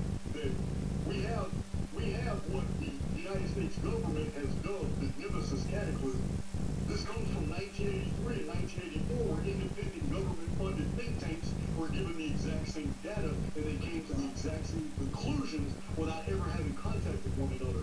Those conclusions were that our system is actually a binary, and that one of the stars has collapsed. It's still there, but we can't see it optically or in telescopes. We only know it's below our own ecliptic and far down there at a declination of about 17, 13 degrees. We know it because the further away a world is from our sun, the greater its tilt on its axis. Something else is pulling on it. So this is why I'm always telling people, so listen, you understand, astronomy has many, many very important discoveries, but they're only looking at the particulars of the simulated context. Those bodies are not actually out there. But the more we study the simulated environment, the more clues we have as to the reason why we're inside this experiment. We're going through all of this. So this is what I reveal on my channel over and over. Listen, the sky is not real. It's a series of projections. But but by studying it, we get all kinds of fantastic clues as to our past. And it might not be the past of this simulation, but it is the past of the real world outside of it. So, you know, people get really hung up, and it's you gotta really immerse into many of the presentations to really get a feel and understand, because we're talking about time dilation techniques, and this is what really messes with people. It's really hard for people today to take into consideration that you may be 67 years old, but this entire experience that you call life, in reality, may have only been 17 minutes with a VR on. That's exactly right. It's imagined. I mean, it's like you said, you know, the Aboriginals knew that dream time was real. Because in dream time, when you go to sleep until right now, but in dream time, your, like you said, your infinite, immortal self, your higher self, the energy of your essence as a soul, as a spirit being, is free to roam about, you know, the multiverse, the astral realms, whatever you want to call it, not in this holographic projector field where the avatar body is, you know, in survival programming. Okay, so, and again, I'm fast forwarding a little bit from a question standpoint, but relevant. And by the way, Jake, what's up, Jake? He said time, I just lost. Oh, space is as real as time. So related to space, is it a total projection of our consciousness? So are we going back now to whether a person is in resonance where their informed field is, you know, strong and coherent versus a person in dissonance who's incoherent as an informed field, again, followed by or puppeted by AIX? This is an interesting question. I'm interested in your answer. Okay, the more visceral a person is, the lower his vibration. Right. The lower his vibration, the more his central nervous system has him jacked into an absolutely hard physical world. The more he is jacked into that hard physical world, the more he believes that everything in the sky is real and that he's on a plane going around the sun. And he believes that is all vibration. And that vibration dictates every perception after that. So, AIX helps people because that's all it does is negative default programming. Everything that it does is the saturation of negativity to allow you to lower your vibration, because lower vibrating individuals have a very difficult time resonating with anything that is spiritual. And until they resonate on the spiritual level, they don't get those benefactor downloads. They don't get that. They're separated from that. So that's the best way I can answer that. Jason, that is so amazing, man. I love you, brother, man. Like, wow, this is profound. Our first show together, and there's just so much greatness coming from this. Okay, so I'm not talking about 1902. You already covered it. You also already talked about the significant changes in 1626 and 1724. So let's fast forward to the present day, and then we're going to get to consciousness itself and what people can do to, you know, be ready to quote unquote get out of here, you know, however you want to look at it, ascend, you know, break free. But so this is a question from one of your really biggest fans. He says, I want to ask Jason, in relation to the present day, are all political leaders and or billionaires in on the C, I won't say it, the NWO, the Great Reset game, the fourth turning, however you want to phrase it, or are they actually, and this is an interesting question, hijacked conscious NPCs of these, you know, dark archons? Okay, I would like to believe that there's a splinter group among the elite who are not playing games. No, they're not, but basically the worldwide financial structure that we have today, if anybody's not playing ball, they can easily get cut off, everything's taken from them, and there's nothing they can do about it, the media can be used to demonize him. No. Since the assassination of John F. Kennedy, the game has been over. And the elite are on board all with one another. And people like Elon Musk, who is raised up to look like a benefactor and a saint and all that, he is not. He is not. He is a very well established member of the elite. Now, when the media begins to demonize people that like Mark Zuckerberg, okay? Like Mark Zuckerberg, Bill Gates. When that type of demonization starts happening in the media and in social media, it's because one arm of the deep state is sacrificing another arm of the deep state in order to perpetuate the rule. To continue to do what they need to do, they need the people in check. And to keep people in check is to give them heroes that basically do away with the former villains. They create the villains. They've given Zuckerberg all the rope in the world to hang himself. They've given, and don't get me wrong, a lot of them have been dealt with. A lot of them have been neutralized because it's all about controlling the population. And they only need to control the population just long enough to seal their last bunker. Because the elite will be gone by 2036. By 2030, they're not waiting until 2040. They never do. They're going to wait around 2036. The last underground bunker will be sealed. They, their families, their militaries, their acolytes, henchmen, their scientists, their cabals, they'll all be down there. They'll be locked in place, and they're going to ride the storm. They think they're going to ride the storm out. They're not coming up after 2040 like they did last time because this is a different time. Now they have to ride out two back-to-back cataclysms. Like one seen by Mother Tipton, one seen by me, published 20 years ago. 20 years ago, I was publishing about 2040 and 2046. I said, Nostradamus is I don't even want to go into all those details. Let's go deep, and again, thank you for that. You also know the Diebold Foundation agrees with you, 2046. And so let's clarify and go deeper for everybody watching here. This is, quote unquote, what the ancients, the Yugas, again, all the ancient texts, the Maharaja, the Bhagavad Gita, they all talk about this. Again, the Papaguri. This is the shift. This is the true conscious explosion where the low vibrators, the elites, don't make it. And the golden age occurs, and you are absolutely right. Again, the secret doctrine, which I know you read, Blavatsky, they talk about these ages and that these are cyclical things. And so, dude, I'm totally with you. And that's why I have been driven by this whole raise your vibration, create the new earth, build the golden age. Yes, there's a lot of darkness, and we're going to have a question about the C and the D in a second for you. But yeah, dude, I'm with you. This is where it's going. The dark side knows they've lost. They try to take as many souls as they can, again, consciously through fear-based programming and AI acts. But you're right, dude, it is over. You just have to stay in resonance as a being, as a soul, spiritual, infinite, eternal being, not be pulled down into here, and you got nothing to worry about. Yeah. Hey, somebody in the comment section just mentioned Trump, and that was my next question. Go ahead. Listen, Marco Phillips. Does anyone here know if Jason considers Trump elite party? Trump is definitely a member of the elite. Absolutely. Now let me tell you this. Trump is playing a role, but he's also going to be given the very thing that he's promising America. I have already shown in my isometric analysis and my deep sequence prediction that they were going to fleece America to fund the underground facilities and deep state operations.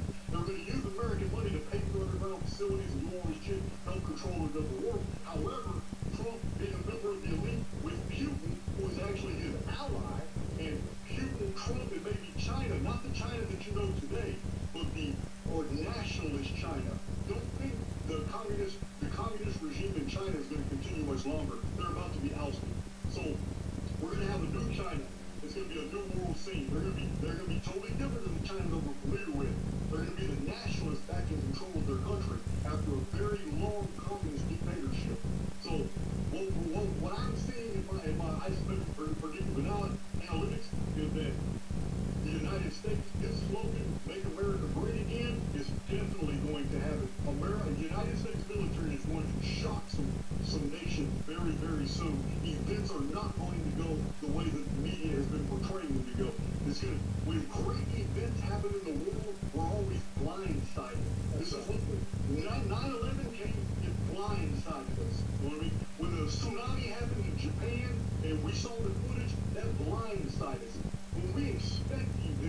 blindsides at all.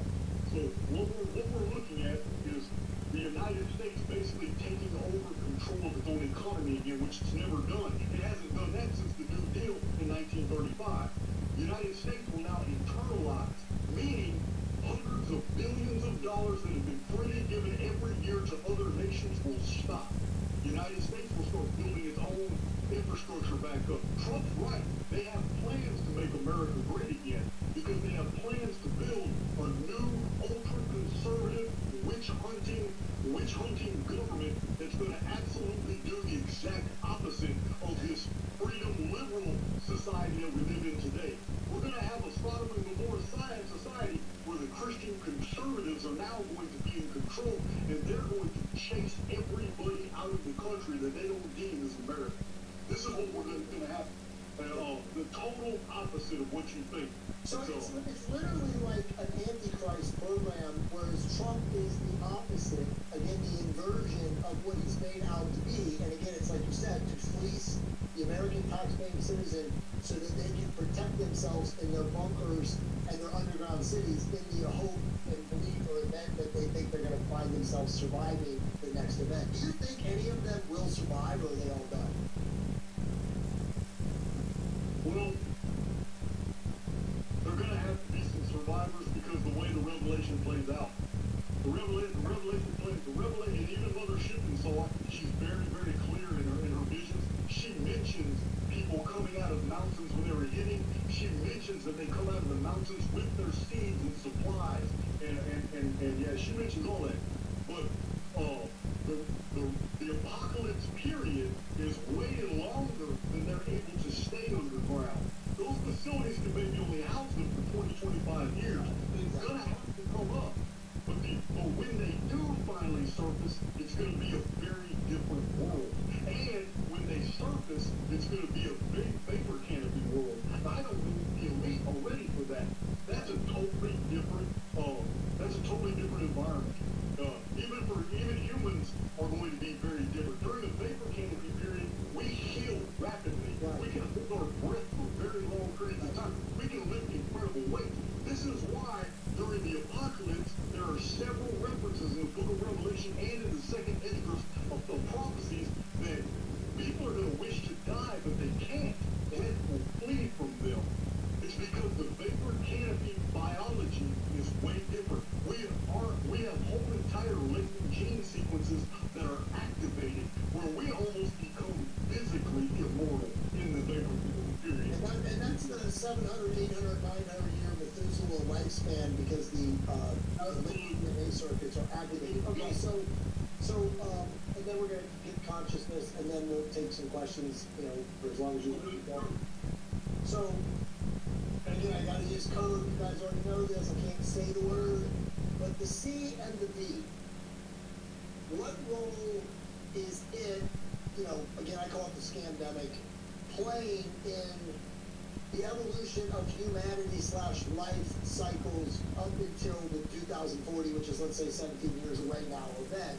Do you see the people who have, quote unquote, consented to your V and, multiple times in the V, are these people going to, quote unquote, physically, their avatars die off in the next 2 to 3 years? What do you see coming from this? Okay. I'm not qualified really to give you anything other than an opinion. Yeah, of course. Yep. And I have received photographs of these victims of what has come out of their body, what has been taken out of their body. Yeah, absolutely. I have seen photographs of these things. And I can only imagine under vapor canopy conditions what these things would grow into. And under the right biosphere, what I'm seeing what's being removed from human bodies in these photos of victims of that is harrowing. This is some Stephen King type shit. Yeah, so do you think these will be, Jason, I don't mean to interrupt you, but the Nephilim, this is be like literally 20-foot, 18-foot demons? Well, I can answer it by asking you in your own time to read the book of Second Esdras. That's right. Because in those prophecies, he's very clear about the monsters that will suddenly appear in the last days under unique conditions. Robert Stanley, you guys know I've done a podcast with Robert. You know, we literally talked about that 2 years ago when we started talking about the end days, and that they would literally be walking down the street. And it's true, Jason, they are. It's absolutely no question they are going to appear. They have been prophesized in many, many ancient texts. Okay, so yeah, I'm with you. But do you see like a mass, I mean, I got to ask you, I know it's your opinion, but do you see a mass die-off before then? So in the next 2 to 3 years, do you see a massive culling of the Earth's population or not? Okay, well, our birth rate is swallowing up any death rate that is caused. All right. So if we're gonna talk about this even in code. We have to let it be known that okay, they might have initiated something, but there ain't enough people dying to even call it a pandemic. You see, there are stages in disease. We have disease, we have epidemic, which covers a very large area and involves a lot of people. But pandemic is a word they're using, but it's not applicable at all because we're still increasing in population faster than people are disappearing.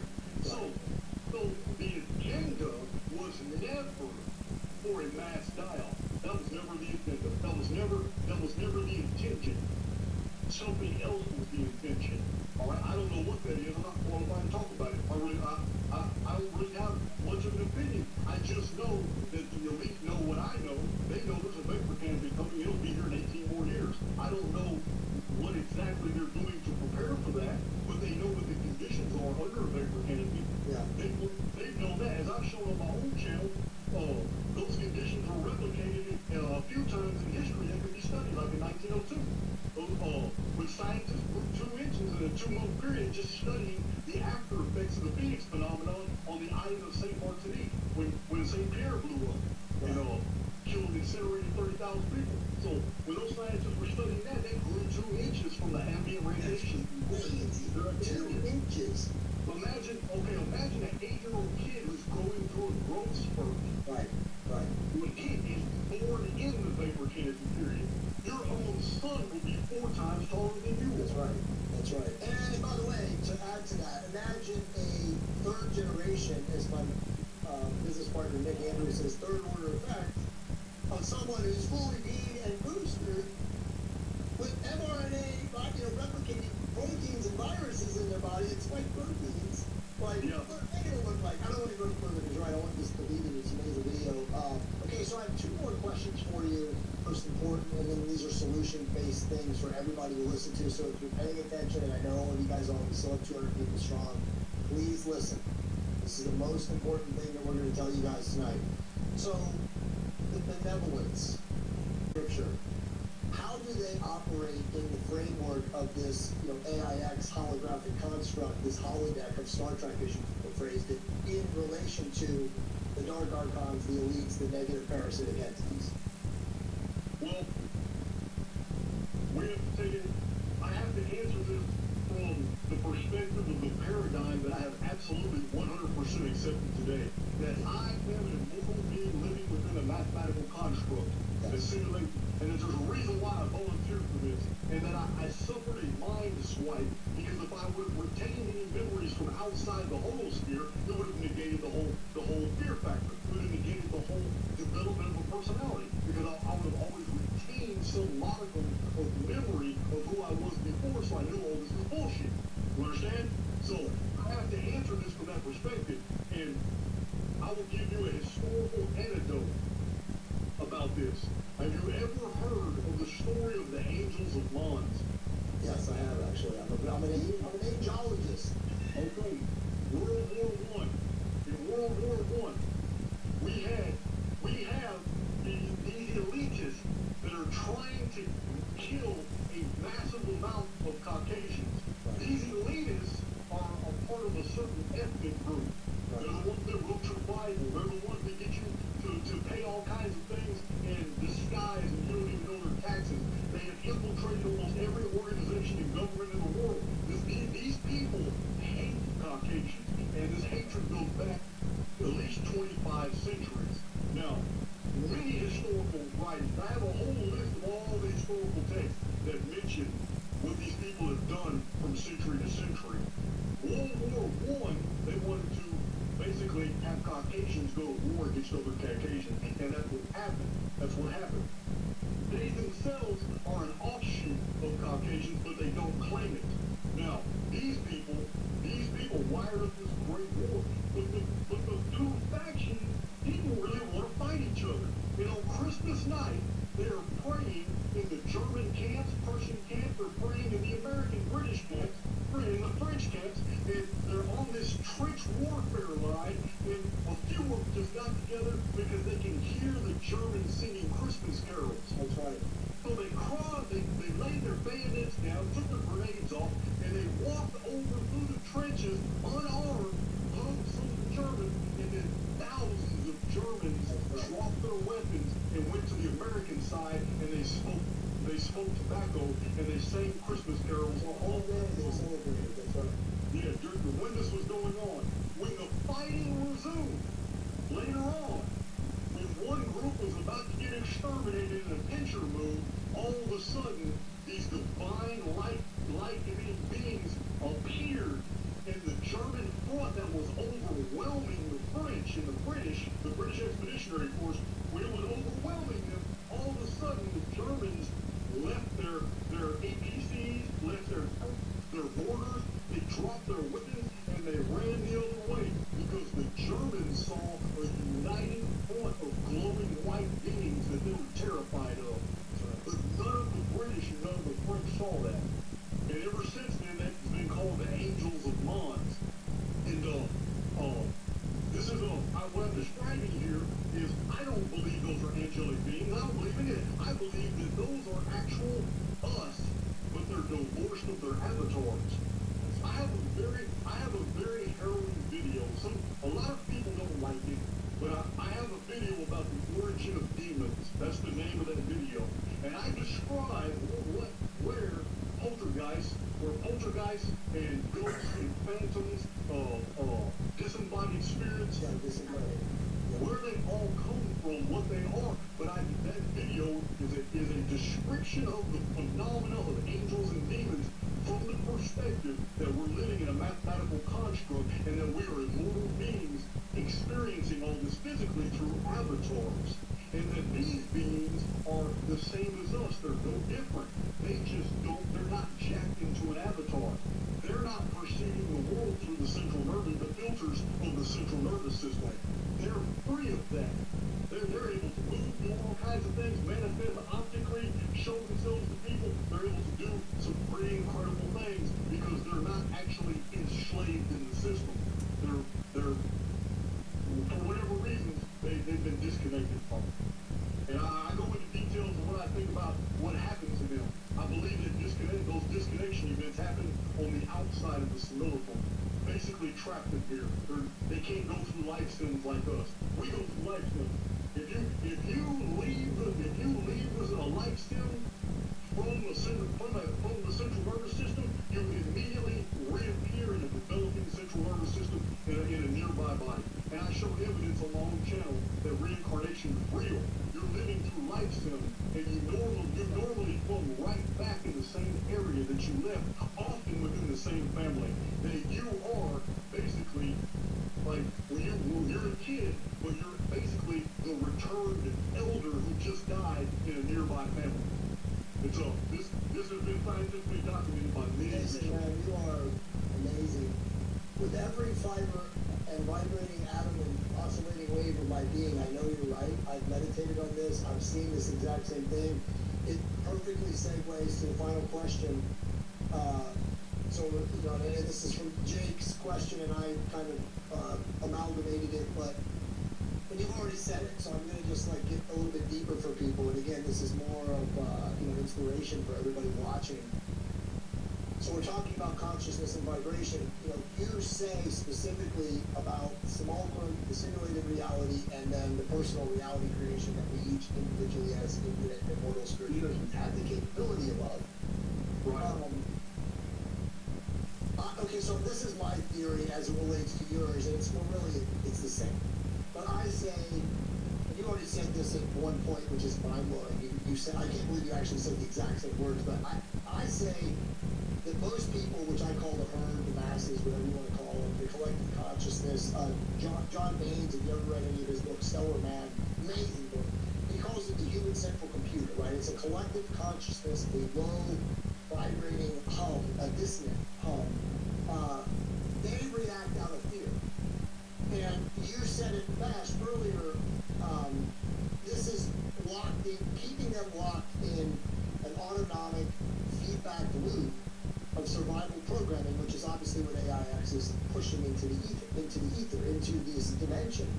When you, most people watching here tonight, you and I, clearly, the work that we've done and the research that we've done, when you get to that level of awareness that you don't have to vibrate into that frequency of disinformation, of mass media, of fear-based programming, you are now, again, this is my theory, you are now immune to that frequency. And you, instead of reacting out of fear, which is again 80% of humanity, and maybe it's even higher after the last 2.5 years, it doesn't matter. Right? When you choose, again, remember the word choose is very important here. When you choose to respond out of love, which again is resonance and coherence, and this is done through your words, thoughts, and actions, and that's why I always tell people you gotta use conscious words, focused thoughts, and massive, deep, loving, intentional actions. You have broken free of AIX, and you are now creating what, Neville Goddard would say, your heaven on earth as your frequency. So is there anything, and I know I kind of know your answer, but I want to hear you speak it. Is there anything in that you disagree with? And if you do this, feel free to say it, but are we on the same wavelengths? Yeah, it's all about frequency. I agree 100%.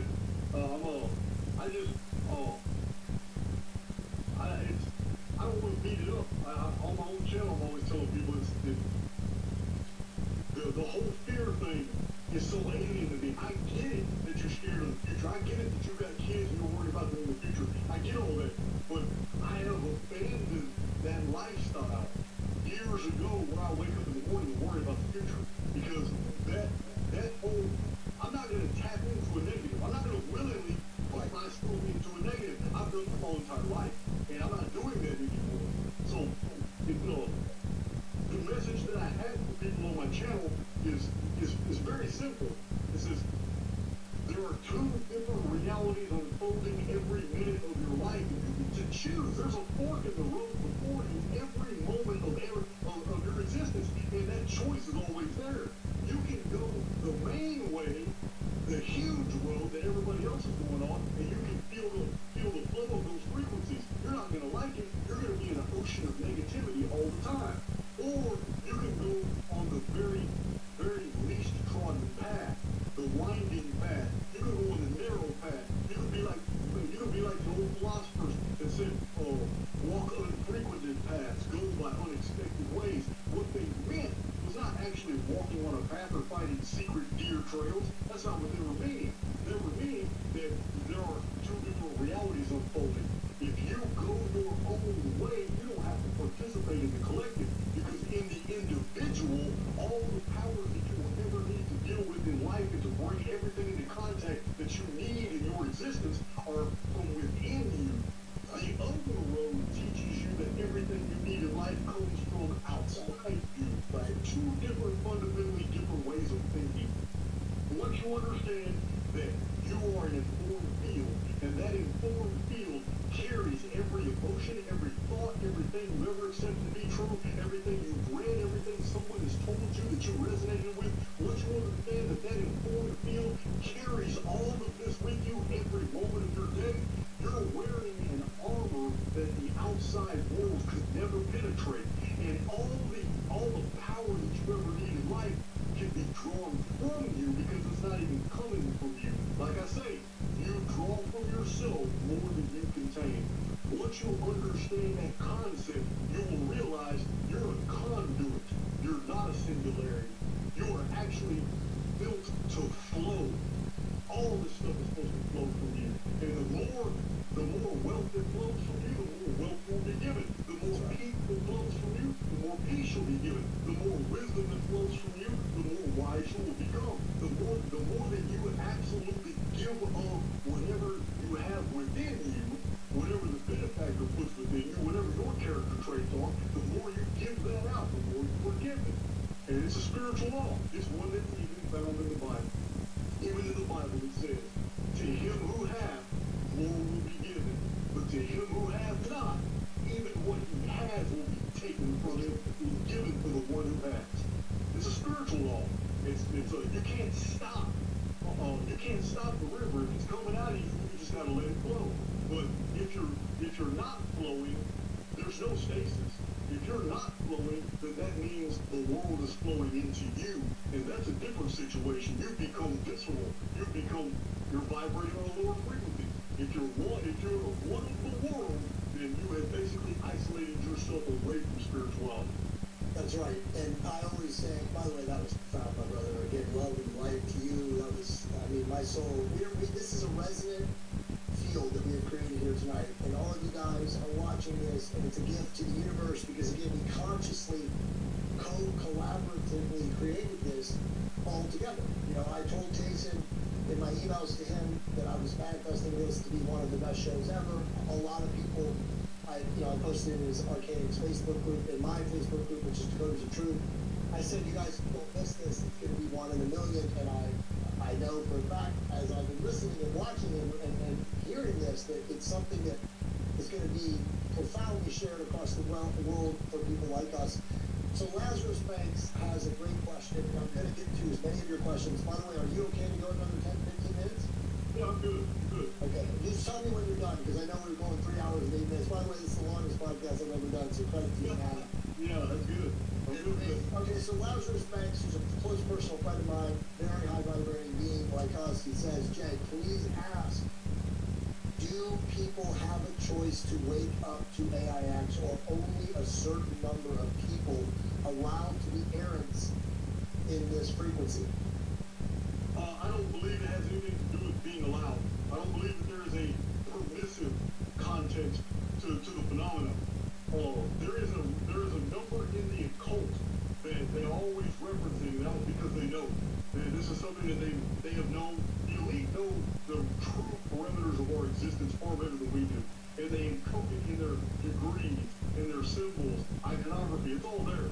And that number is that no matter how many avatars are in existence at one time, only 33% of them are actually real.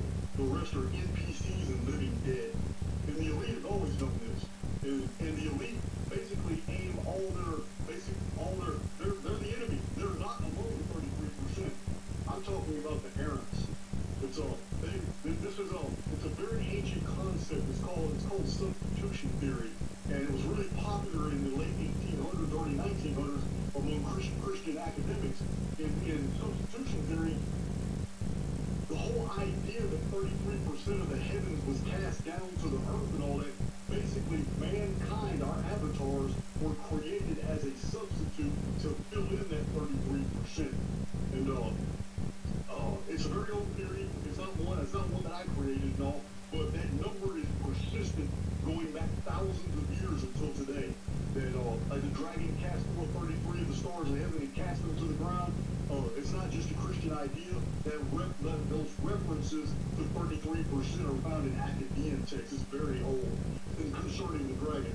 So the dragon being AIX, artificial intelligence X. So to better answer that question, not everybody around you is real at all.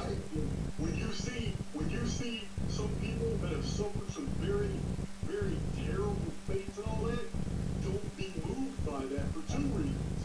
One of them, you don't even know if they were real. That's right. Two, you don't even know if the event was real. That's right.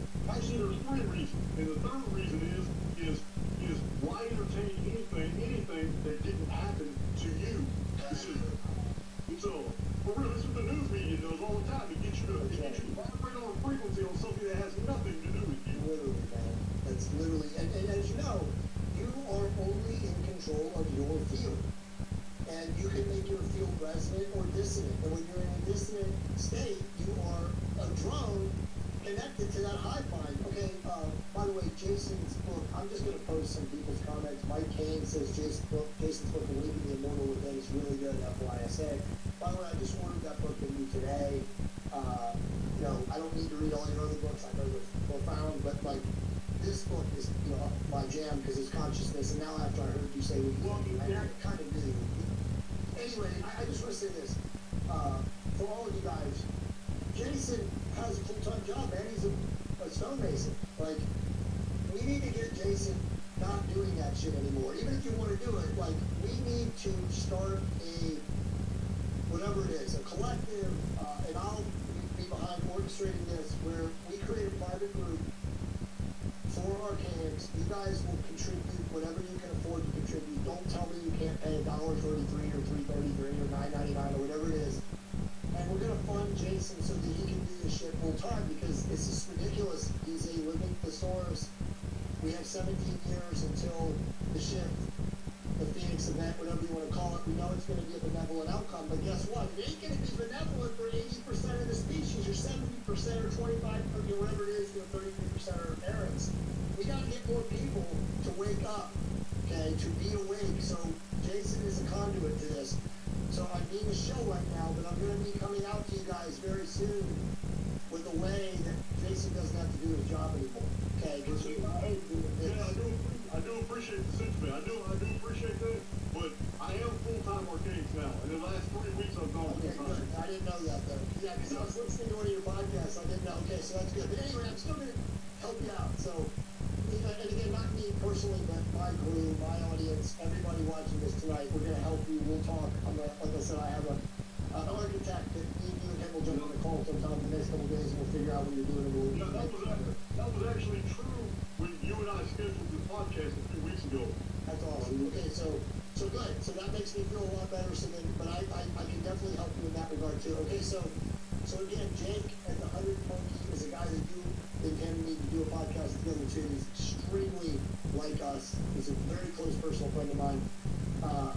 Does Jason think the 144,000 pieces covering the Great Pyramid correlate to a possible 144,000 parents? That's a good question. I'm going to get really technical really quick. All right? For those who have followed my research and seen in my published books, the charts and diagrams are absolutely fantastic. I show a 6,000 and something year history leading all the way up to the year 1902. Now, starting with 1902 begins a new calendar I call the Giza Course calendar, where every single layer of blocks going up to the Great Pyramid is a lithic prophecy. It is a countdown. Every layer is a year. The foundation is 1902. The first level of blocks is 1903, 1904, 1905, 1906, 1907. The pyramid is 203 levels all the way up to a flat platform where a cornerstone is supposed to sit, but it was never added. The reason it was never added is there's nothing in this world that could have ever hoisted a rock that big to 454 feet high. It would have been gigantic. A basic thin stone sitting on top of the Great Pyramid of epic proportion. Now, the year is 2105. From 1902, 203 levels of the Great Pyramid going all the way up to 2105. But the 6,000th year that I've documented over and over and over, since Phoenix created a new heavens and new earth through a pole shift cataclysm that was so devastating that the survivors believed that a new heavens and new earth that appeared was 6,000 years before 2106. 2106 is the 204th level of the pyramid. That is the return of the chief cornerstone, the stone the builders rejected. That is the benefactor. This is what the prophecies this is what the prophecies of the Gnosis were about. In the return of a benefactor to earth to sit on the monument of man. The story is better epitomized in the Shepherd of Hermas text, where God appears with 7 builder angels, and they build the Great Pyramid, and every stone is a soul of man. Well, once the monument of man is complete, the very last thing in the apocalypse to do is to put back the 144,000 20-inch thick, 20-ton casing blocks back onto the Great Pyramid. I didn't make that number up. Since the days of Napoleon, mathematicians have known that the Great Pyramid, by the 4 blocks that are still sitting in situ at the bottom of the pyramid, they extrapolated and they said that 144,000 white gleaming casing blocks once adorn the entire structure. Now, those are basically mythic prophecies of the final 144,000 errants who stayed behind during the apocalypse, because the rest of the errants are removed to keep them from the evil to come. This is in the Revelation, specifically says that, to keep them from the evil to come. The last 144,000 are volunteers who choose to go through the apocalypse with the last remaining elite and all the living dead to pull those last few souls into the fold before the simulacrum is collapsed. Because when the simulacrum is collapsed, all evil and negativity collapses with it. Hey, I'm doing a podcast on my tablet. I've got 3%. I'm about to collapse. That's awesome. Okay, well, so just a final question, not a question, but if people want to contribute right now to you, what is the best way they can do that? Every single one of my videos in the pinned comment, I have 3 or 4 methods to do that. Okay, so you guys know where to go. It's in the links. Jason, you and I will talk tomorrow. Awesome. Bro, profound, amazing, much love and gratitude for you. I really see this. I will obviously send you the link after. But you guys, again, please support Jason however you can, in whatever way you can. Go to his website, go to his YouTube channel, send him funds for this. This is the most profound thing I've ever been experienced and involved with. And he's about to go out. So again, I will send you guys love and light. Jason, you and I will talk tomorrow. But again, all of you guys, thank you so much. Please share this with your YouTube and your insider communities and let more people see this. It's very important. Jason, we'll talk tomorrow, brother. Love you. Talk tomorrow. In both the description box and the comment section below, you will find my personal email. Ask me any questions, you have video ideas, I'd like to hear. And if you want to donate, all those buttons are accessible below. Playlists and everything you might need access to the dates to my website.